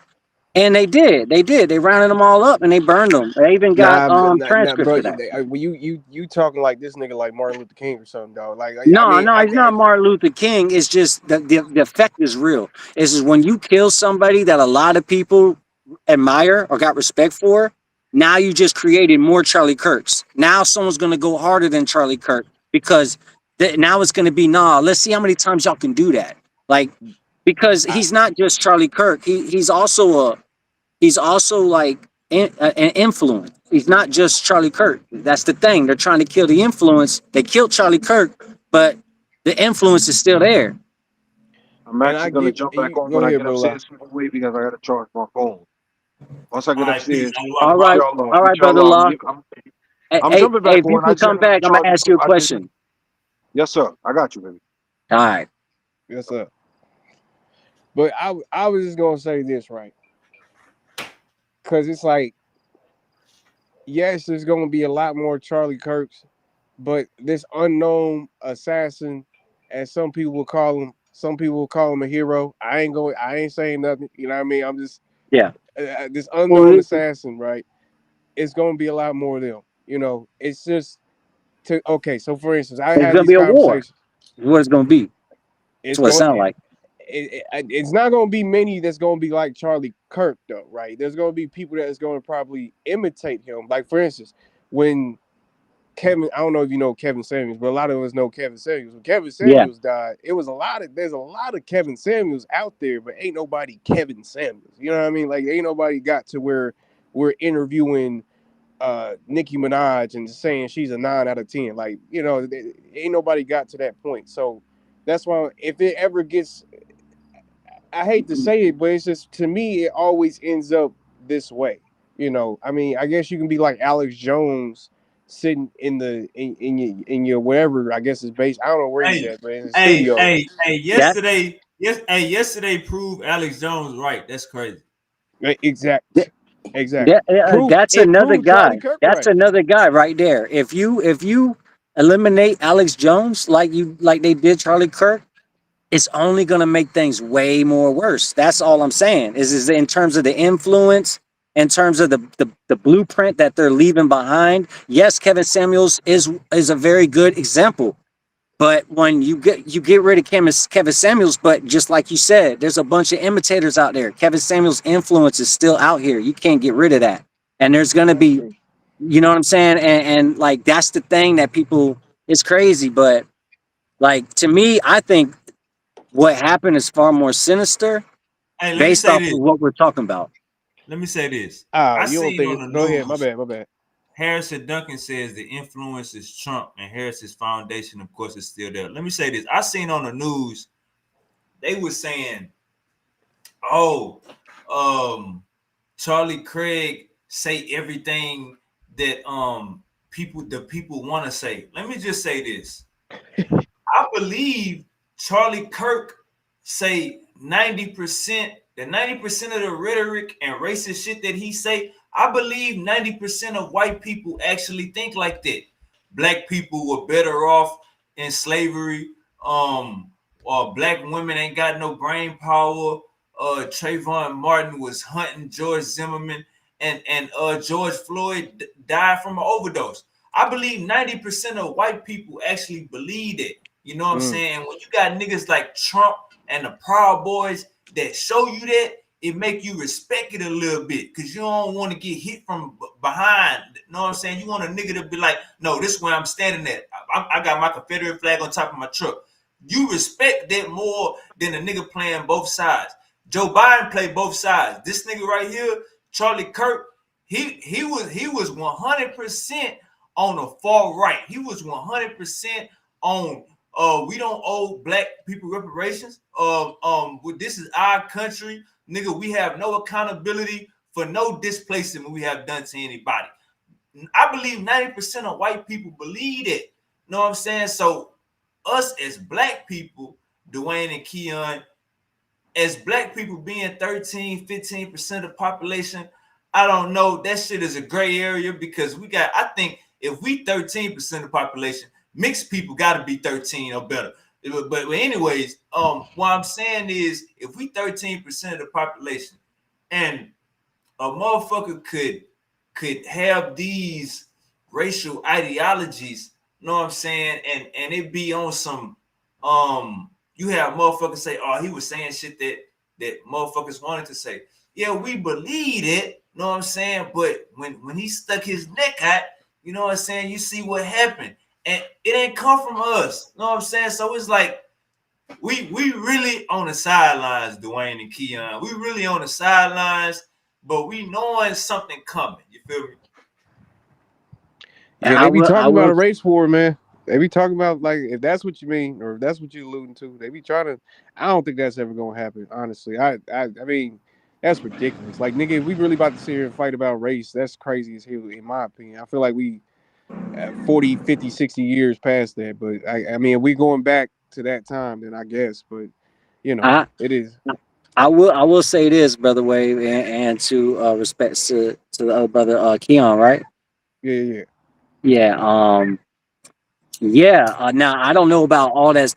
A lot of that stuff that Brother Wade just said. You gotta like send me links or something. I want to. I don't like. I don't think a lot of people are what you were just talking about. Those talking narrative points. I mean, maybe he did. I do know he said one part. I do know Like he's the on record. motherfuckers June 6th, the motherfuckers that stormed the Capitol.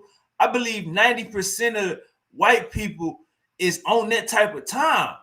It's probably 10%, you know what I'm saying? That's like, man, we're gonna stay all the way out of this shit. But 90% of white people is on that crash the Capitol shit. I will admit that a lot of white folks, from especially from what I've heard from others, is they're down with the DEI being removed, eradicated. They're down with that. They're also wanting to preserve American history, even if it's like about you know what's his the South, the Confederates. So I know that. I do know that for a fact. Me, I don't like you already know how I get down with it, but I that's a whole nother topic. But I do know that it is true. Charlie, that's what I meant by you get rid of Charlie Kirk.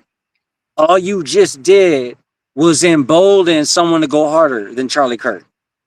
Because it's war at the end of the day. When you kill someone that people love, that's war. But they're gonna carry the war out in the way that they know best how. They're gonna use diplomatic fronts. That's what it's called. Is when you're not doing something like actually going and offing somebody. If you don't have a gun in your hand and you're not offing people, but you're cutting them off on trade, you're making their life more difficult. That's diplomatic fronts. That's how they wage war against you without hitting you physically. But it's still war at the end of the day. They're trying to make your life hell. They're just not hitting you. They're not doing nothing physical. They're they're trying to make Like, it let look me like say they're this. minding their Let me say business. this. Let me say this. And I'm gonna be honest. I think Charlie Kirk's message to young white Americans was horrible. It was a cancer. You know what I'm saying? You out here spreading no accountability. The worst thing you want to hear a white person say is, oh no, y'all not as it's a caste system. Y'all are the lower class. You know what I'm saying? Like it's a reason why we handle y'all the way we handle y'all, and we don't owe y'all nothing. I feel like having that mentality is George Floyd died of an overdose. Trayvon Martin was hunting a grown man and he ain't had no fucking gun. I feel like having those type of that ideology that white Americans is perfect and we didn't fuck up nothing. We don't owe nobody nothing. Having that type of ideology, shooting it at young white kids, that's cancerous. Know what I'm saying? Yeah, So did he deserve to die? No, he did not deserve to die. But in the streets, bro, niggas die every day for going off on the wrong nigga. Know what I'm saying? Niggas yeah, die every day for standing on something that they ain't got the artillery to go to war with the next person that they said something to about. So we yeah, see this every day in the hood. I believe his message was very racist. You know what I'm saying? And he wasn't aiming at the elderly. He wasn't aiming at 30-year-olds. He aiming at kids. You know what I'm saying? He trying to teach kids to no. They deserve where they at. Let them stay where they at, and they commit a lot of crimes. And it was better in the 1940s. You know what I'm saying? Them niggas weren't committing no crimes in the 1940s. You know what I'm saying? It was better for their ass. And now they crazy. So There, nah, that it, the kids gang, come on, gang. Like I ain't saying he needed to die, but that nigga needs to be shut the fuck up for sure. hey, brother Wave. That's this is what I believe. I believe that they're trying to radicalize people like white folks. They're trying to radicalize the American white guy. They're trying to radicalize them, and it's working. It is. It's working. And it's sad. It's really sad because people are going to transgress in the name of being justified. Oh, but That's where it's coming to. It's coming to that point where that's why I think that Charlie Kirk wasn't just off by some guy that hates what he's saying. I think it's deeper than that because they know what type of play they can. This is what I'm saying. Like when you look at something that happens and you think about, okay, who can gain from this the most?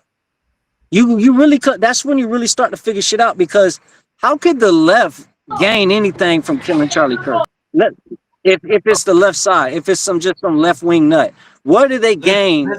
Let's look at the hypocrisy though.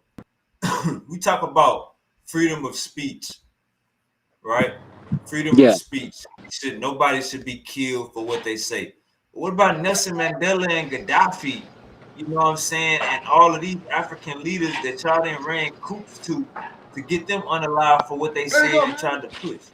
Like, is this freedom of speech for America and Israel?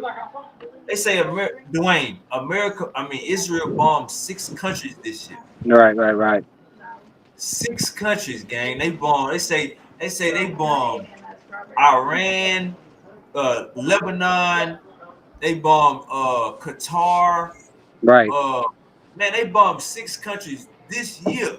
It was 46 school shootings this year. You know what I'm saying? 46 school shootings this year.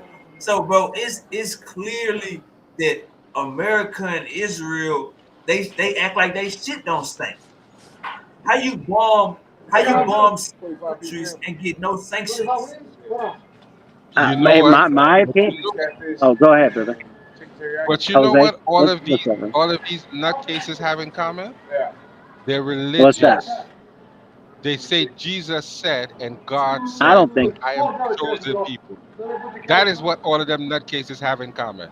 The Arabs running around in the name of Allah, the Jews running around in the name of Yahweh, Christians running around in the name of Jesus, and all them white dudes got big crosses on their Grand Dragon uniform saying they love Jesus.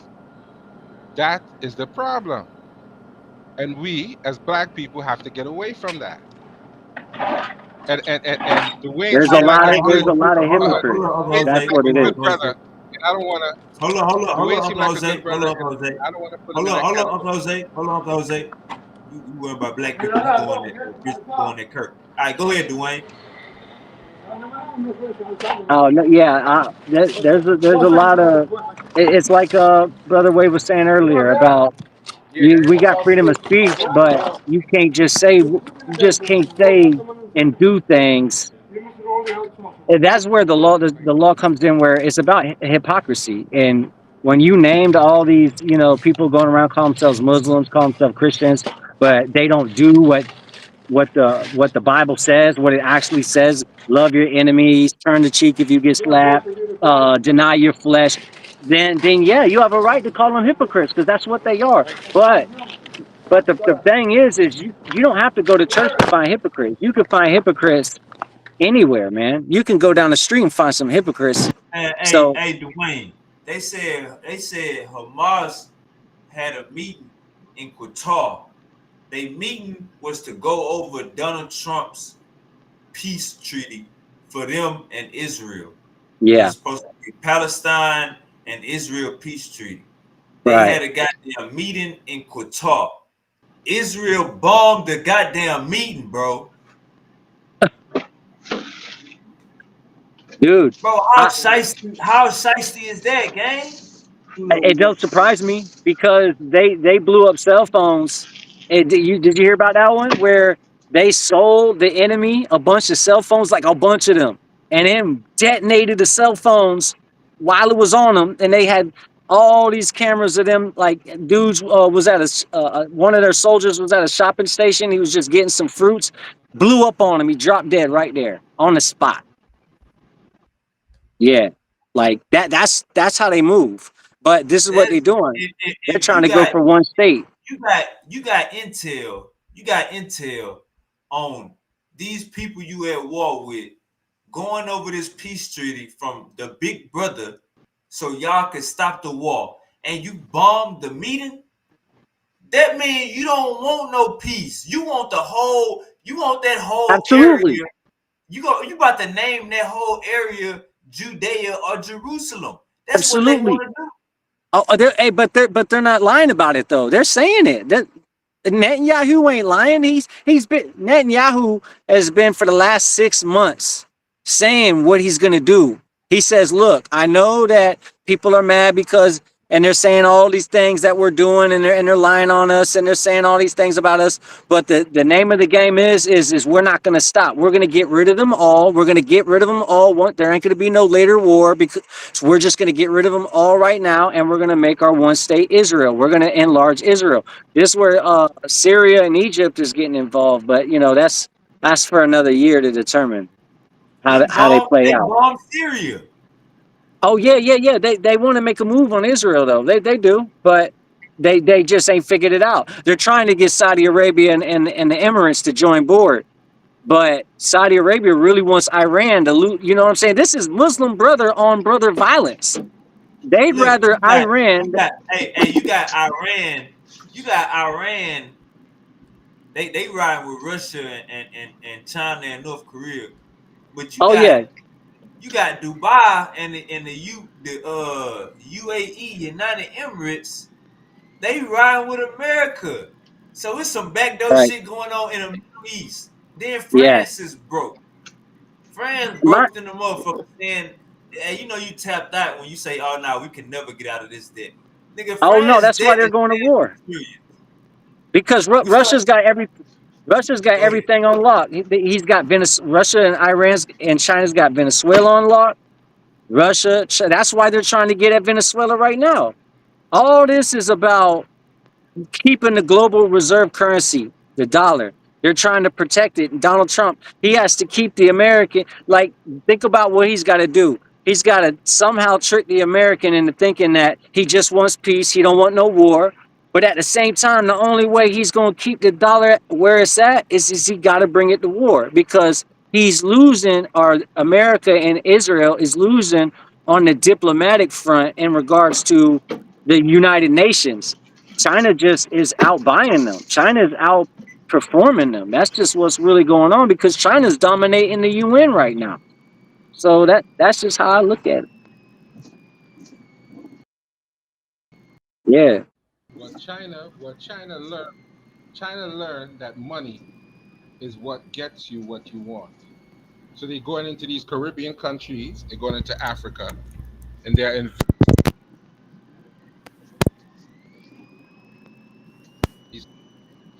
and everybody owes China. Everybody, and this is where they are all this good stuff for Africa. So you think, and then you find out later on, they own this, they own that, they're taking over this, they're taking over that, they teaching Mandarin in Africa. They own, they own, right, right, right. they own it, Yep. they own it, they own it. Duns Rivers Falls in Jamaica now. All of that is what they're doing. They're taking over the country through economy. You back, we want your police force. You can't pay back, we want that river over there. You can't pay me back, we want that over there. We don't want money now. We want some of that gold. We want some of that silver. We want a piece of this. We want a piece of that. That is what China's doing. Because That's a because Jewish they realize tactic. raw military That's a force, so-called Jewish tactic. but they realize raw gunplay against the U.S. is never going to work. Because they're going to fight, because they're going to send your grandmother, your great-grandmother, your niece, your nephew, they're going to send everybody to run down on China. I'm telling All you. right, check United this out. States, And even when United States is I'm divided. telling you, Check this out. Check this out. It say is the they've been U.S. divided. required to defend? Hold up. It say is the U.S. required to defend Taiwan? No.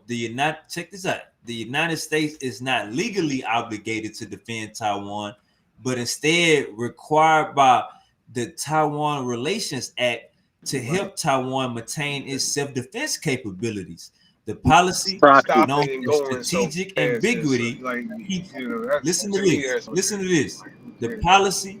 Somebody got mute out. But I'm just saying, it's not to Hold me. on, It's not mute like out, mute out, gang. y'all Mute out. trying to, and I get it. Hey, Keon. I get it. I see it. Keon. This is y'all Martin. Hey, hold on, Keon, mute out. This is your Martin. All right, hold on. He probably can't. I think he got a delay. But it says the policy known as strategic ambiguity keeps open the possibility of U.S. intervention without a formal commitment, creating uncertainty for China regarding the potential attack on Taiwan. So it's like the U.S. got a treaty with them to help them with self-defense, but so basically China is in they in the gray area. They gonna help them because they say that they gonna supply them weapons. Know what I'm saying? So they basically go help Taiwan, but they say China already then bombed Taiwan or something. It's a proxy. So Ukraine is also an American proxy, and they're funding their war. Trump, he kept it real. He said, "Look, man, if it wasn't for us, you would have lost the war when it started. It's only because we're giving you our weapons." So yeah, I mean, they're open about it. They're in Venezuela. They're saying that they're drug cartel. They're saying that the President Maduro is a narco, a drug trafficker. Of course, I mean, you got to call him a terrorist. You got to say he's doing something bad so that you can justify the fact that you're getting ready to go in there and remove him. Now, if he removes Maduro, then United States is going to be unstoppable. If they get Venezuelan oil, the United States will be able to outpace China, and China will have to bust a move and go physical. But if America can't get their hands on that oil, then they're going to have no choice but to either bust a move or collapse, because Hey, that's what Keon. China is doing. They're Hey, trying Keon, you to there? stop the dollar. Keon, you there? All right, Keon probably busy. Keon, just unmute your mic when you're done. Uncle Jose, you there? Yeah, man. Yeah, man. That boy. It's crazy. I thought Crazy. I thought Crazy. Charlie Kirk. I thought Charlie Hey. Kirk was your people, Uncle Jose. Nah, Charlie Kirk was your homie. Talking I know that wasn't my man's talking like that. My mans don't talk like that crazy. at all. So I don't know. I don't know who told you that. But listen, but when you have people like this guy in Florida, I forget his name, yes? DeSantis. Talking about they don't want you. Yeah. DeSantis ain't white. DeSantis must be from Mexico or one of them countries. And they act like he don't know. All of a sudden now he on the white man's side. Slavery it has taught you a skill. What type of shipping is he telling people? So black people didn't know nothing before he was slave? Uncle Jose. Before he was slave? We didn't Uncle know nothing? Jose. That is Uncle foolishness. Jose. If you look at all Them people these, crazy. Uncle Jose, look at all these rich white people. Look at all their wives. They wives are from the damn Russia and shit. Look at their last names. None of these niggas got wives from America. All these niggas wives from Russia, Prussia, Europe.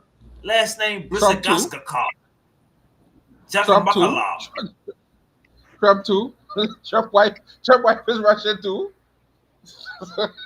I think his family's Russian or German too. Trump and all these guys is first generation Americans. Yeah, they're the immigrants. Everybody's immigrants for Generation American. get technical. They're first generation American who have ties to these radical leftist groups like Ku Klux Klan. That is where Trump family come from. They're Russian or German. He don't care about America, because I think in reality though, I think just most people, and I'm not speaking about all. I can't lump all because I know I'm not one of them, so I can count me. But most people are tribalistic in nature. Hey, Keon, you there? You got to mute your mic. Yeah, like he just having a whole conversation in the background. Go ahead, Dwayne. And I'm just speaking in regards to people are tribalistic. Now, mind you, political, that's another scale, but tribalistic, like they stick for their own people, whether they're Asian, whether they Latin, I've seen Latins be disrespectful to other Latins because they say, oh, he's not one of us, but both y'all Latin. Well, a Mexican racist towards a Brazilian. And all races is all races is guilty of this. And then the politics come in. Where are you from? What you represent? All that. Me, I don't believe in all of that. But that's what got Charlie Kirk eliminated, because you got to watch what you do and say. because I ain't even mentioned the stuff that he said about LGBTQ. But do you feel like him saying all this wild stuff to kids? Do you feel like that was a violation, like tainting the kid's mind to be like have no goddamn what is it, accountability towards other races? Do you feel like that was a big thing, like spreading that to kids or not? Absolutely. What it all boils down to is the opposition, regardless of what you think about it, right? Oh, that's actually a good cause. He's not really like he's just he's just saying, hey man, let's not kill babies at the womb. Let's try to let's figure out ways to make marriage better. All these things he's talking about, he's trying to use the Christian approach. Now, mind you, you know how I get down with the Bible and what I think about them when they talk about Jesus, but that's another story. But yes, at the end of the day, when you go against the narrative, when you go against the ops, you putting yourself out there. There's footage of him admitting and confessing that he's already in his head. He's already said, look, if somebody comes to take me out, let him take me out. That'll be that. And that's pretty much how he said it. He said, "Look, man, I gave myself to Christ, and if somebody was to eliminate me, because he got asked the question, what if somebody tries to take you out? Hey, if they succeed, let it be." So he's already, and he had to walk the talk. You said it, okay. Now he did it. He got xed out at a campus wearing a shirt that says freedom on it.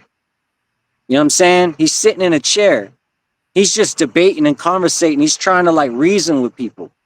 Hey, but This is look the though. Hey, perfect but look guy to get though. rid of. Look though. Hold up, Dwayne. He got a shirt that say freedom on it, but we knowing his freedom to him ain't the freedom that we got in our head. Like his freedom is on some he on some like I hate to say the new far right, but he on some Proud Boy type shit. Like this is our country. Nobody else helped us. This our shit. Y'all the 13%. Y'all the lower class. Stay where y'all at. Y'all women ain't got no brain power.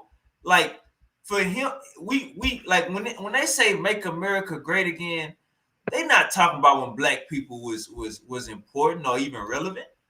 You know what I'm saying? They talking about when everything was for us, by us, goddamn Ford Motors, all of that shit.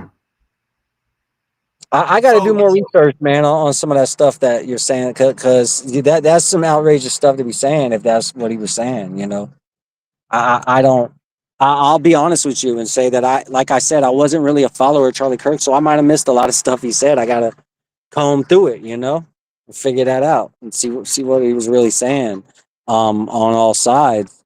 But yeah, based off of what he was doing on the forefront, that's just where we're at, man. Where like people are gonna get offended, and you gotta watch what it can happen to me, man. Well, I could start saying some stuff. Somebody's like, "Yo, this guy, what he's saying about the Bible, he's gonna ruin everything." Like we need to off this dude, and that can happen. That can happen in any one of us if we're preaching truth, and it's gonna get in someone's way.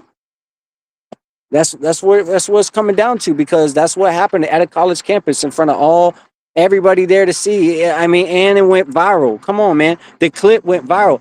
I didn't look for the thing. It popped up on my feed. I didn't even know it was gonna happen until it happened. It was too I couldn't even unsee that shit. So I'm like, yo, like, and I think that there's a purpose behind everything. I don't believe in just random stuff. There's always a reason that things happen.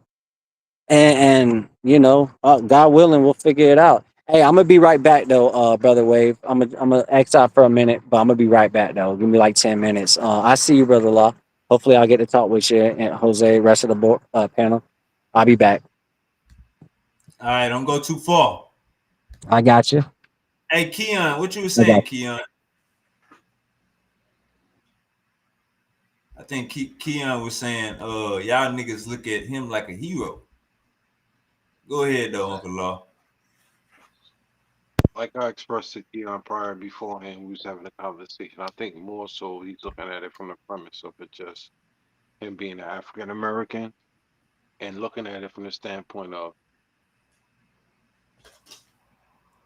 this is my brothers and sisters that are getting killed.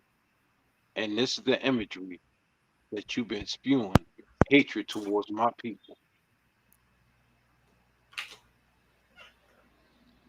Yeah, brother La, but them same individuals who saying that have nothing to contribute to the cause of black power. They have nothing to contribute. They are religious nutcases who running around.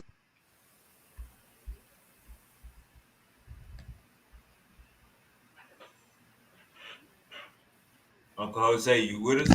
Not so? Yeah, is that the Hebrew Israelite? That's the Hebrew Israelite brother, Jose, right? yes, Jose, basically, I'm just going to say this, Jose, because it seems like a lot of people want to run around the bush and things of that nature. It basically boils down to having a premise where you can somewhat isolate being a Christian, being a Muslim, being what you quote unquote define as a Jew, et cetera, between us as being melanated people from this diaspora of in America, being African Americans, and everybody else that we perceive as somewhat being the opposite. If it ain't for African Americans and the hardships that we go through, fuck everything else. Suffer the law for me speaking that way, but forget everything else. Some people are cool with having that mindset, where others, they entwine their religion aspects, their religious beliefs, their faith, things of that nature. When does it come to a point in one individual's life where they can separate the both? Do we define that as having lack of growth or being wrong? How do you define that?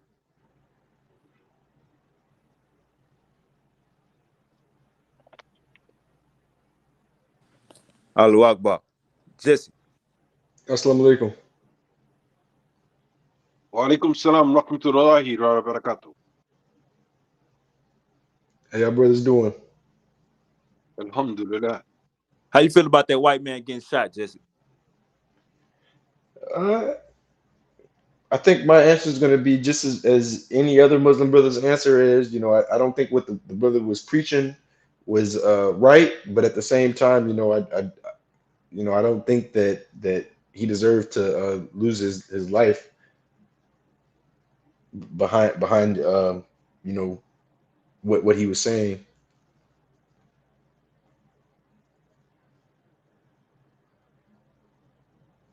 So I feel bad for the brother's family. I feel bad for how he was taken out. May Allah have mercy on the brother's soul, and may Allah protect his family.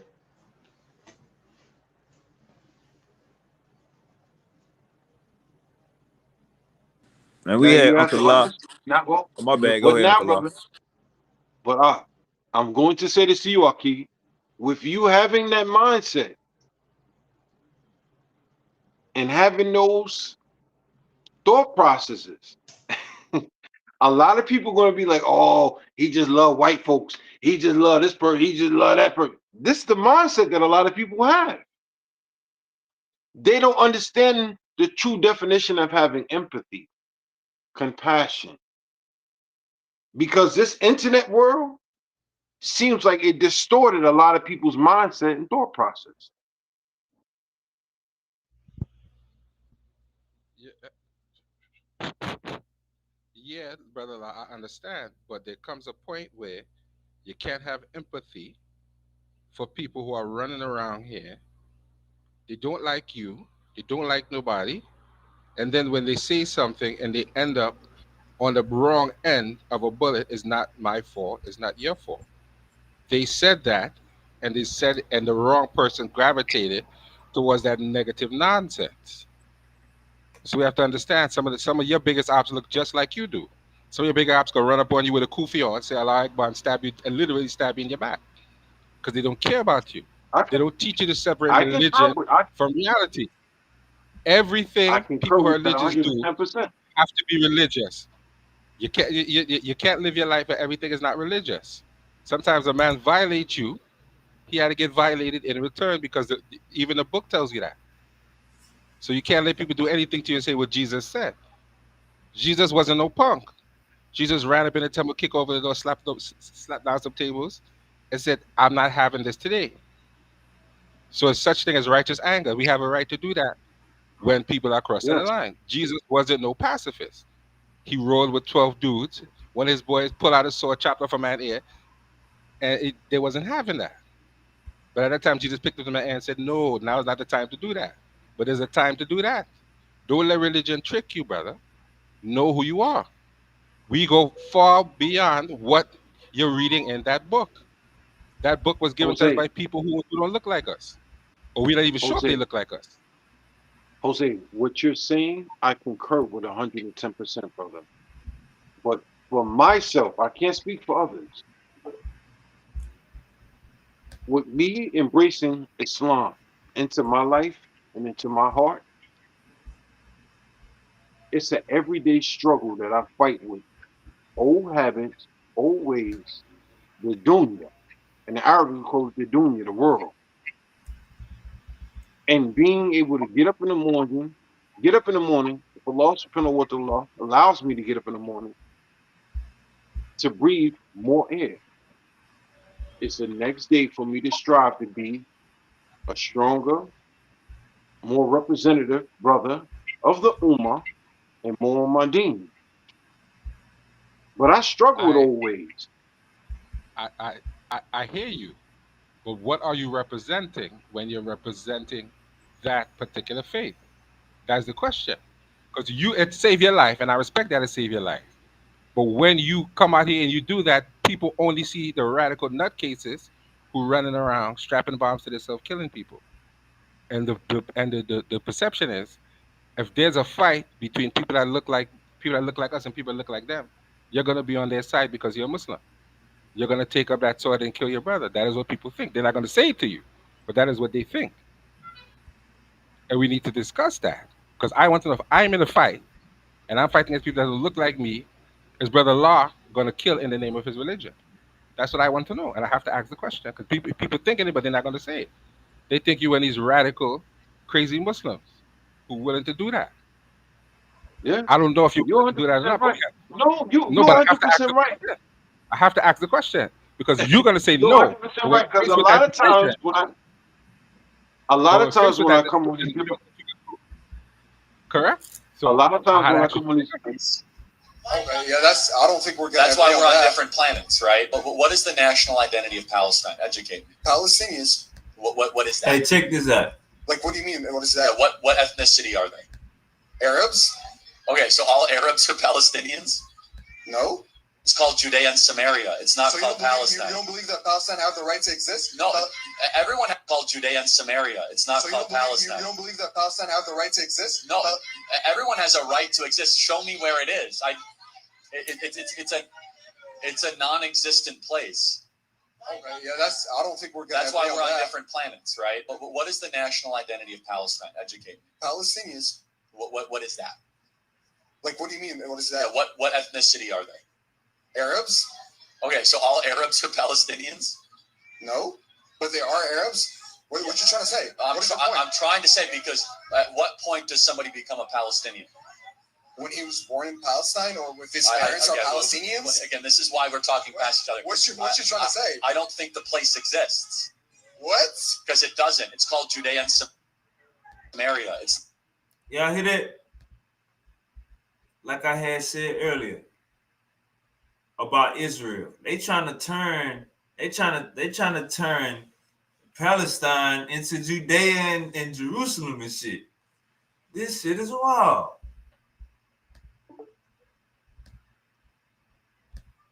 Well, wavy. That's when religious nutbaggery comes in again. When two people are fighting over a culture that doesn't belong to either one of them, because the original people didn't look like none of them. You coming from quite Europe to take half of a land from people who think they own it, and they are European too.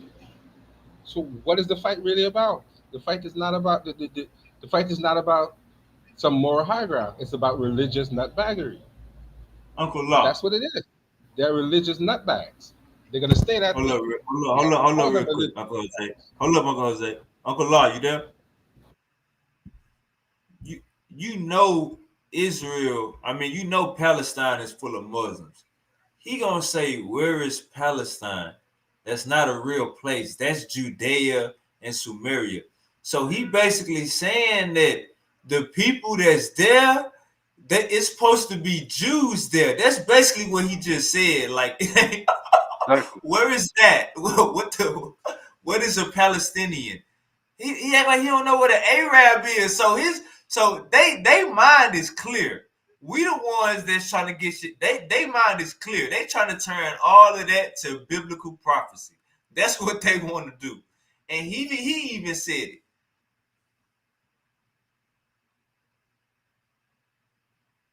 Foolish. How do we deal with this, Uncle Law? How do we deal with this shit? They trying to exterminate the Muslims. That's the only way you can look at it.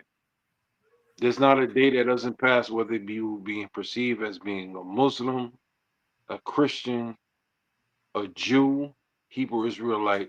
What's going on over in Palestine is extermination and genocide,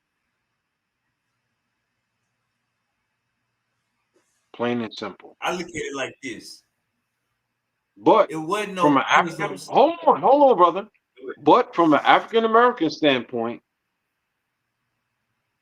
most African Americans, when you engage in a conversation, can care less.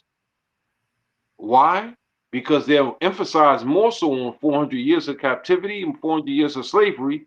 And they're saying, well, this just happened in 2024 or 2025. So what about the other 398 years that we had to deal with our ancestors and this person, that person?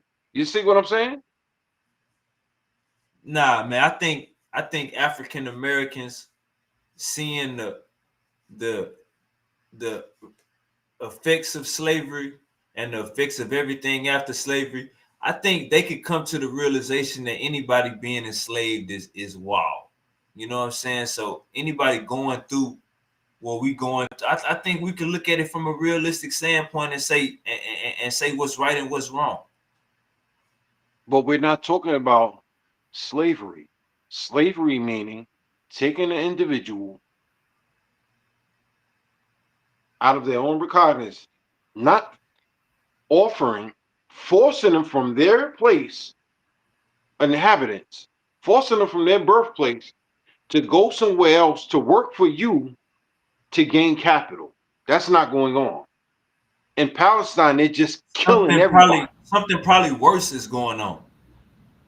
They're just killing women, Yeah, guess what? children, men, civilians, everybody. They just want to kill everything moving, cats, dogs, everything got to die. Everybody and Uncle everything got to Law, die. Uncle Law, it's a Yeah, food but shortage. guess what? Hold on, Uncle Jose. It's a food shortage going on out there. So the places where they dropping the Not food just out, there. Not just there. hold on, real quick. The places where they dropping the food outfit out there, they bombing them places. Yes. They shooting them spots up. So Yes. it's like, go ahead. Hospitals, drop points for food, things of that nature. They're innocent people, all dying. They want to eradicate any Muslim, whether they be a woman, a child, a man, whether you be perceived as being a radical or not radical. If you're in the realm, in a, excuse me, in a region of Palestine, born and raised, that is your homeland. This is where you were born and raised. This is your land. You don't belong here. We don't want you here anymore. We killing everything moving. That's what it basically boils down to. Yes, brother La. But the book that they read, the Bible says, when God got upset with the Canaanite people, he told the Israelites, Go into the land and kill everything. Kill the baby calf, kill the baby goat, kill everything. So they read that and quote that back to you and tell you, Yahweh said to kill your enemies, and that is why they are doing it. They are justified by their book. Their book tells them you can do that in the name of your deity. It all goes back to this religious nutbaggery. And this Now, this Your book Jesse, hey, says this that. was now, wild. Hey, let me tell you something, Uncle Jose. This was wild. The Christians are between a rock and a hard place because it's like these Jews. You bombed 6 other countries this year. Y'all doing this radical wipeout. The Christians is looking at it like, damn, do we go? Do we ride with y'all? Do we? Damn, we follow the New Testament too. You niggas is trying to bring prophecies today. So the Christians are in a rock and a hard place off of what Israel is doing. But it's the same book, Wavy. The book was written supposedly Nah, it by ain't. the It ain't the same people same. who are It ain't the bombing same book. everybody. It ain't the same okay, book, Uncle so Jose. It is the same okay, book. It ain't the It same was book. written by the same people. It ain't the okay, same It was Jesse, book, Uncle written Jose. by the. It ain't the same It book. was written, but it was written by what we're calling Israelite people. They Jose, wrote those books and they were put together. Jose. Now, Paul was brother, an Christians my Israelite. didn't write my my, nothing. my question is this: that being the case, how do we separate being a Jew and a Hebrew Israelite? How do That's we a good separate the question two? because apparently the separation is black Jews just do what white Jews do. Hebrew Israelites have a whole nother radical philosophy that's different, whereas they don't like Africans. They got to wear fringes and all this other craziness that the people who we call Jews don't agree with. They don't do that. That being the case, also, Is two different philosophies do from they the both same book, follow the though. same book? Do they both read the same? Do they not read the Torah? Do they not look at the Angel? All of them read the same book. All of them read the same book. All of them read the same book. But apparently, for some reason, Nah. They their all they all comprehension of the ain't they book is all ain't reading the same book, Uncle Jose. A Jew is not reading the goddamn they Bible. are. A Jew ain't reading that shit. The first 5 books of the Bible We is talking the about the Torah. whole Bible. So they all not reading the same book. They all ain't got the same ending. That's what I'm saying. You saying they all reading I'm the same talking book. about. Well, I'm speaking about in if they regards read to it, the if they read in the Torah, if they read in the Torah, they read in the Bible because the first the five Torah, books the of the Bible is Angel, the Torah. the Tanakh. All of these books are followed by It's the Hebrew same book. Israelites and Jews. Correct? It's the, Right. it's the same book when you're talking about right. Nah, You nah, do- you nah, have nah, the Old nah. Testament, Nah, when the you New said Testament is the same Christianity, books. when you said Christianity, you was like it's all the same book. Nah, Christians follow that New Testament. It They is ain't out here. They not out here trying to capitalize on America and doing wild shit. I think right. But the first 5 books of the Bible is still the Torah, I so they're think reading the same They book. not to read be that. That honest don't with mean it's you, the same. That if a Jew don't read the whole Bible, you can't say they all reading the same book. A Jew don't read the Yeah. whole Bible. The first I think what we're when they doing read the first 5 books of the Bible, so that counts. That counts. Do they I read? think That Do what they we're read counts. the rest of them? Do they read the other 60? I I guess think what We so. we, can't I simplify. would think they It's would. a reason why a Jew is not a Christian. It's a reason why a Muslim is not a Jew. They not reading the same books. I think what we're doing But now guess for the what? most part is conflicting ideologies and premises and mindsets on religion and being a white supremacist. I think we're trying to. They're the same thing. They're one and the same. But they're one and the same. Because all of them white nationalists love Jesus more than you do. They read the book more than you do. They quote the book. They got crosses on their Grand Dragon uniform. So it is the same thing. All of them read the same book. Muslims are Oh, supposed to read the Bible too. are They're we? supposed to Yeah. have respect for the Torah Are we? because they say the Prophet Muhammad swore upon the Torah, and he hung out with Jewish people. So he was not one who had a problem with Jewish people. So why do you have a problem with Jewish people?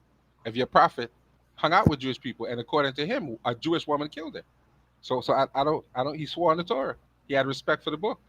He had respect for the Bible too, and he told you to have respect for it too. Indeed. When it was given to him, the angel told him to read all the books, not one of the books.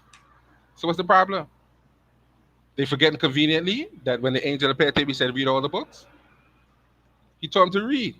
It couldn't have been the Quran because the Quran wasn't written yet. So he Nah. told him to read all of the Hold on, books. Uncle Jose. Uncle La agree with you on that point. What I'm saying is a Jew don't give a fuck about the Quran or the Bible. That's what I'm saying. But they should, Depending on what because Jew of you're course, talking because about, are we speaking about a Zionist Jew? Or are we talking about? Any Jew, any the ones over there right You now, can't. listen, they don't You give a can't say damn that. about the Bible or Quran. You can't say that, brother. You can't say that. Go ahead, break it down. because I think I agree with you. But the fact of the matter is, if you are the original people, you should respect the writings because according to what we understand historically, those are the people who wrote all of the books, not the Christians and not the Muslims. So you're pissing on your ancestral history when you don't read the whole book. According to them, they wrote the book. That's what they say. We wrote the book. It's our book. What All you those books come from us. what you was about to say, Uncle Law? Break it down why you disagree. No, I concur what he's saying, but I think more I'm talking so about what I said. What I said. because of what I see here in New York. Meaning, there's a place in Brooklyn called Williamsburg. When I tell you the whole community is owned by Jews, Azanaki Jews, they have their own hospitals, they own police department, they own everything. And a lot of their ideologies and mindsets from Jewish brothers, whether they be white, black, Chinese, European, non-European, they all have the same ideologies and mindset. That what's going on over in Palestine is primarily Zionist Jews. I don't want to really go too more so in depth in breaking down because I know your page is somewhat monetized and I know it's certain things I don't want to use. Nah. You good? You good? We can get into it, but then we will be playing the game of who is the real Jews. Nah, we can't get into it, brother. Respectfully, we can't get into it. Why? Come on, Uncle Because Law. Good. listen, hold on. The reason why I say that, brother, we can't get into depth and digging into it and really speaking the way we really want to speak. Because one, you use this platform for yourself and marketing, meaning selling merchandise, things of that nature. If I go into depth, that won't happen anymore. All right. So look, just to be clear, what I said was Jews don't give a damn about the Torah or the Bible. I mean, my bad. Jews don't give a damn about the Quran or the Bible. That was my point. Then you said not all Jews, you know what I'm saying? And you was basically saying it's a split, right? What I'm saying to you is this: it's not about adding the Torah or speaking or characterizing them as Jews or Hebrew Israelites. It's a bigger spectrum, it's a bigger picture. It all boils down to money, So do greed. you think Jews give a damn about the Quran or the Bible? To be honest with you, some do and some don't. That's not for me to care about. That was the question. That was what we was talking No, about. Uncle Jose yes, say yes they do, and I'm saying nah. Jews don't give a damn about it. That was the topic.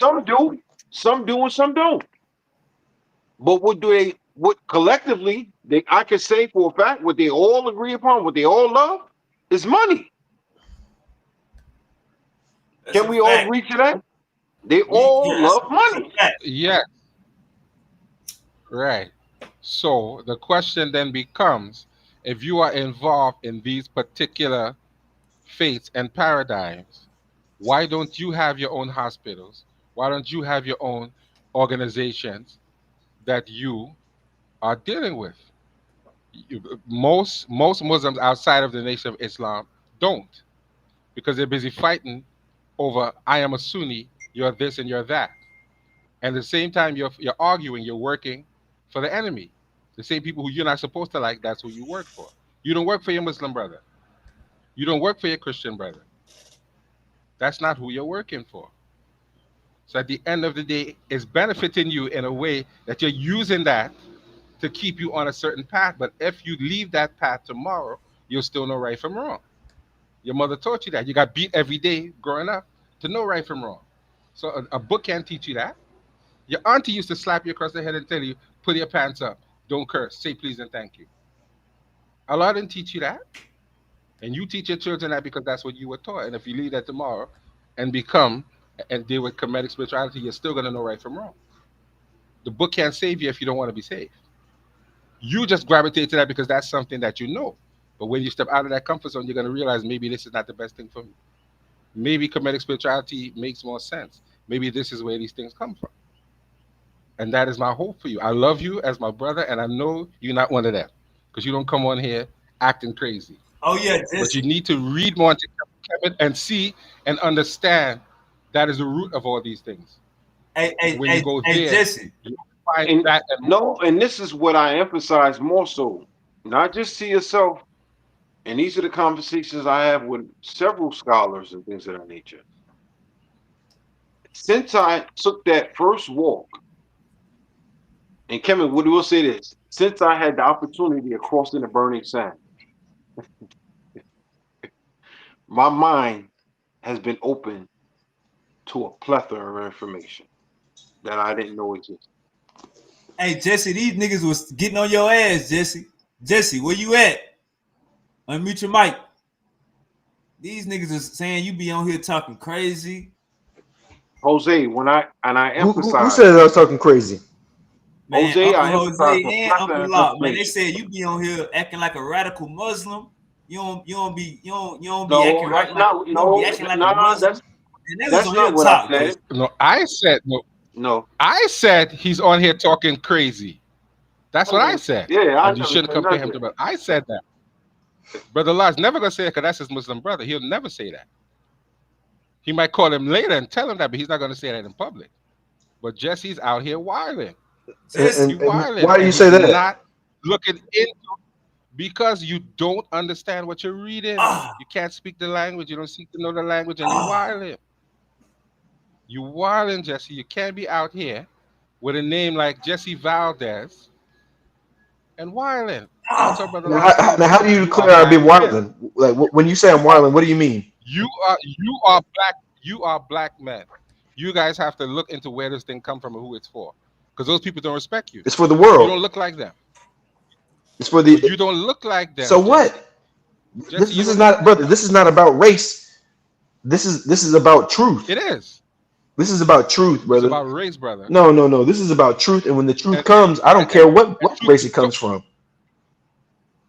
and truth be told, Jesse, the Prophet Muhammad was for his particular tribe, the Quraysh tribe. He took over from his uncle. He was running around killing everybody to spread his tribal message. His tribe was the first thing on his mind. He was the leader of that particular tribe. You have to know that. When people run around chopping people's head off, that's not.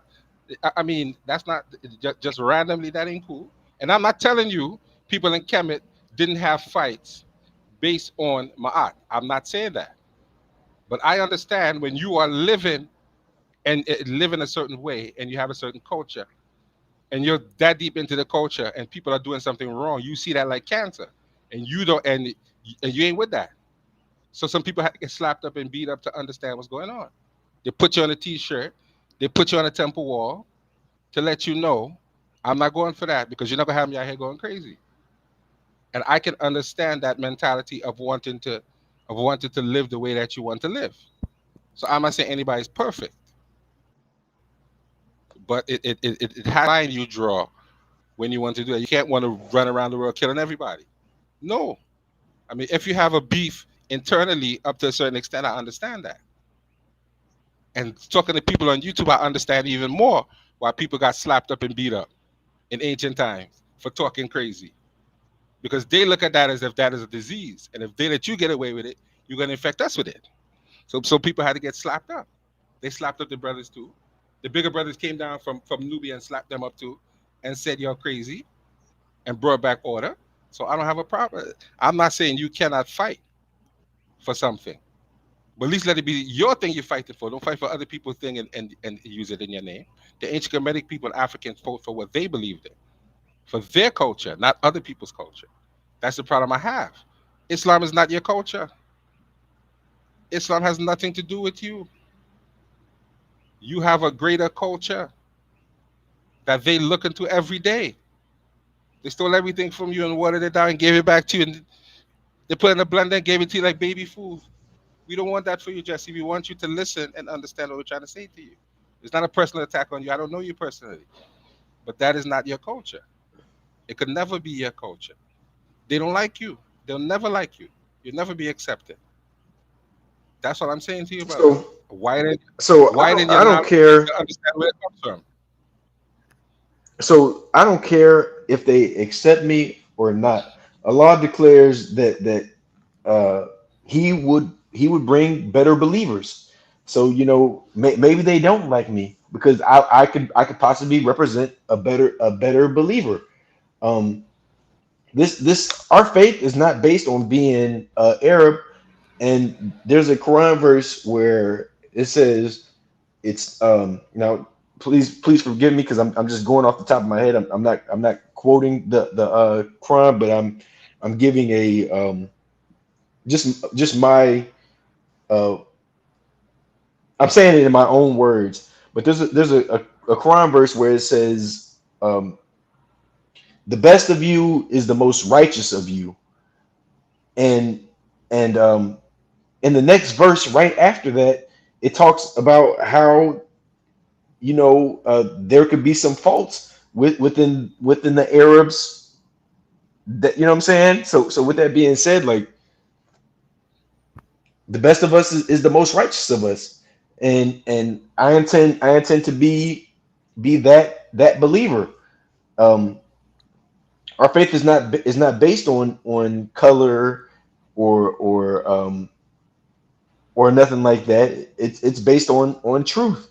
Now, I came from originally I came from Christianity, and as a Christian, I already had faith in the stories of Abraham, Ishmael, the story of Noah.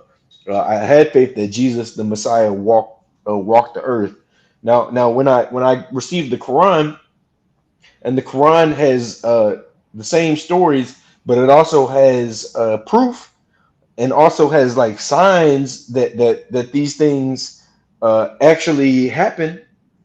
You know, it was a no brainer for me to revert to Islam, regardless of who delivered the message, because if the message is true, I'm going to follow it. I mean, brother, this might be a test for you, where you might have a nationality thing going on, where you want your message to be delivered from someone who looks like you, but I mean, when the truth comes, brother, you should take it Uh, for the truth, and not because of the Okay, color of the skin the person has okay. has.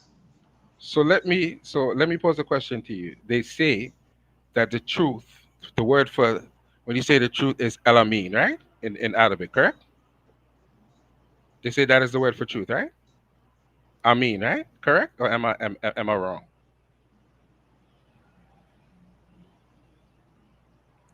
Jesse? Right. Is the right? The word Amin is the word for truth, correct? In Arabic. Uh, So to be real, it, I'm not gonna. I don't know, right. but I just My know that understanding the that word that, that right. My it, understanding it is could they be use that possible. You word might to be mean right, but I don't know. right. Right. They use that word to mean the truth. But the word comes from ancient Kemet. It's Amun or Amin. It's a Kemetic deity that they use at the end of all their prayers. Christians say Amen. It's the same deity. So if it's pagan, why are you using that word in your language? Where did they get it from? And that's the question you have to ask yourself. They're stealing the culture and feeding it back to you. You don't even know. So you have to dig deeper. Don't let nobody mislead you. You don't know that Islam is the truth. You believe that, but you don't know. You've never seen Allah. You've never spoken to Allah, so you don't know. That is a belief. You can't quantify Allah to me at all. But if I go back into Kemetic spirituality, I can quantify what the deities are because the language tells me what they represent. They tell me that Ra deals with the day. They tell me that Ra has a connection to the sun. We know that. We know that certain deities are air and moisture because it says so in the text. And that is why you need to read more and dig deeper into your Muslim text because then you will see similarities between other texts. And that's what I want you to understand. Don't just follow something, learn the language and try to understand what it means because when you do, you'll probably be surprised that what you think is not what it is. Because when I started studying and started to learn the language and started having people break the language down to me, I started to understand the nice romanticized version of Kemet I had wasn't true. That people got hurt and some things happened. And I only learned that because I started to learn the language. And that is why I always tell people learn the language of the culture that you respect. Then you will know what you're dealing with. Don't let nobody give that to you. That's not good, Jesse. That is how you get in trouble. That is how you get in trouble, brother. You end up in trouble because when they ask you simple questions about the language, you don't know what it means. There's a brother who comes here all the time named Brother Sekou who said he grew up in I forgot what country it was, Liberia, and the man said we used to quote Arabic all the time and we never understood what we were taught. We never understood. We never taught what it meant. You asked them, they said it felt good. So you're walking around saying things. When he learned, he stopped being Muslim. They just said it feels good. Don't ask me what it means. Shut up. And later on, he found out this ain't right. Something wrong with what I'm saying. Same for me. He was just they were just quoting Arabic, and he didn't know what he was saying. And he said, "No, this ain't right." Then he It started to look at the feel leader. good. It But feel good. but he said that's what he told him. It feels good. Don't ask me nothing else. That's what he said. They told him.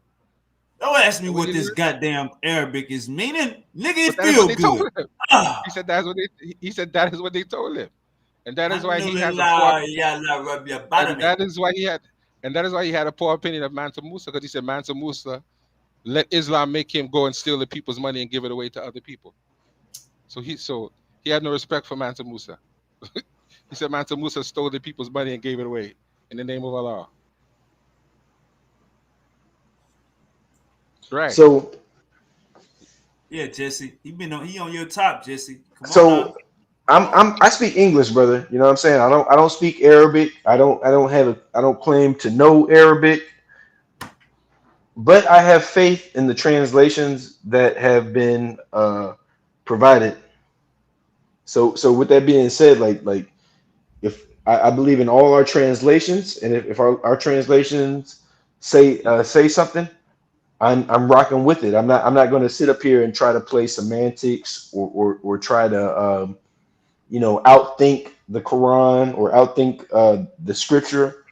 And low key, like if a brother who speaks Arab or speaks the language of the Quran is telling me something different than what my English translation is going to say, I'm siding with the English translation.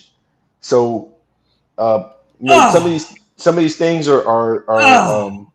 kind of concrete for That's me, that's and not good, and Jesse. and I, Jesse, that's I not good. that's it is good. Jesse, that's not good. That's not good. That ain't good. Because if Jesse somebody say it know the is language good. and they tell you something is wrong, you should listen to the person that knows. Just like when No, people because tell they me things because about mental just nature, because when people just tell me because things someone about mental nature, I claims listen. just No, because someone no, I claims know to people. know just because I someone know. claims to know the you want to finish? I'm telling you, I run into people who I know mental nature, and they tell me, "Don't do it this way, don't do this, don't do that," and I try my best to listen because I know they know better than me. Although I'm still hard, I still go against what they're telling me. But when you bounce up someone who knows it, you should listen to them because belief will get you in trouble. Because there's people who believe that Jesus Christ and believe they Satan, and that don't make them right because they believe that. They're in men's institution drugged up now because they believe in things. Belief will lead you down a horrible path. You should know for yourself, brother. It's your soul we're talking about. It's not a game we playing, bro. You need to know. And if you don't want to know, they need to be prepared for people to criticize you for not knowing and not be as nice as I'm being right now. Because I don't think I need to curse and scream and yell at you, but there are other people who are not going to be as nice as me, and you got to be prepared for that. If you choose not to know the language, because people are going to come at you and say you're wrong, and you can't argue if you don't know the language. You can't make an argument because you don't even know what they're saying. You're just saying I believe, and that sounds good, but you can't mount a proper argument because you don't know if they're right or wrong. You just believe that they're wrong. And on that note, my brother, I've been on here talking too long. So Super Wavy, I'm out of here. Thanks again, brother Jesse. Don't take it no way. I love you as my brother, and I want to see you prosper. So I think you should learn a little bit more, right? So on that note, I'm out of here, right, my brother? Peace and blessings, man. Peace and blessings.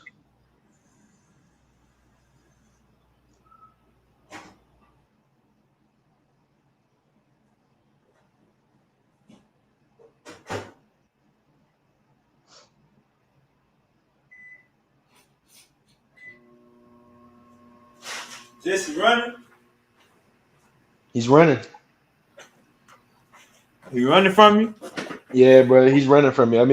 What can you say, bro? Like, what you gonna tell me that I should take man's word over the scripture that has already been laid out? I mean, that's a serious problem because ultimately people have their own biases. People have their own agenda they want to pull forward, and sometimes these brothers might not, maybe they know like Arabic in a maybe they know Arabic to a level, but the language has like layers. There's layers to the language, and if you don't know it, or if you miss something, a part of the layer, it will throw off. It will throw off the whole meaning. All right, hold up, Jesse. Uh, Uncle, Uncle Indigenous Black Man says, ask the Muslim, why is Jesus in the Quran more than Muhammad and their other leaders slash saviors? Huh? Say again. Can you look at the screen? You see that comment? No, I can't see it right now. All right, I'm, it I'm moving says, around why this is stuff. Jesus in the Quran more than Muhammad? Why is the Quran more Why than is Muhammad? Jesus in the Quran more than Muhammad? Stop trying to waste time to Oh, think, but because the trying Quran the to think. Quran is not about the Prophet Muhammad. The Quran is a revelation about what came before it. So I mean, uh, the Prophet Muhammad doesn't talk about himself in his scriptures, and he is simply just a messenger. The Messiah Jesus and all the previous prophets are a critical part of our religion, and the Prophet Muhammad kind of prepares us for helps us better understand the Messiah Jesus, while also in the Hadiths it also prepares us for the return of the Messiah Jesus. All So right, so ultimately, Jesus is a critical figure in the faith, and so your answer is Jesus is more important in the Quran than Muhammad, right? no, I wouldn't say that, All but right. So look, this the question. The question is, ask the Muslim, ask the Muslim, why is Jesus in the Quran more than Muhammad? That's the question. because Jesus is a central figure to our faith. He's the Messiah. He's very important. My scriptures is the previous scriptures or my scriptures is a confirmation of the previous scriptures, and the Prophet Muhammad does not talk about himself at all, pretty much. So I mean, this Quran is not about the Prophet Muhammad. this Quran is more about Allah and a confirmation of the previous scriptures.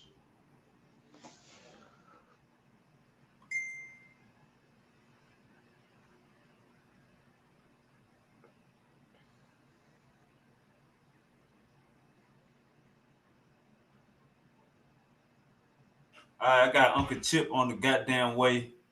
Uncle Chip on the goddamn way. So Jesse, you feel like Charlie Kirk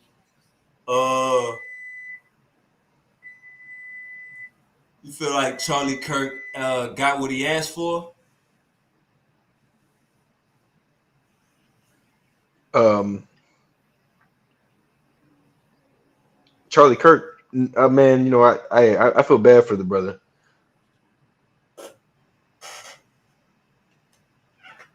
Do you think he got what he asked for? Uh, I don't think Oh, that we brother got was Uncle asking Chip in the asking to. building. We got the elder I don't think OG that brother Uncle was asking to Chip. get shot.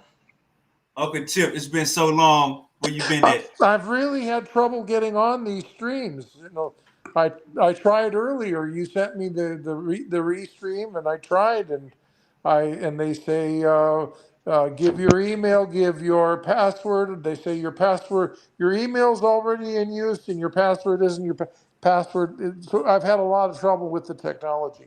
So so Somehow I so I'm gonna managed just today. I'm gonna just start sending you the YouTube link for now. Okay, So all right. man, Charlie Kirk, man. They haven't found the killer. It's been about 24 hours since the shooting. What the They hell know is who it going is. on? What is going on, Uncle Chip? They know who it is, or they will know. They've got good pictures. They've got Okay. good pictures of him, and somebody's going to reveal him. So he'll be arrested very soon. What do you think this is all about, man? You think it was from the top up I think it was a trans activist, or what? a transsexual activist, someone from Damn. the in the colloquial word, it's going to be a chick with dick. Damn. What you been looking at? TikTok, Uncle Chip?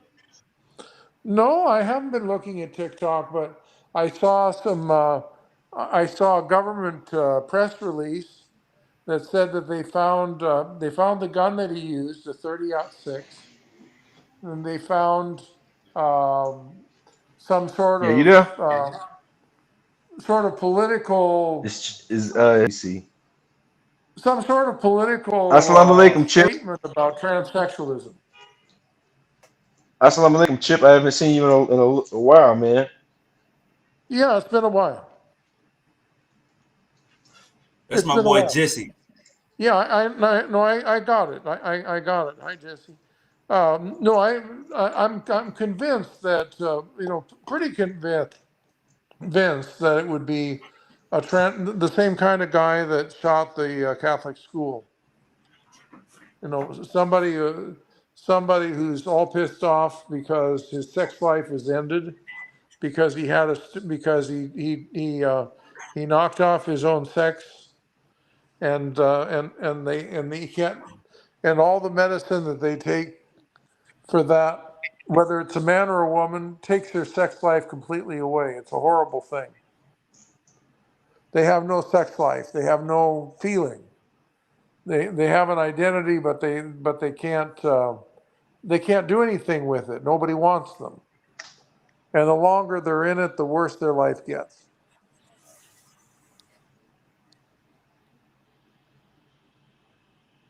Do you see it any differently?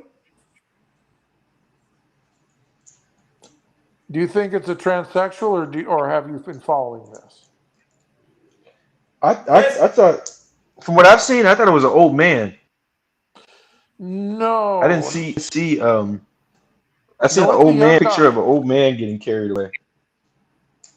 Right. That was very, very early on.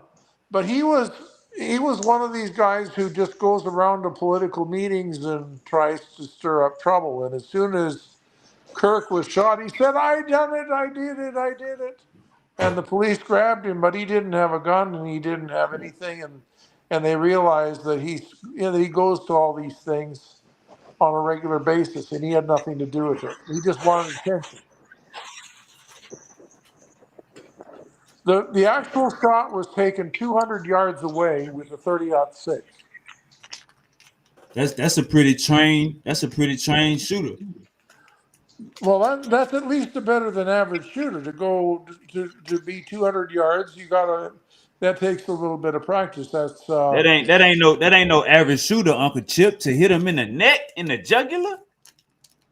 Well, let's see, at 200 yards, that's a skilled shooter.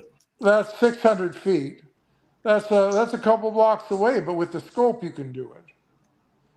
He would need some practice. He'd have to zero in. I mean, that's a good shot for a deer. That's a good shot to kill a deer. Right. I agree. But it's not, it's not like a mile away or something. He's not some Superman sniper. But look, Uncle Chip, the fact that he got away, the fact that he got out of there, that shows some skill right there. Well, I mean, I think he planned this. I mean, they knew, the guy knew where Kirk was going to be. They knew where he was going to set up. He scoped this out ahead of time, and he found a place on a roof or on a fire escape or some other place where he could set up, and outside any zone where people would be checking. And Charlie Kirk is not the president. It wasn't like they went out and looked at all the windows and checked all the shooting points. He didn't have Secret Service protection. He just had a couple rent-a-cops. So I mean, he wasn't any publicly protected figure. They could get him at any school. Probably this is a guy who knew the Utah Valley College. It's probably a student there or an ex-student there who knew the college, was against Charlie Kirk, probably somebody who's like a disaffected Mormon or something like that, somebody who is completely against the culture around there. Because most of the people would be in favor of Charlie Kirk. They would like him. So I mean, this is somebody disaffected, and he was young. I've seen the picture that the press released. All right. Let me show you this, and let me know if you think this was an inside job or planned.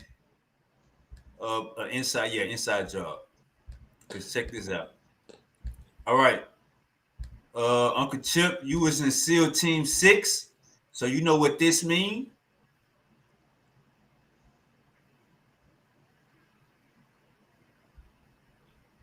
So you know that tap on the shoulder right there? Take command.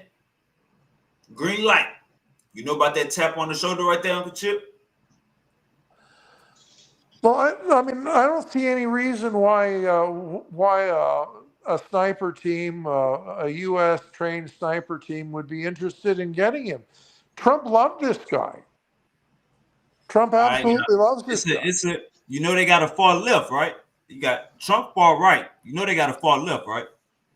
Sure, but most of those guys aren't SEAL team. Very few are check SEAL this out. team. How many massacres there have been? Check this out. Now look, you got this white man right here. White shirt, white hat. He got his phone out. You see that, Uncle Chip? I see it. All right. Now, Charlie is in front of him. Now, right next to him is Charlie's security. Watch what he does.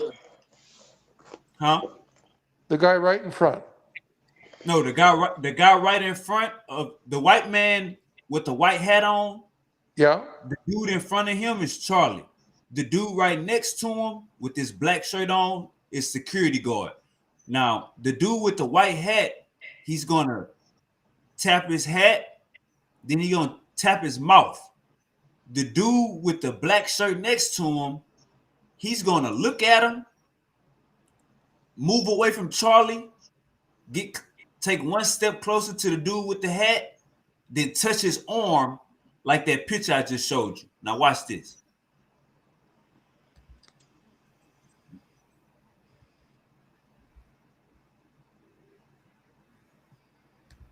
All right, let me run it back. So is Charlie the guy in front? Yes, Charlie's sitting down. He on stage.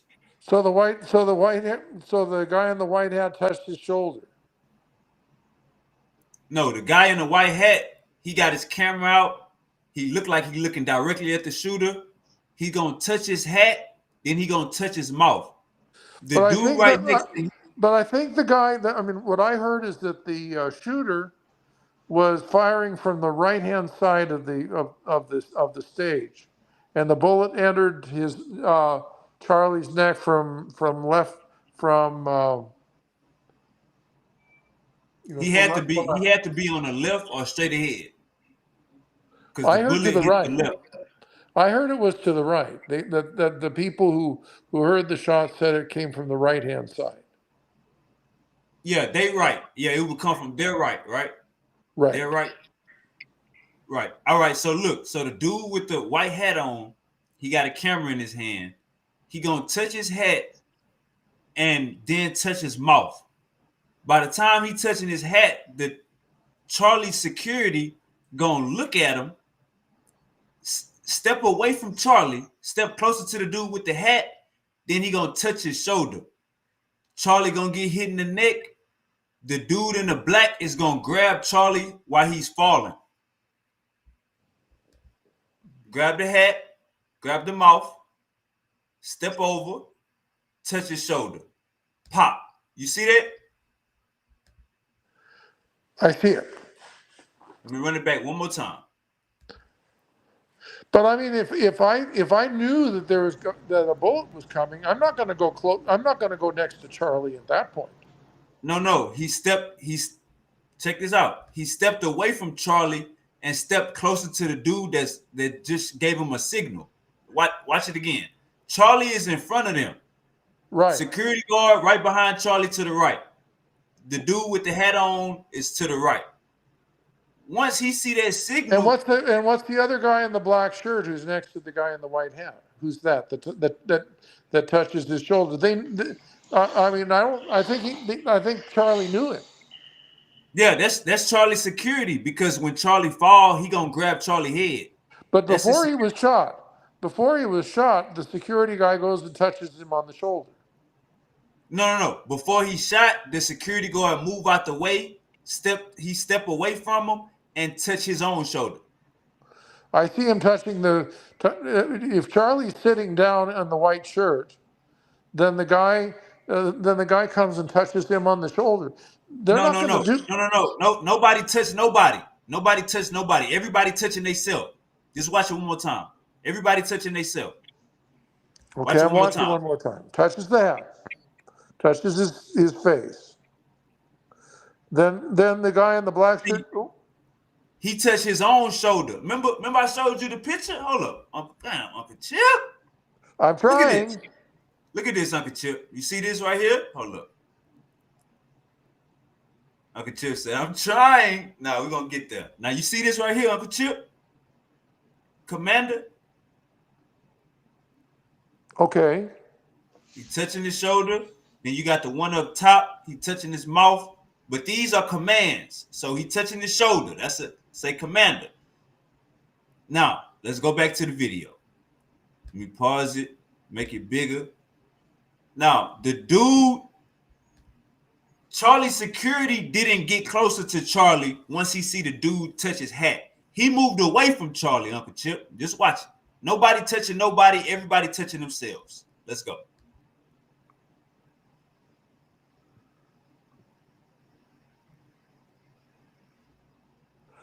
You see that, Uncle Chip? But I see the guy in the black shirt reaching down and touching the thorax of Charlie. No, That's Uncle what I Chip. see. Uncle Chip, listen to me. Whatever you think is happening is not happening. You got to listen to me. Nobody touching nobody. The But dude in the white play hat. the thing again, and I see that I see a guy with it in the black shirt who, before Charlie reacts to a shot, is reaching down and touches his thorax. It's touched the thorax, and I see the neck, and I see the head jolted by the bullet that comes in. That's what I see. Hold up, you said touch the thorax. Right. What that mean? The chest area. You said The he right touched his hand, chest or the he right touched Charlie? hand is going down and touching Charlie's thorax. Like he steps forward like a half a step and just reaches over like a friendly pat, like just below the shoulder or on the thorax. That's what I see. Oh no! All right, so look, Uncle Chip, on this video, you from the angle, Uncle Charlie is. I mean, from this angle, Charlie is closest to us. You got his security to the right of him. So let's say we all the way on the I far see a right. guy in a black shirt on the other side of the guy with the white hat. And then I Right. see on the other side of the guy with the white hat somebody else in a black shirt. I see two black shirts. I see Now look, one above The, and the, one the two hold up, on the Uncle Chip. side. The two dudes we looking at are not directly behind Charlie. They're to the right of him. You got me? So the guy sitting down is not Charlie. The guy listen to me. The two dudes standing up behind Charlie, they're not sitting behind Charlie. They're sitting to the right of him. They're standing up to the right of him. You got me? It looks like the guy in the No. white. We're gonna watch the video to show you. I'm letting you know. We're gonna watch All the right. video. All right. Let's watch the video. Touch. Black shirt steps forward and reaches down. Nah. He didn't step forward. Let's watch it again. Yes, he did. Let's watch it again. Reaches forward and kind of does like a tap. Let me run it back. Touch. Black shirt moves. Boom. He steps to his right, so he steps closer to the white hat. Let's watch it one more time. He steps closer to Charlie and touches him. No. I've seen it 5 times. Let's watch it again. Okay, I'll watch it again, but I know what I see. All right, now look at the white hat. Look how farther he is from the white hat. Watch when he see the white hat touch his white hat. He gonna get closer in retrospect. Let's just watch the whole thing. Now that I said it.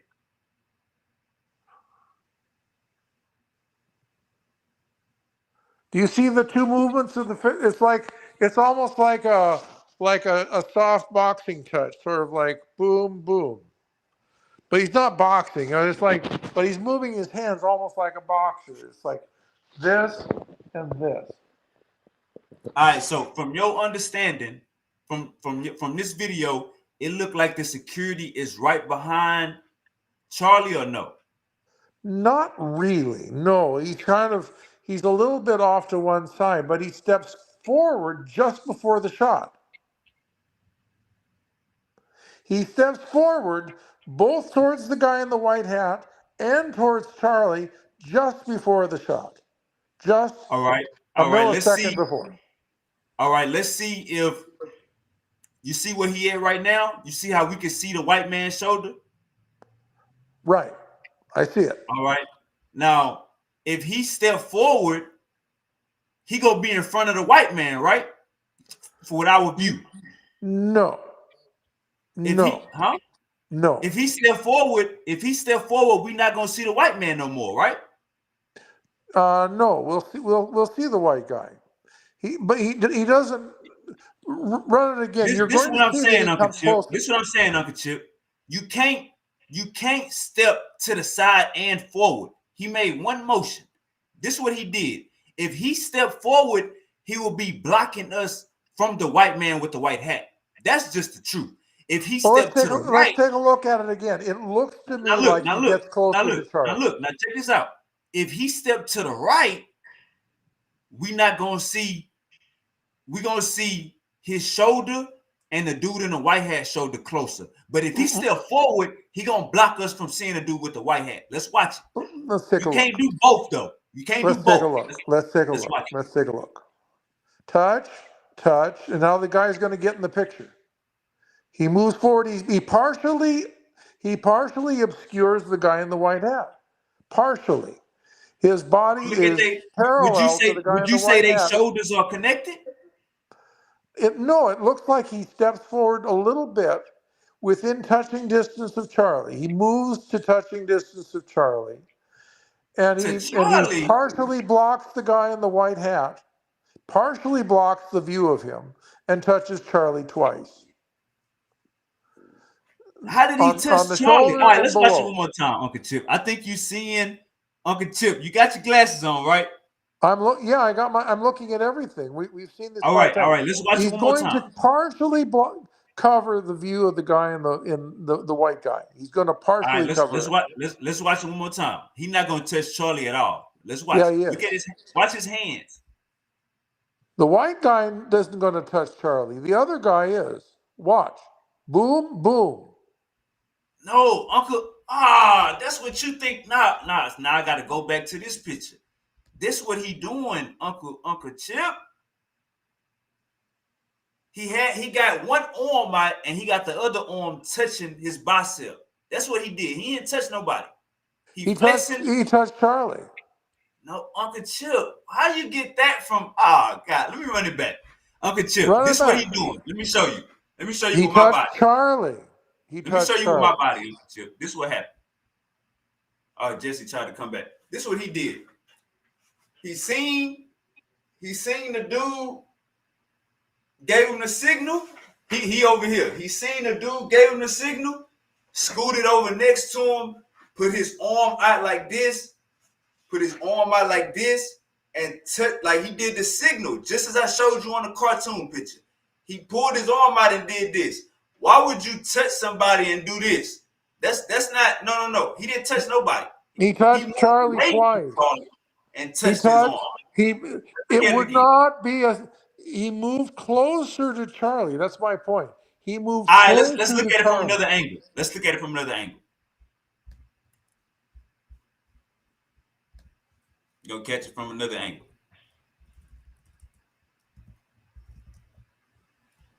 I'm trying to tell you, Uncle Chip, they saying it was planned. They saying it was an inside job. I don't think so. If it was, they'll find it.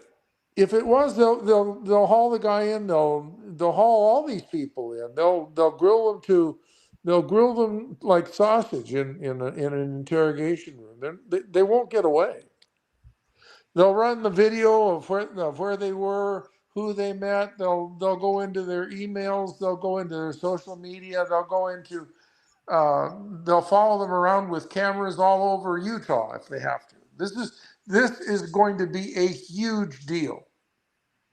This is going to be September 11th level investigation. Trump loved this guy. They were dear friends. Trump loved this kid. He had an unlimited future. He had an absolutely unlimited future. People would have tried to make him president in 10, 20 years. They would try. That was how much this guy was liked. Obviously not on the Democrat side, but on the Republican side, everybody that I know of and everybody who knew about him said this guy was a golden boy. He was the golden child. He had everything. He was everything they wanted. They wanted somebody to reach out to young people. They wanted people to register young Republicans. They wanted somebody to represent conservative values. Everything he did, they liked. There was nothing he did that they didn't like. So it's not going to be an inside job. It's not going to be people around him who were supposed to take care of him who betrayed him. It's not going to be that. All right, look, check this out. I'm waiting for the other view. Check this out. How many mass shooters there have been in America over the last 10 years? Counting or not counting gang violence? Great. You see, he was far away, so you see he couldn't have touched him. Watch it again. This I is haven't better seen angle. anything. I'm watching you, but I don't see any video. Over the last 10 Oh, my screen not sharing? Hold up. Right. No, I don't see what you're trying to show. Oh, give me 1 second.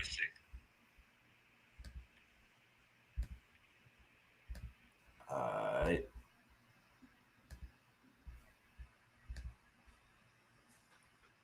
Alright, so you kind of see the distance, how far they is right here. Do you know how many mass Touch. shooters there are in America? Touch. Moves the camera forward, and the guy moves forward. How many mass And the guy in Nah, black moves forward and he touches moved Charlie. closer.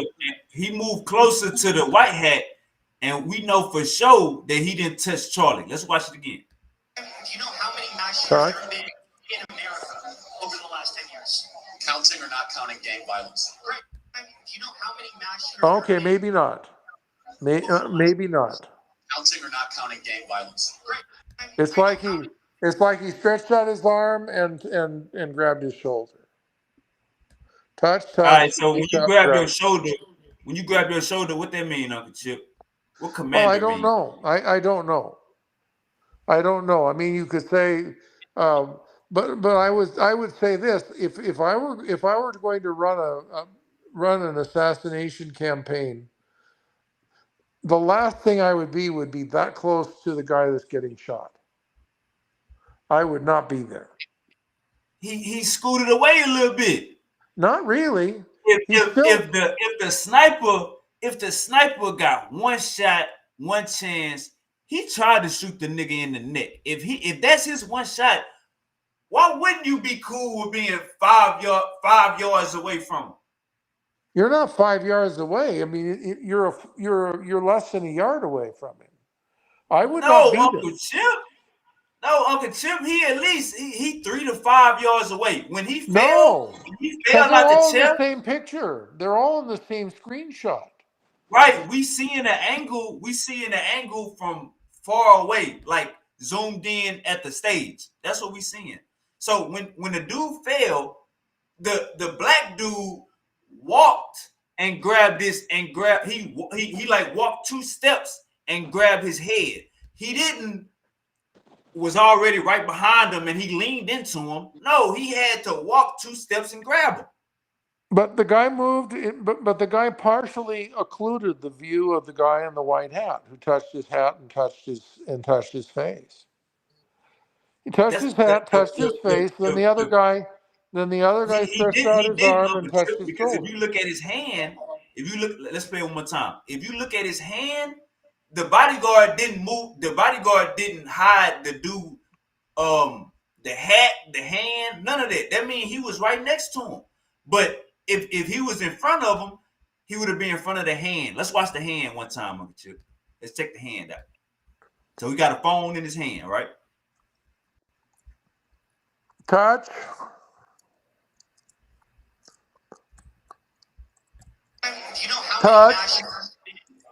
Touch, and now the guy's going to step forward. Charlie leans forward, the guy steps forward. Now, ain't they right next to each other? This is a better view. Ain't they right next to each other?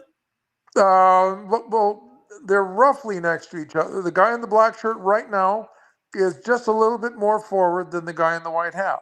Look at their chest. Uncle Chip, look at their pants. They right next to each other. They're basically next to each other, but they're very close to Charlie. They're all in the same screenshot. How they very close to Uncle Chip? You can see. Hold on, let me. Uncle Chip, you see in the distance how far the white hat is from Charlie, correct? Doesn't look like there's very little daylight. Look at the back of Charlie sitting, and the guy standing with the camera. They are. Would you say this? Would you say that's about 6 yards? No way. You can barely see daylight between Charlie and this guy. I mean, he's literally standing right one of them is behind under him. a tent. One of them is not. So you saying they're right next to each other? They're literally. How are they right next to each other if one of them is under a tent? Look at Charlie's back and look at the guy's stomach. Look at Charlie's back and look at the guy's stomach. There's no space. This is zoomed in from an angle. So you see the tent? Is there a One picture? of them is in a tent, one of them is not. How they right next to each other if they both not in the tent? Show me a front view if you have one. Show me a straight on view if you've got one. And I ain't gonna lie to you, Uncle Chip. I think they scrubbed I'm gonna try to look for it one more time, but I think they scrubbed the internet of the direct video. Let me try to find it one more time.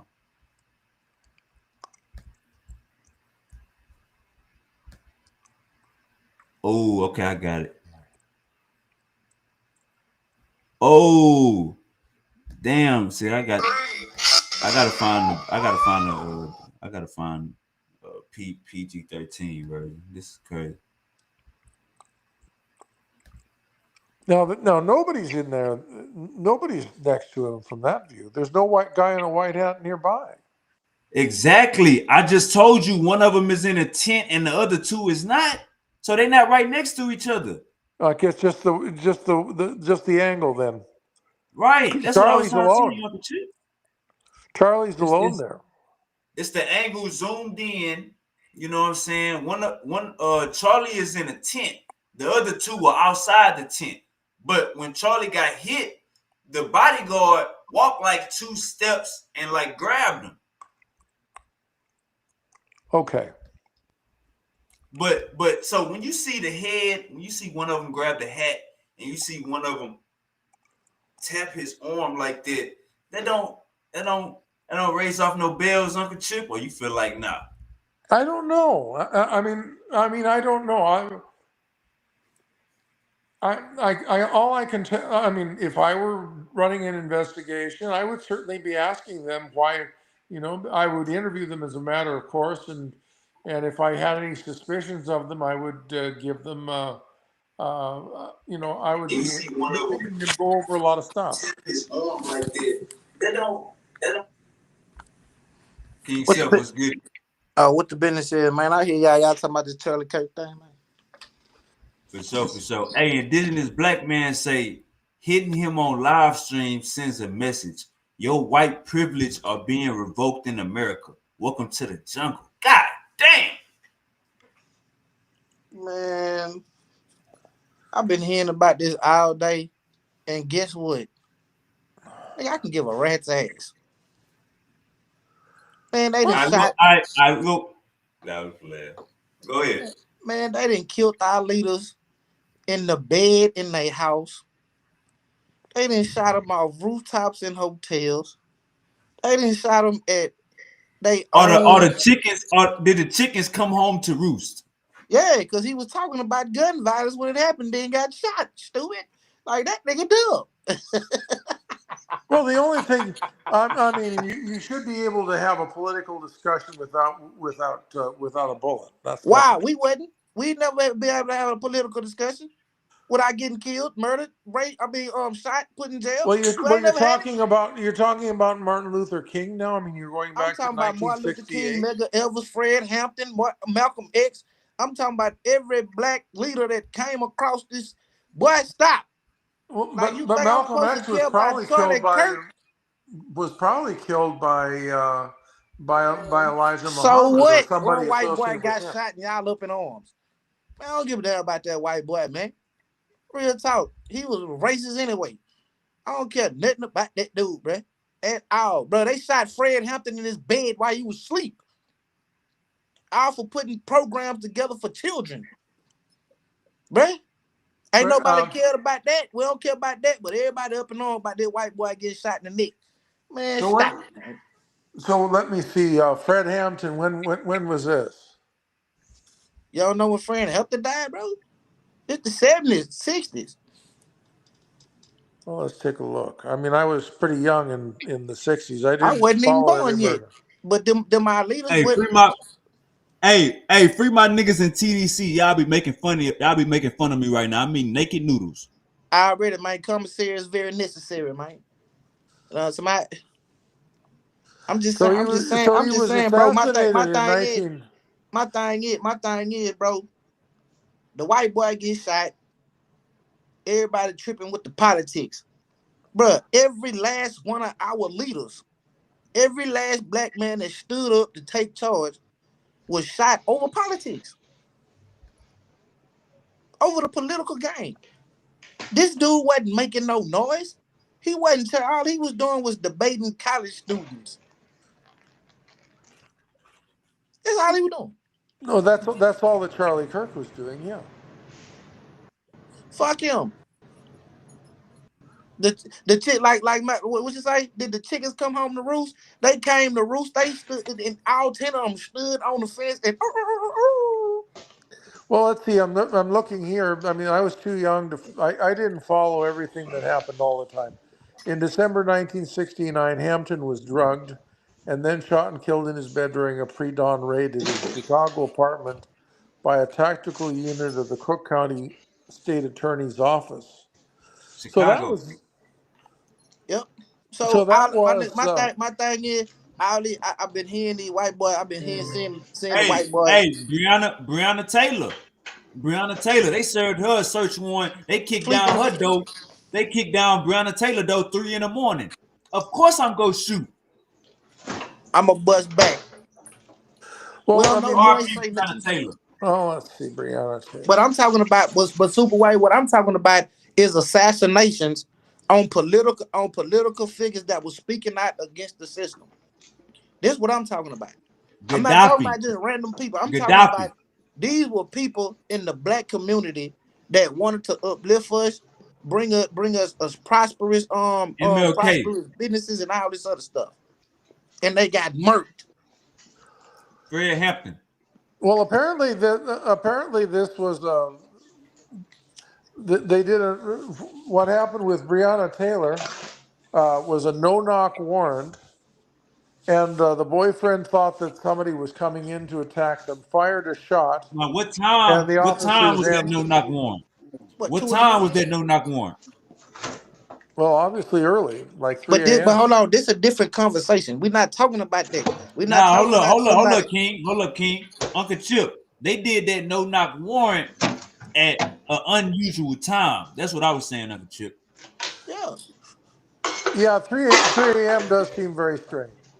It's the only time somebody kick down your door at 3 a.m. You know what time it is. They trying to take your soul. Yeah, they trying to take your life. But look what they did with our leaders. They killed them in the Hey, my bad, King. My bad, King. Get us on point. Yeah, my thing is, bro. They took Martin Luther King out when he came out at the hotel, bro, in broad daylight. They killed Malcolm X at a speech. You see what I'm saying? Man, it's like Medgar Evers got shot in his head, in front of his babies in the driveway, bro. You know what I'm saying? Like, bro, why would I care about this white boy, bro? I don't care about him at all. He didn't care about us. The first thing he hollered is some 1350. 13% of the people are making 50% of the murder. Women. He said black women didn't have no brain power. Yeah. He said black people was doing better in the 1940s under slavery and subjugation. Well, he meant Reconstruction. Well, I mean, you could make the argument that the black family black people did do better in Reconstruction. We was rich, and we was having money. Not slavery, but in Reconstruction with FDR, we did have that money because racism came to bite them in the ass because we couldn't have bank accounts. So we had money under the damn mattress. We had money like a motherfucker. You know what I'm saying? They did because they put their money in the bank and they lost their money. But we couldn't have bank accounts. He said Trayvon Martin. He said Trayvon Martin. Jesse, mute your damn mic. Mute the mute it for me. I can't. Mute it for me, bro. He said Trayvon Martin was hunting George Zimmerman when Trayvon Martin the one got shot in the back. Facts, bro. Why would I care about? He said he don't even care about empathy. He said George Floyd. He said George Floyd died of an overdose. We all seen. Man, hold up, man. Jesse. My bad, y'all. I walked away from my phone. You gotta go to the mosque. I know it. He said George Floyd died from an overdose when we all seen that foot on his neck. We all seen that knee on his neck. Yeah, that's what I'm saying. But everybody up and on because the white boy gets shot. He was a part of taking black history out of schools in Florida. He was a part of that. Yep. Real talk. Uncle Chip. He said black women didn't have no brain power, Uncle Chip. He was a part of all that. He said, Uncle Chip, he said Palestine is not a real place. He said that's Judea. Man, stop it. He said that's not even a real people or place. That's Judea. He was a Christian Zionist. He was condoning the genocide that these so-called Jews is putting on the Palestinians when it's their damn land. Oh yeah, Uncle Chip. When it's their damn land. Hold up, Uncle Chip. Nuh-uh. Stop looking stuff up. Come back here, Uncle Chip. I gotta see your face for this. I gotta see your face. Come back, Uncle Chip. Just a second. Israel bombed 6 countries this year, Uncle Chip. Israel bombed 6 countries, Uncle Chip. Who the fuck they think they is? Where are the sanctions at? Yeah, they bombing churches. Not churches. They bombing hospitals. They bombing schools. They killing children. Bro, what you need them bombs for when you're supposed to be God's chosen people? I thought all you had to do was march around the city with the Ark of the Covenant and shit fall. What God at? God ain't pulling no strings for you, homie? Nuh-uh. This ain't time to read up, Uncle Chip. You been gone. I ain't talked to your ass in 5 months. Uncle Chip, stop looking up what you looking up, because we is right. You ain't got to fact check us. And come back here. I want to see your face. To see what Israel bombed. Go ahead, Israel bombed 6 countries this year. What are the sanctions? Nigga, fact check this. In 1948, the Americans flew Polish Jews to Israel and said, this is y'all state, this is y'all land. We get them people money right now, but they won't give us reparations. We get them people your tax dollars that you work for every day going down. Uncle Chip, I'm telling you, we on your head. You got to come back. You got to stop Googling because you got to shoot from the hip. Fact check this. Know this information. 9/11. Israel man bought a building, $15 million. 9/11 happened. Building 7. He set that bitch ablaze and got $50 billion from insurance policy.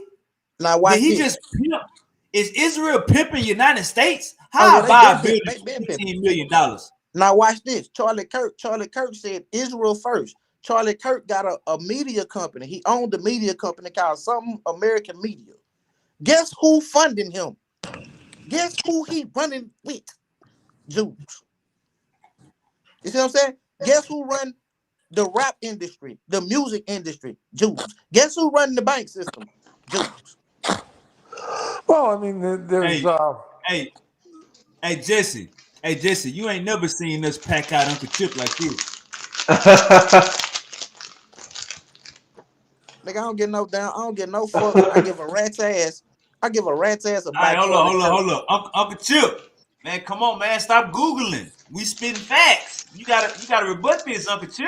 And you was riding with Israel. They didn't bomb 6 countries this year. Where you at? Well, in October 7th, Hamas went into Israel, killed 1,200 people. What happened to having a warrant? Don't you got to have a warrant to bomb another? Don't you got to get? Hold up. In order for a country, hold up. In order for a country to bomb another country, you got to get the green light from the UN. So what the hell is you talking about? In order for you to find your accuser or find a convict, you got to get a warrant, Uncle Chip. See what? It's not. It don't work like that. How it work is what they saying is Hamas did a war act. You know what I'm saying? Because they are a proxy of Iran. The last time. No. This how we go. In order for a country to bomb another country, they got to get the green light from the UN, bro. That's not how that works. That's the rule. That's not how it works. The UN. That's how it works. How it works, Uncle Chip? Tell us how it works. It's not how it works. Bro, I'm telling you how it works, gang. No, that's y'all probably saying, "Hey, U.S. and Israel is they got whatever green light." That's what it's looking like. No, what I think what you trying to say is that they gotta have a legitimate reason to bomb another country. And what you saying that they have to have Hey, this is warrants? what I'm saying. This is what I'm saying. In order to bomb another country, you Yeah. got to go to the fucking UN. That's not how it If you works. a No, you part of don't. that That's not. shit, No, you you can't don't. just No, be no, you don't. bombing. They You can't sovereign. just be bombing other countries. They You got to sovereign. get the green light. No, Israel is That sovereign. isn't how Israel it is a works. sovereign country. They got nukes. They don't give a We damn don't about what have the UN we say. don't have a Hold on, It's who is a sovereign. sovereign country? Hold on. Who is a Israel. sovereign country? Israel. Huh? They Israel are is a part of the sovereign country. UN, gang. They are part of the UN. well, they're a member of the UN. But so Yeah, is Russia. but they don't gotta go to them to start no So is the war. U.S. Bro, how they don't gotta go to them? How they don't gotta go to them when that's one of the rules? That's like okay, watch this. That's like saying, bro, that nigga if that's like saying somebody if somebody come in my house and kidnap somebody, I gotta go ask the police to go over here and get down with them people that came in my house and did what they did now. I don't know about that example, but I'm telling you Yeah, that's that's how it how it works. works. Now look, let's let Uncle Chip explain to this why it don't work like that. So Okay. go ahead, Uncle Chip, explain why Israel is bombing countries without no sanctions. What's the point of getting a sanction if you can't get if you? What's the point of getting a sanction? Go ahead, Uncle Chip. Well, I mean, countries are free to trade or not trade with Israel, and some of them are choosing not to trade with Israel We ain't because of talking what's about happening in trading. Gaza. We ain't talking about trading, Uncle Chip. But that's what a sanction is you say we're going to trade, we're going A to buy, sanction is not just we're trading; going to, it's or peace. we're going to, or we're going to. Chip, he talking Uh, about the second definition of sanction. He talking about like somebody over you to sanction the act that you're doing. He not talking about the United States as far as sanctions with the economics and the financials. He talking about the second definition. Like when you look up sanction, what he's saying is the second definition of sanction. The permission you go if I go to my parents and they say, yeah, I sanction you, you can go to the party. They saying, yeah, you can go to the party. They giving you Actually, permission I'm to not do it. really talking about that either. What I'm saying is that in the case of the worldwide countries facing the war with Gaza, some of them are putting penalties, sanctioned penalties, on Israel, saying we will sanction you by recognizing your enemies. We will sanction you by recognizing Palestine. We will sanction you by no longer trading with you Yeah, they or saying buying that you your got a products. they saying that you got a good legit reason to start war with them people because what they did to your people. Well, Hold on. But Let me they the say but this. what Israelis they are did, hold saying, on, Let me hold say on, this hold on. real Let me quick. say this. Let me say this. But what they did to the Palestinians has been going on since they so-called, and I'm holding up air parentheses, since they so-called Bible started it. Because that was the Amalekites, the Hittites, and all them other people. That But was hold them up, that they gang. Hold up, gang. originally We gotta stole stay the focused. land from. We gotta stay focused. The UN wasn't invented with the Hittites in the Bible and all that. This where But we now at. I'm just no, Uncle Chip. I'm just saying that they been Hold up. stealing But we land. that's a mute gang. That's a mute point. Let's stay but you're No, focused. getting no, it, Y'all you're saying hold getting it. on, into Y'all extremely hold up. complicated Y'all history. telling me it ain't how it work. I'm about to show y'all it's how it work. Uncle okay. Chip, Uncle Chip, in order for Israel to bomb Qatar, what they how they go about it the right way without getting sanctioned by the UN, Uncle Chip? Well, the question is, did the Qataris know that Israel was going to do that? I think that it's possible that they knew that Israel was going to do that and that they were informed. Uncle Chip, that ain't the question. And no, they did not know they was gonna do that. They bombed the goddamn hospital, Uncle Chip. Cut it out. Yeah, Now by back to two, what the three hell I was elementary saying. They schools. bombed they bombed And the building where They the about bombed him. Hamas two, They hit three him leadership. 5 elementary times, schools. Uncle Chip. They didn't hit him one time. They hit him 5 times, Uncle Chip. You still got Well, the cheapest shoulders I in think they history. dropped They eight hit him bombs. today. They hit him today. Well, I don't know about today. I haven't heard today. I've been away from the news today. I'm talking about the last the attempt to kill the Hamas leadership in Qatar, Got them cheap. Mm-hmm. Got them cheap. and at that what they did today, I have no idea. But the other day, Hold up. This my question. This my question. My question is, how do Israel bomb Qatar without the right way, without getting sanctioned by the UN as a consequence? How they do it the right way, Uncle Chip? Well, I mean, you're talking about bombs. What's the right way to drop a bomb? It's a crazy question. Right, exactly. That's what the hell Israel did 6 times this year. When you talk about the right way, the wrong way. What are they thinking? They are thinking that the top leadership of the people who are maintaining a war against them are living in luxury housing on the island of Qatar. So that is what they're thinking. They're thinking that the people who are directing the war against them are living immune from any type of attack because they're in a safe country. And they do, and they decided they do not want them to be safe. All right. Let's go to Them this point. to Let's go to feel this the point. war that Let's go. everybody else. Hold on. Let's go to this point. Hamas leaders, Palestinian leaders, they met in Qatar to discuss Donald Trump's ceasefire plan. Hamas leaders met in Qatar to discuss Donald Trump's ceasefire plan. But they're living in Qatar. Hold up. Listen to me. Listen to the logic of the devil. Israel is the devil. Qatar, Hamas is in Qatar going over Donald Trump's ceasefire plan. Israel bombed the goddamn meeting, Uncle Chip. They don't want no peace. Was that today? This was 2 days ago. Israel 2 don't days want ago. peace.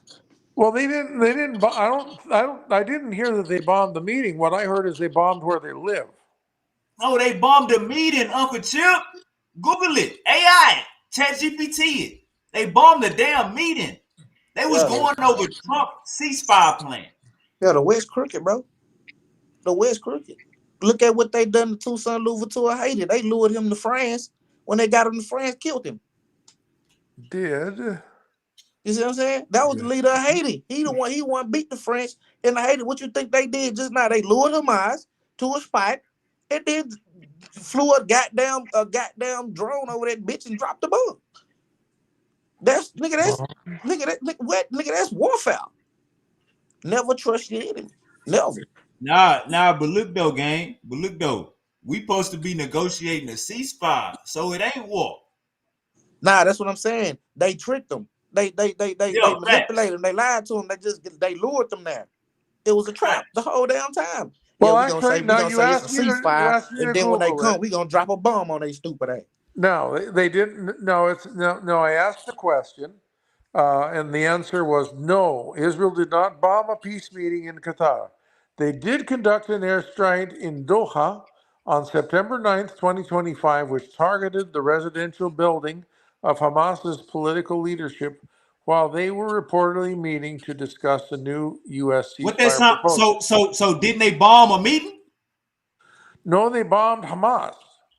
Hold up. Read that last sentence. Okay, which targeted the residential building of Hamas's political leadership while they were reportedly meeting to discuss a new U.S. ceasefire proposal. Ain't that what I said, King? Yeah, that's what you said. That's a meeting. They having a meeting. That's exactly what I said, right, King? So that means Israel set up Hamas, right? Yeah. No, they bombed them where they lived. The residential. They was having a meeting. Okay. Watch this. Hold on. Why they didn't bomb them the day before? They just found out they was living there that day. Hold on. They had all of Hamas leaders at that day. Yeah. They had them in their residential building. Yeah, that's what he did, bro. The big man called the niggas to their house. The big man called the homies to their house and told them, "Hey, look, man, we having a meeting in my house." But the U.S. wasn't there and Israel wasn't there. They were they there. Need to be there, nigga. All they had to have was a drone. They were there. The Hamas Israel wasn't there. You said Israel wasn't there? Of course Israel they wasn't there. Nigga, they set the shit up. They had a drone, Uncle Chip. It was a drone. They set the shit up. Why would they be there? You gonna blow your own people up? Uncle Chip. Now look it up. It's gonna say a drone strike. The details of the event. The airstrike was a targeted attempt to assassinate senior Hamas leaders, including chief negotiator Khalil Exactly. Hold up. Now look, you said that was one of their houses. Well, why they trying to assassinate leaders? They had a meeting. Uncle Chip, your source just said it. This I the don't know top why you hiding wanted Israel. to kill. Hold They on, hold on. The wanted to kill negotiate. the Hold on, bro. The leaders negotiator because got the to be there. leaders are continuing the war against Right, the them. negotiators got to be there. It can't be one negotiator. Yeah, the It's negotiator got it's to a be there. game He the one plan. that's talking. He the one that's talking to the Americans. He the middleman. We gonna take him out too. So look. Let me say this, Uncle Chip. You could say that America helped set up Hamas for Israel to strike, or you could say that Israel said fuck a peace treaty and tried to take out Hamas by their damn self. But either way it go, you can't take up for Israel, Uncle Chip. They don't want no peace. They want to take that whole land. They think that whole land belongs to them. That's genocide, Uncle Chip. That's why I'm referring to the Bible, bro. They've been trying to genocide them people ever since the fucking book. Let's see where ever since the fake ass story in the book. They got All right, stories of them niggas going to the land, if wiping Uncle them Chip out. think like. Let's see if Uncle Chip think like Charlie King. Uncle Chip, do you think Palestine is Judea? It gets to be an extremely complicated topic. It ain't complicated. It's simple geography. It's very complicated. It's simple geography, man. It's simple geography. That's If like you want to that's discuss, like white people. Hold on, bro. That's like when white people. That's like when white people holler, nigga, that goddamn Egypt. That goddamn Egypt, nigga, is in the Middle East. Nigga, you trying to take Egypt out of Africa, bro? That's not, bro. This what I'm saying. It's simple geography. We know Egypt is in Africa. Like that's simple geography. It's the same thing with Palestine and Israel. Nigga, Israel became a state in 1948. Bruh, Americans flew the fucking Polish Jews there. They speak Yiddish. They don't even speak Hebrew. They speak Yiddish. Them people is not Jews, man. Most of them learn Hebrew rather quickly. It's the national language of the country. But yeah, they learned Hebrew. They learned it. They learned it, but it's a mix of Yiddish and Hebrew, bro.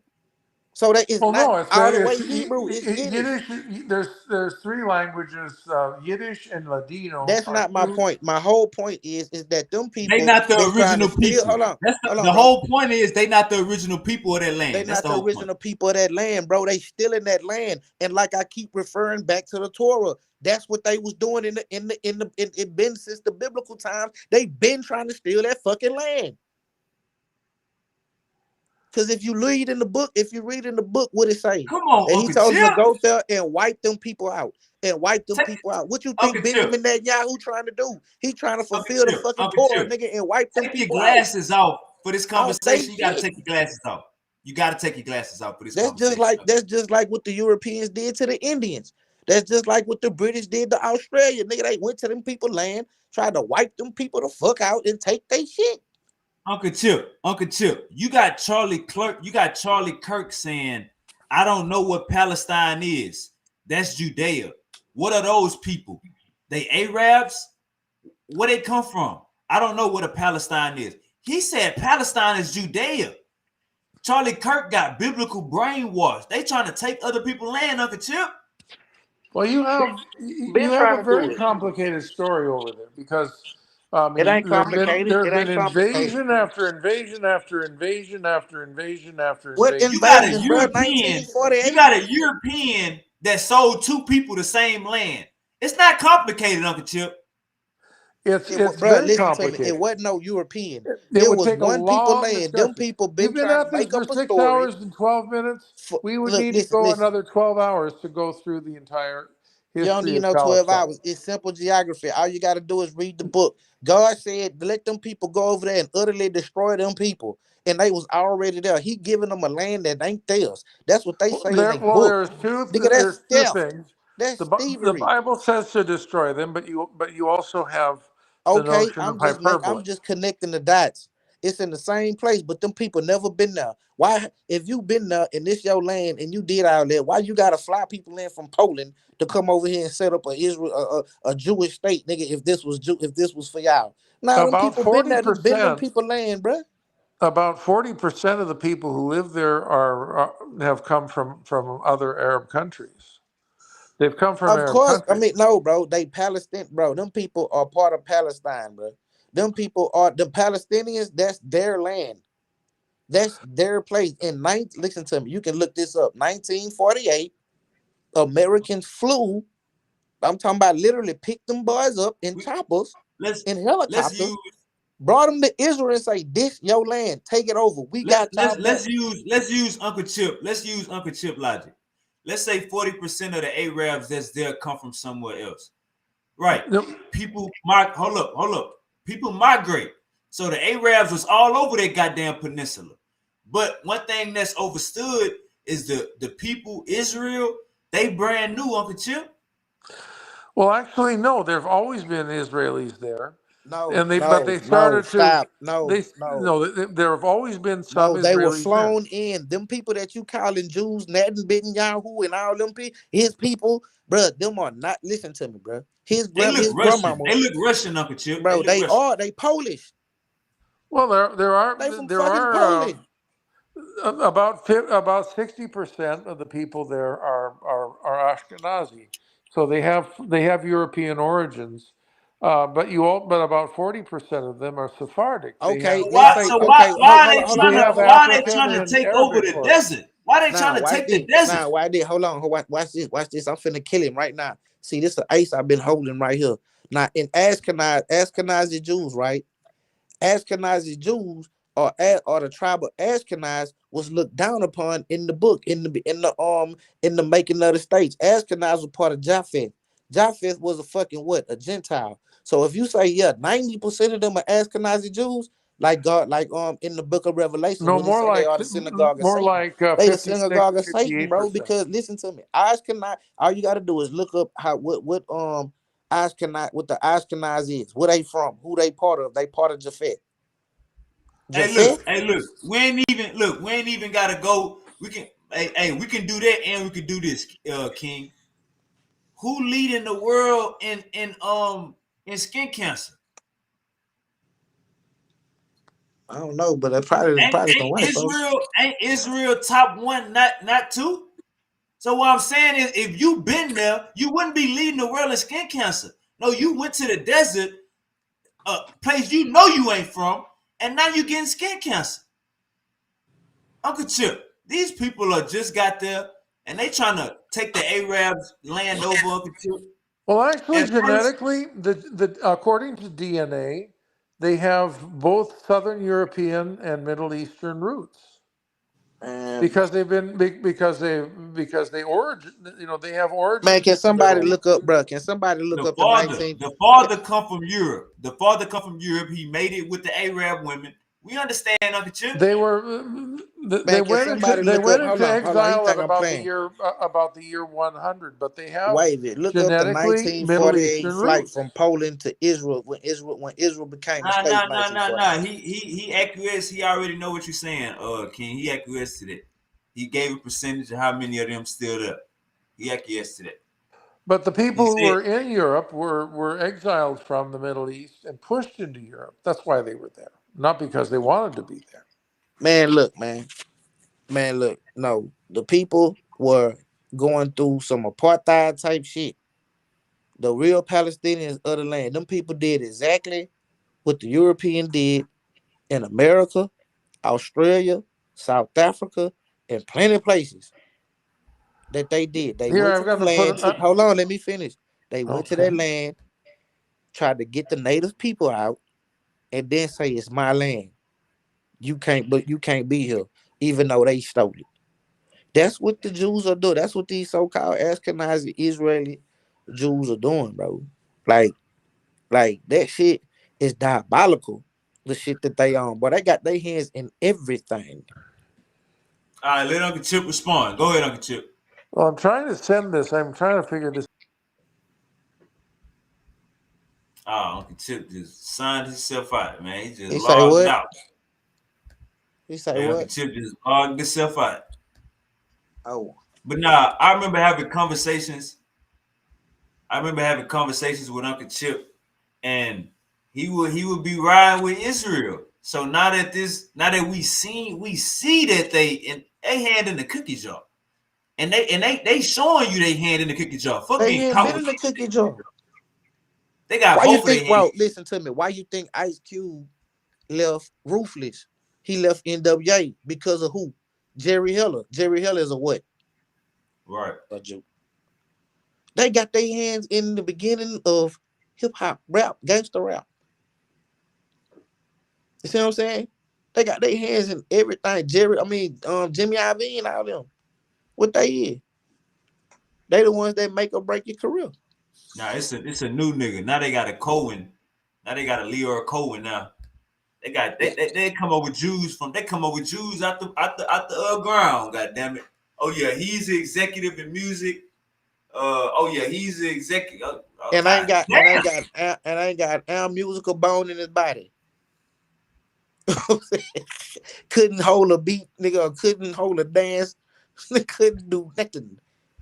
But Hey he, man, Uncle Chip, that pack out was memorable. You know what I'm saying? I thought you was gonna come up here and stand with Israel or stand with Charlie, man. But you look like you ain't even know what Charlie been talking about, man. Charlie been tripping, man. All right, indigenous black man say duh, said. yeah, I don't know what does he talking everybody? He talking about. I mean, if he's saying duh to me, I'm like, everybody's supposed to know that. If you don't know this, you need to go back and study some more. If you don't even know these simple facts, I ain't pick up a book. I'm smoking this shit. This off the top of the dome. I'm freestyling. So shit, I hit him with the 1-on-1. You right, duh. Hey, Uncle Chip got the DP. He wasn't ready for it. Man, it was sad. Uncle Chip had to get the DP. Man, he tried to take up for Israel and Uncle Charlie, and it went bad for him, man. You know how they say he did him bad, man. Uncle Chip just got did bad, man. Uncle Chip just got. He tried to say that. Oh no, they didn't bomb the meeting. They bombed the building that they were staying at that was holding a meeting at the same time. What, Uncle Chip? God, get out of here. That's basically what you said. Nigga, they bombed the meeting. Sad, man. Israel wasn't there. Of course, Israel wasn't there. They set it up. What the fuck? One is an attack on all. Why would you blow your own people up? I know Israel wasn't there.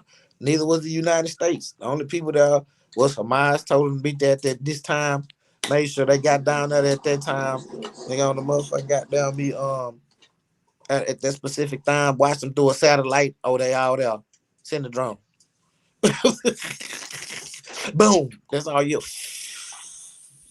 Now imagine how shiesty you is when y'all supposed to be negotiating a peace plea and it's coming down from Trump. Israel basically saying Israel showing us time and time again they don't give a fuck what the United States say. They're gonna do what they want. Thanks. They showing us. Yeah. Nigga, we gonna wipe them out. We gonna kill the babies. We don't give a damn. We gonna kill the women. We don't give a fuck who it is. If we say you Palestinian, your ass getting off. And go look up on social media, man. I'm talking about they shooting up feeding centers, they bombing healthcare centers. Like they know what they doing. You know what I'm saying? So it's man, it's like we cry about free speech over here in America, but America got their hands in fucking over countries because they don't like what they were saying and doing. You know what I'm saying? Particularly African countries. What you were saying? I say facts. Yeah, you right. So I don't know about all of this free speech shit. Where I'm from, if you said something disrespectful, you got popped in the mouth. Yeah. Where I'm from, if you jump, you got knocked out. Yeah. So Broski got elected. You pushing all this gun law. Black people ain't shit. No accountability as a white American. Hey man, say man, your own kind, man. Just like how we was bugging out with the Malcolm X shit, your own kind, man. Yeah. Nigga, I tell them, hey, look, white on white crime is bad in America. Y'all shooting up schools and little babies and children and shit. Like, damn. At least, Right. At these least, niggas, they be, watch this, hold on. I say, nigga, they be complaining about the murder. I be like, these niggas be killing other gang members. Them hey, niggas we killing other keeping it. YNs. We keeping it in the street. We Yeah. keeping it in the street. These motherfuckers is going to schools, churches, nigga, basketball games, football games. Like, Movies and nigga, shit. they on another level of savagery. Yeah. These niggas killing other niggas that's gonna kill him. Broad day, like thousands of people watching. Broad Yeah. daylight. Nigga, that's what that is. That's what that is, god damn it, that law that say nigga like life gonna even itself out. Like back to what damn, how you say that shit, man? 48 laws of power. Nah, I'm just saying like nigga that shit, like I forget the name of that shit, but yeah, they killing other motherfucking niggas that's like them. I mean shit, nigga. I mean every now and then you get a bystander. You know what I'm saying? It's sad and it's fucked up. You know what I'm saying? That we really do got each other killing each other. But I'm saying These motherfuckers going for the bystanders, gang. they going what? They going for the bystanders. These Yeah, mass they looking shooters, for the innocent. they looking for the bystanders at They going in the Walmart. grocery store, nigga. You going in the grocery store with women and children. You going in the dollar store out in Buffalo and stuff like that with the Buffalo. The dude went in the grocery store in the black grocery store, but you meant to go kill women and children. Nigga, one dude went in the dollar store somewhere. I forgot what. Dylan Roof went in the church. He went in the church. Come on, man. I'm The other looking at dude, what, last week he went to elementary school or something like that, middle school or something like that. Come on, man. man. They say 7 HBCUs closed down today for threats. Yeah. I mean, them boys, Seven. hey, this might, them boy, hey, man, I ain't gonna say nothing online like that. I ain't gonna do that. Oh, I'm saying, I'm just saying, man, keep your head on the swivel, man. Uncle That's all I'm Indigenous saying, Black man. Man. Uncle Indigenous Black Man say middle class to poor whites should take heed. They could be next. They already next. Man, you don't know about them Arkansas farms, them farms in Wisconsin and Nebraska. Nebraska finna go bankrupt because they best real estate and everything, they GDP, nigga, come from corn. They got sanctions, nigga. They done arrested all the workers. Nigga, all that food out there getting rotten. All that food out there getting rotten. They ain't got no workers out there. They going bankrupt. And guess who finna buy the land? A place called Acres, Acres Traders. And what they do is they buy farmland. Guess who got if you got $15,000 you can put in on the shelf. What they do is they buy farmland from farmers that can't pay their debt with the bank.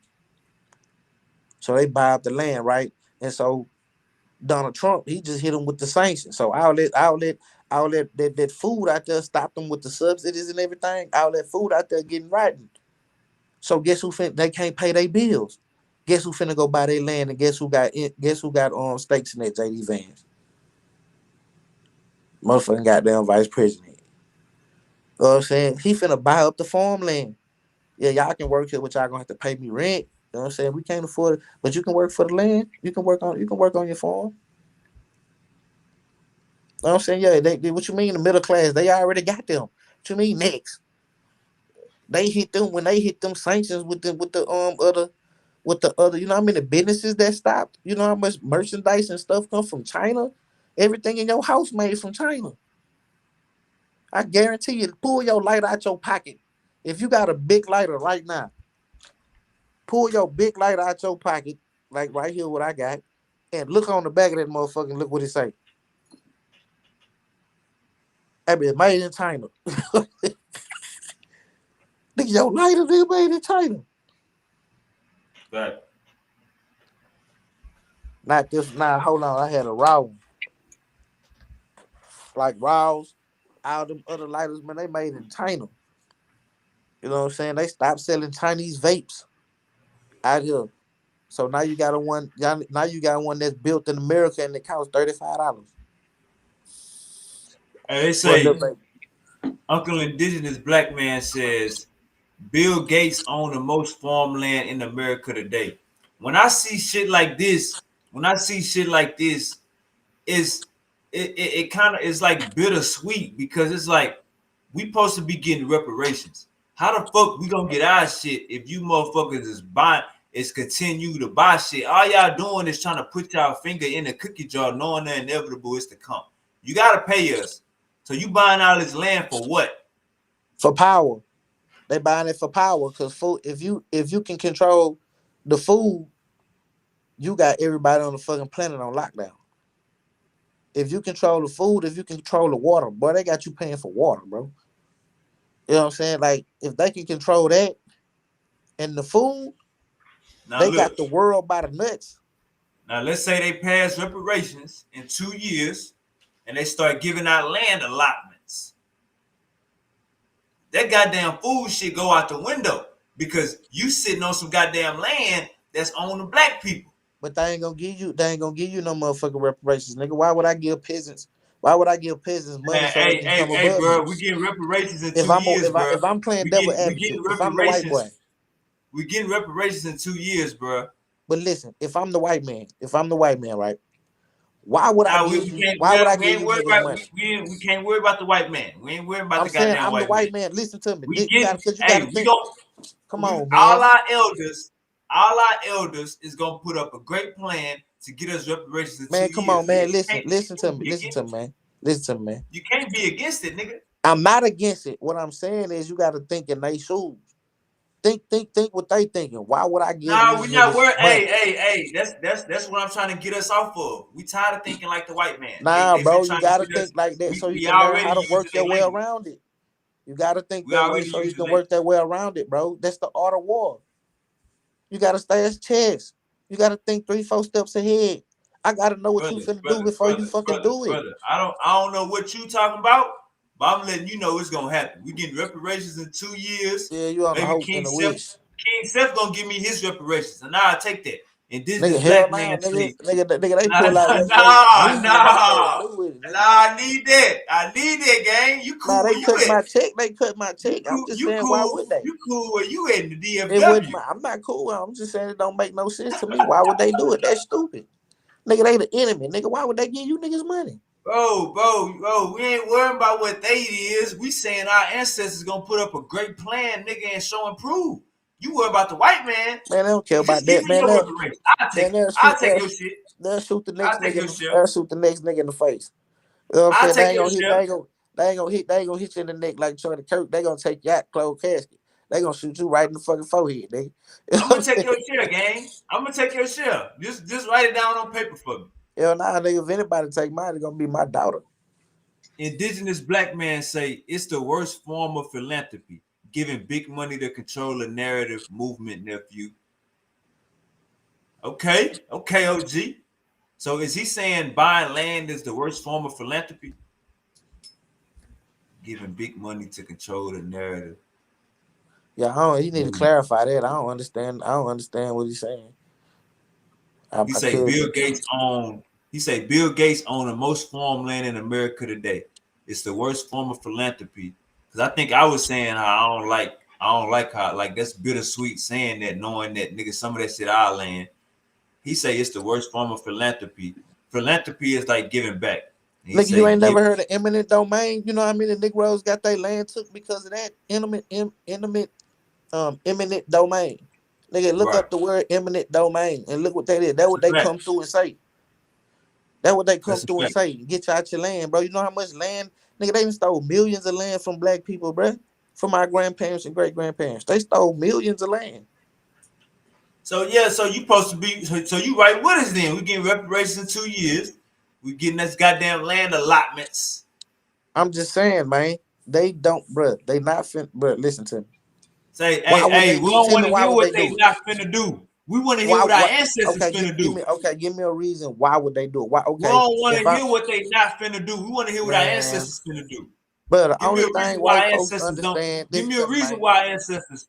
White Give me a folks reason only why our understand ancestors two can't things. go in there and bust their ass, man. My nigga, white Give me folks a only reason. understand. Listen to me, bro. White folks only understand two things. Nigga, that's money and war. You ain't got enough money. So who ain't got enough money? We don't. Nigga, they got our money. The hell is you see? That's why. Exactly. Hey look. So what I said, they only understand two You things. never want to become that dog that just go into his goddamn cage. No, you want to be that goddamn dog that get told to go in his goddamn cage. See, Nigga, my brother, that's what I'm telling you, bro. Seth has been trained. Listen to me, huh? Hold up. Seth has been trained to take no for an answer from the cracker. See, when you got the ancestors, when you got goddamn our people in law and order right now, our people doing their thing, powerful positions, we just need the right proposal. That's how we need the right proposal. Man, you don't know what them people got on their mind, man. You think Trump not gonna give it to us? Trump ain't no regular reptile. Trump gonna give it to us. He ain't no regular reptile. Man, that nigga ain't finna give us a quota. Trump don't give a damn by no bloodline. Man, you crazy as hell. That nigga, man, what? Stop it. I'm telling you, man, y'all heard it first. Our own people don't want us to give reparations, man. Y'all nah, see nigga, right I want us to give reparations. My thing is, we got to think realistic about it. And you got to ain't no other president go give it to. So you thought Kamala had a better chance of giving us reparations than Trump? The bitch won't even say she black. The hell is wrong with you? Think Joe Biden? I ain't saying that. I'm saying none of them was gonna give us no guy. I'm saying none of them. Period. Don't give us that, bro. They not. It's a window. Hey, gang, it's a window, gang. If you don't understand the window, then you don't understand it. He free Kodak. He free Lil Wayne. Nigga, he about to free that check. Nigga, here you talking about. Man, why he ain't free UEP Newton? Why he ain't free all these other people that's the hell you mean? Why he free rappers? UEP Newton is not alive. I know, but I'm just saying why he ain't free other people, bro. Shit. Why he ain't free other people? Okay, clear his name. Why you ain't clear these people's name? Why you ain't do that? You freeing rappers and shit, nigga. You freeing rappers and shit, nigga. I don't give a damn about no motherfucker. My nigga, what about our leaders, bro? He could have pardoned. Who is our leaders? Who is our leaders? He could have fuck Farrakhan. The dead ones. He could have showed homage. He could have done something. Who is our leader? He could have watched this. Who is our leader? Nah. You say he supposed to be freeing our leaders. Who is our leaders? Hold on. What's that? It's a program that they help with DNA, not old cases and stuff like that. The Innocence program. Nigga, he could have funded the Innocence program. Brother, he already done on all that to get a lot of innocent people out of jail, bro. Trump didn't already man, free come on, people. Man, he could say, bro. He could have. You never heard of the pardon czar? You never heard of the pardon czar? Man, come on, man. Yeah. Bro, Trump has did more. Trump has did more for America. Bro, hold up, brother. You crying right now. Trump has did more for America. Did you hear what I said? He pardoned January 6th. Trump has did more for America than any president in the last 20 years, gang. But we on the verge of World War III. What the hell is you talking about? You think that's U.S. fault? Bro, you see, I just told you what Israel is doing. Yeah, bro, look, hey, Hamas, hey, look, gang. Trump set up a peace treaty for Israel and Palestine. Hamas, Palestine, went to have that meeting to go over the peace treaty. What Israel do? They don't give a bro. 9/11. Hold up. 9/11. 9/11. When the plane hit the Twin Towers. 9/11. When the plane hit the Twin Towers. Nigga, goddamn Israel, man, had a building over there, building 7. He let the motherfucker go up and he bombed it his damn self for a life insurance policy for insurance policy of $50 billion, and he only paid $15 million for it, gang. Man, I ain't saying you wrong. All I'm saying is you got to read between I'm saying the lines. America got a big brother, gang. Nigga, shit, nigga, we got it, nigga, we got all that. We the big brother. Nah, I'm gonna tell you, Israel control America, bro. Nah, bro. Who gonna sanction? All right, look, outside of America. Yeah, I'm saying now, maybe. Now, that's what I'm talking about now. like proxy, like not on some proxy shit, but now, I mean, I ain't gonna say they run America, but they got their hand in a lot of things what Americans Check do. this out. Check this You know out. what I'm saying? Government. Who gonna sanction Israel? The United States can. Nobody. Every Nobody, country bro, can. brother. They just bombed six. They bombed 6 countries this year. Ain't nobody gonna sanction them. They got the. They Yeah, in the they'll call Holy it. Land, What they gang. call it? They where the Bible at. They in the Holy Land. You ain't gonna sanction it. What they what they'll call them? Anti-Semitic. They'll call them anti-Semitic. I don't know, my G. Man, hey, that's them, bro. Hey, what was I ain't with it. I don't like it. Oh yeah, Trump. I ain't. Trump. That's what we was talking about. What I was saying was Trump did more for America the past 20 years. We talk about the year that Trump didn't get elected. Look at that black city, the black, I think it's called a black plan or something like that. Trump fuck with our people. Uncle Harris, Trump fuck with our people. Uncle Trump fuck with our people. He free Lil Wayne, free Kodak Black. He got the border czar. I mean, not the border czar, the pardon czar, working free and got all the people that's wrongfully convicted. You got Kim Kardashian on speed dial. Trump got his Man, kids to the free. man, come on, man. Nigga, he got who on speed dial? Who he got on speed dial? Kim Kardashian. Man, who give a fuck about a Kim Bro, I Kardashian, thought I man? thought you I don't I give a thought you damn was just about. talking about the Innocence Project. See, you don't need to be knowing. Man, the Hey, Innocence Project. hey, you don't I'm even talking know about about the. people I that thought you knew about the Innocence Project. Then you just mentioned that. man, ain't nobody, man. I just named it, bro. I don't give a So damn about no. how you gonna say who is Kim Kardashian? Fuck Kim Kardashian. What you think she doing? She just got a nigga off of death row. Oh, there you go. Self, she just got a nigga off of death row, gang. Who? Kim Kardashian.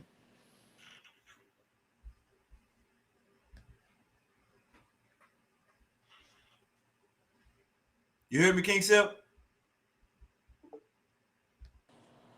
King Self, you there? Yeah, I'm there.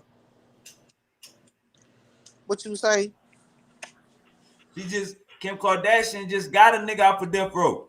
I don't give a damn about no Kim Kardashian, man. That man could have funded That all nigga that was money like, he went to. a All that money 60 he year could have put. He old. could have Hey, put hey, some of hold that up, look, money hold up, look, toward the hold up, Innocence look. Project, Hey, man, King Self, and got some real a 60-year innocent King people Self. Listen to out me. of prison, man. Real fucking talk. Hold up, Instead of King Self, giving it, hold King on, Self. instead of pardoning January 6th Hold motherfuckers up, that hold broke up. in the Listen to Capitol this. building, that I broke hold up, windows, gang. beat Listen to me. police, Listen to me. killed It was people a in 60-year-old motherfuckers. black man, He gang. pardoned.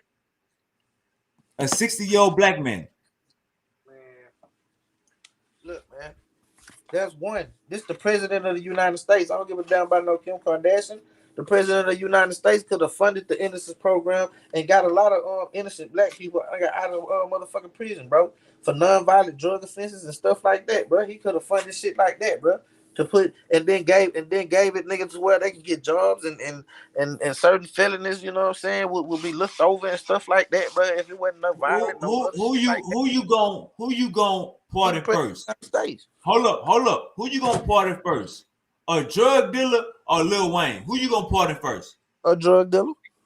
Man, cut it out, man. Nigga, 9 And times the out of same 10, Lil thing Wayne with was what Kodak Lil Black. Wayne was in jail Who for. you gonna pardon? He Kodak was on Black the or the bus. He was drug on the dealer? bus in New York with a pistol. Who you He gonna breaking the pardon? law. Kodak He Black? got Who you jammed. gonna pardon? Kodak Black or the drug dealer? The drug dealer. It's See, that's what I'm non-violent. saying. You throw it off, He gang. can, cause he can stop. Cause my nigga, he get, hey, bro, my nigga, what I'm doing it for props? You doing it for the spotlight? You gotta understand the economics of the Black America gang. Making it rapping, I'm giving finna your put family productive citizens generational back. wealth.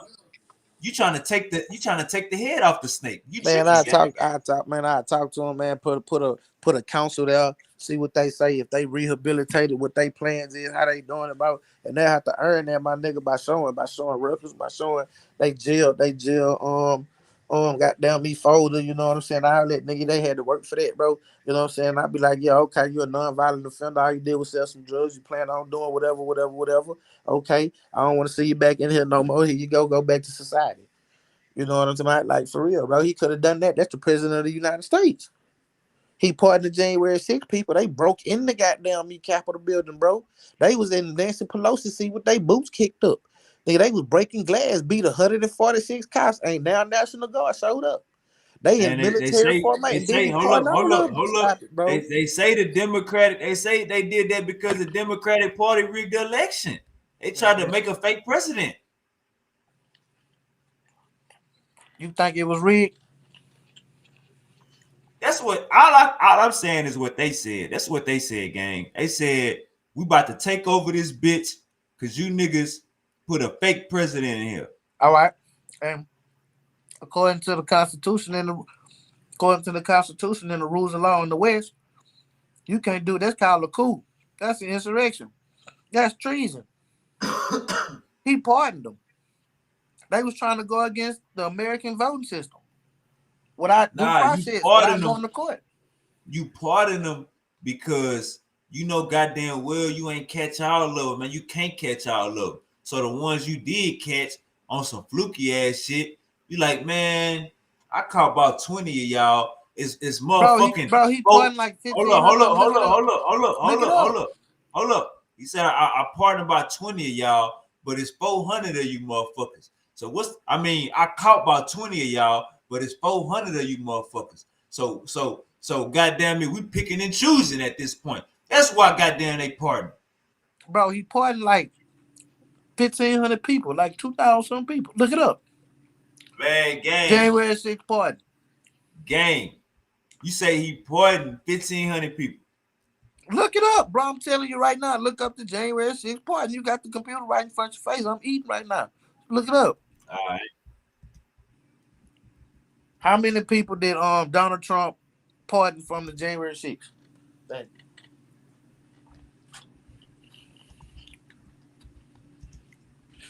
It wasn't even 1,200 people there, nigga. Man, did you look it up? It was a whole bunch. It say, come on, gang.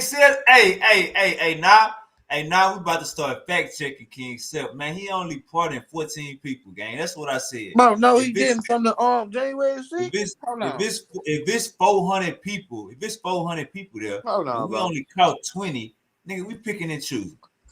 Hold on, bro. They say he commuted the sentence to 14 individuals. Nah, bro. From the January 6th? Right, 14 individuals. Nah, bro. He pardoned a whole bunch of motherfuckers. Damn, if I look it up on my phone. Shit. That nigga pardoned a whole bunch of motherfuckers, bro. Oh, hold on. I think I see what you're talking about. Let me put it on the screen. Damn, I might be wrong. Hold up. Let me share my screen. This BBC.com. Is that a credible source? Yes. All right. It say Proud Boys.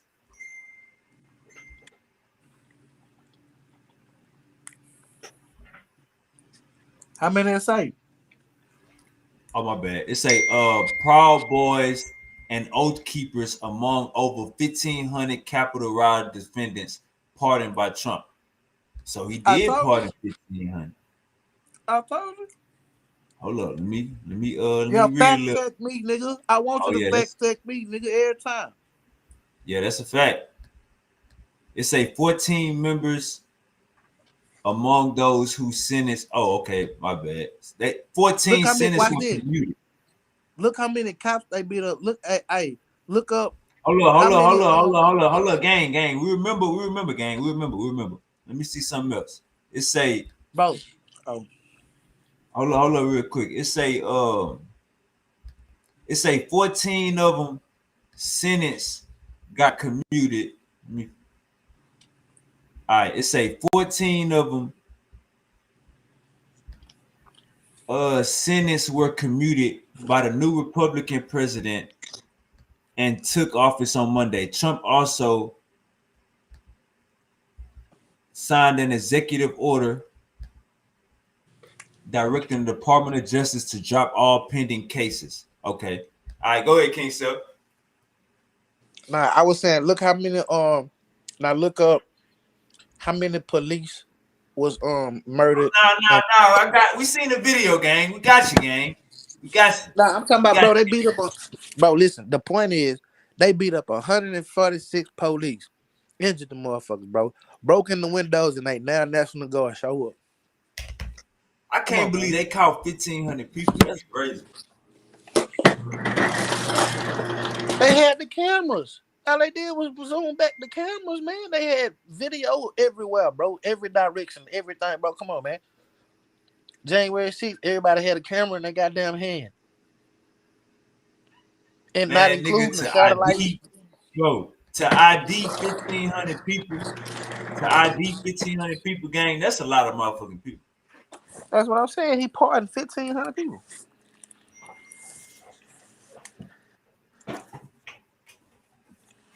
I don't know why. I thought it was. I did not think it was 2,000 people. Oh. He did a lot, bro. He let them people go, bro. And they broke the law. They beat down the police, bro. They was spraying them with bear spray. They was, man, one dude, bro, he went to listen, why did zip ties? Hold on, why did, bro? This dude here, he sprayed the police with bear spray, beat him with a metal whip. A metal whip, dude beat him with a metal whip, right? He pardoned him. 2 weeks later, he get caught up in trying to meet up with a minor. 2 weeks later. You dig what I'm saying? The other one, he committed a dude that had 2 life sentences for selling drugs and weapons and all kind of other stuff, bro. Dude had 2 life sentences. He pardoned him. It was on the news. You can look it up. That was only to get the black vote, nephew. They lied, nephew. That boy say he got Kim Kardashian on speed dial. I wouldn't get what, nigga? Hell, I don't give a fuck, nigga. Hey, man, you might not like a sex tape, man, but she in the justice system right now, brother. She putting in some work. She got a different hat on right now, brother. Let's see her put some money toward them young lawyers in the innocent program. That'll help a lot. Get some of my innocent brothers out of jail. Hey, she probably already on it, man. I'm telling you, King Self. I'm telling you, King Self, man. You might need to tap in to Kim. I wish the fuck I would. It says Kamala Harris said, "I am deeply disturbed by the shooting in Utah. I send my prayers to Charlie and his family. Let me be clear. Political violence has no place in America.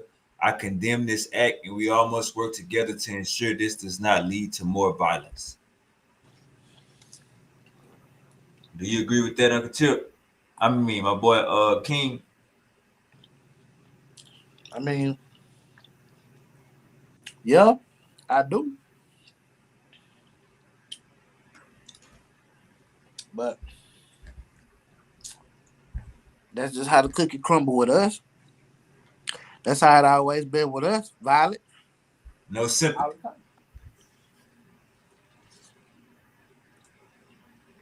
No sympathy, King Silk. I mean, now he said it himself. Charlie Kirk, he didn't like the word empathy. So why should I have empathy if he didn't even like empathy? He said George Floyd died of an overdose. So I think Charlie Kirk died of an overdose, gang. Overdose, a lead overdose. Yeah, he died of a lead overdose. Right. He said George Floyd died of an overdose. R.P. George Floyd. So I think Broski died over an overdose, gang. High-powered overdose.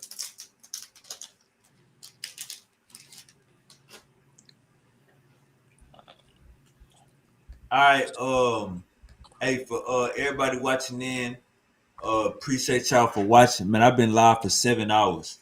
I'm about to get the hell up out of here. My boy King Seth eating on some good neck bones with the candy yams and macaroni and cheese. I wish, niggas, Chinese food.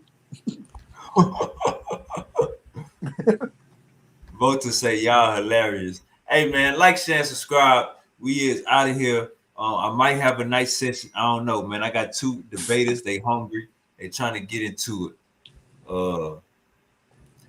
What did Aunt Juju say? Man, woman, child, food, clothing, shelter, money, plugs, and guns.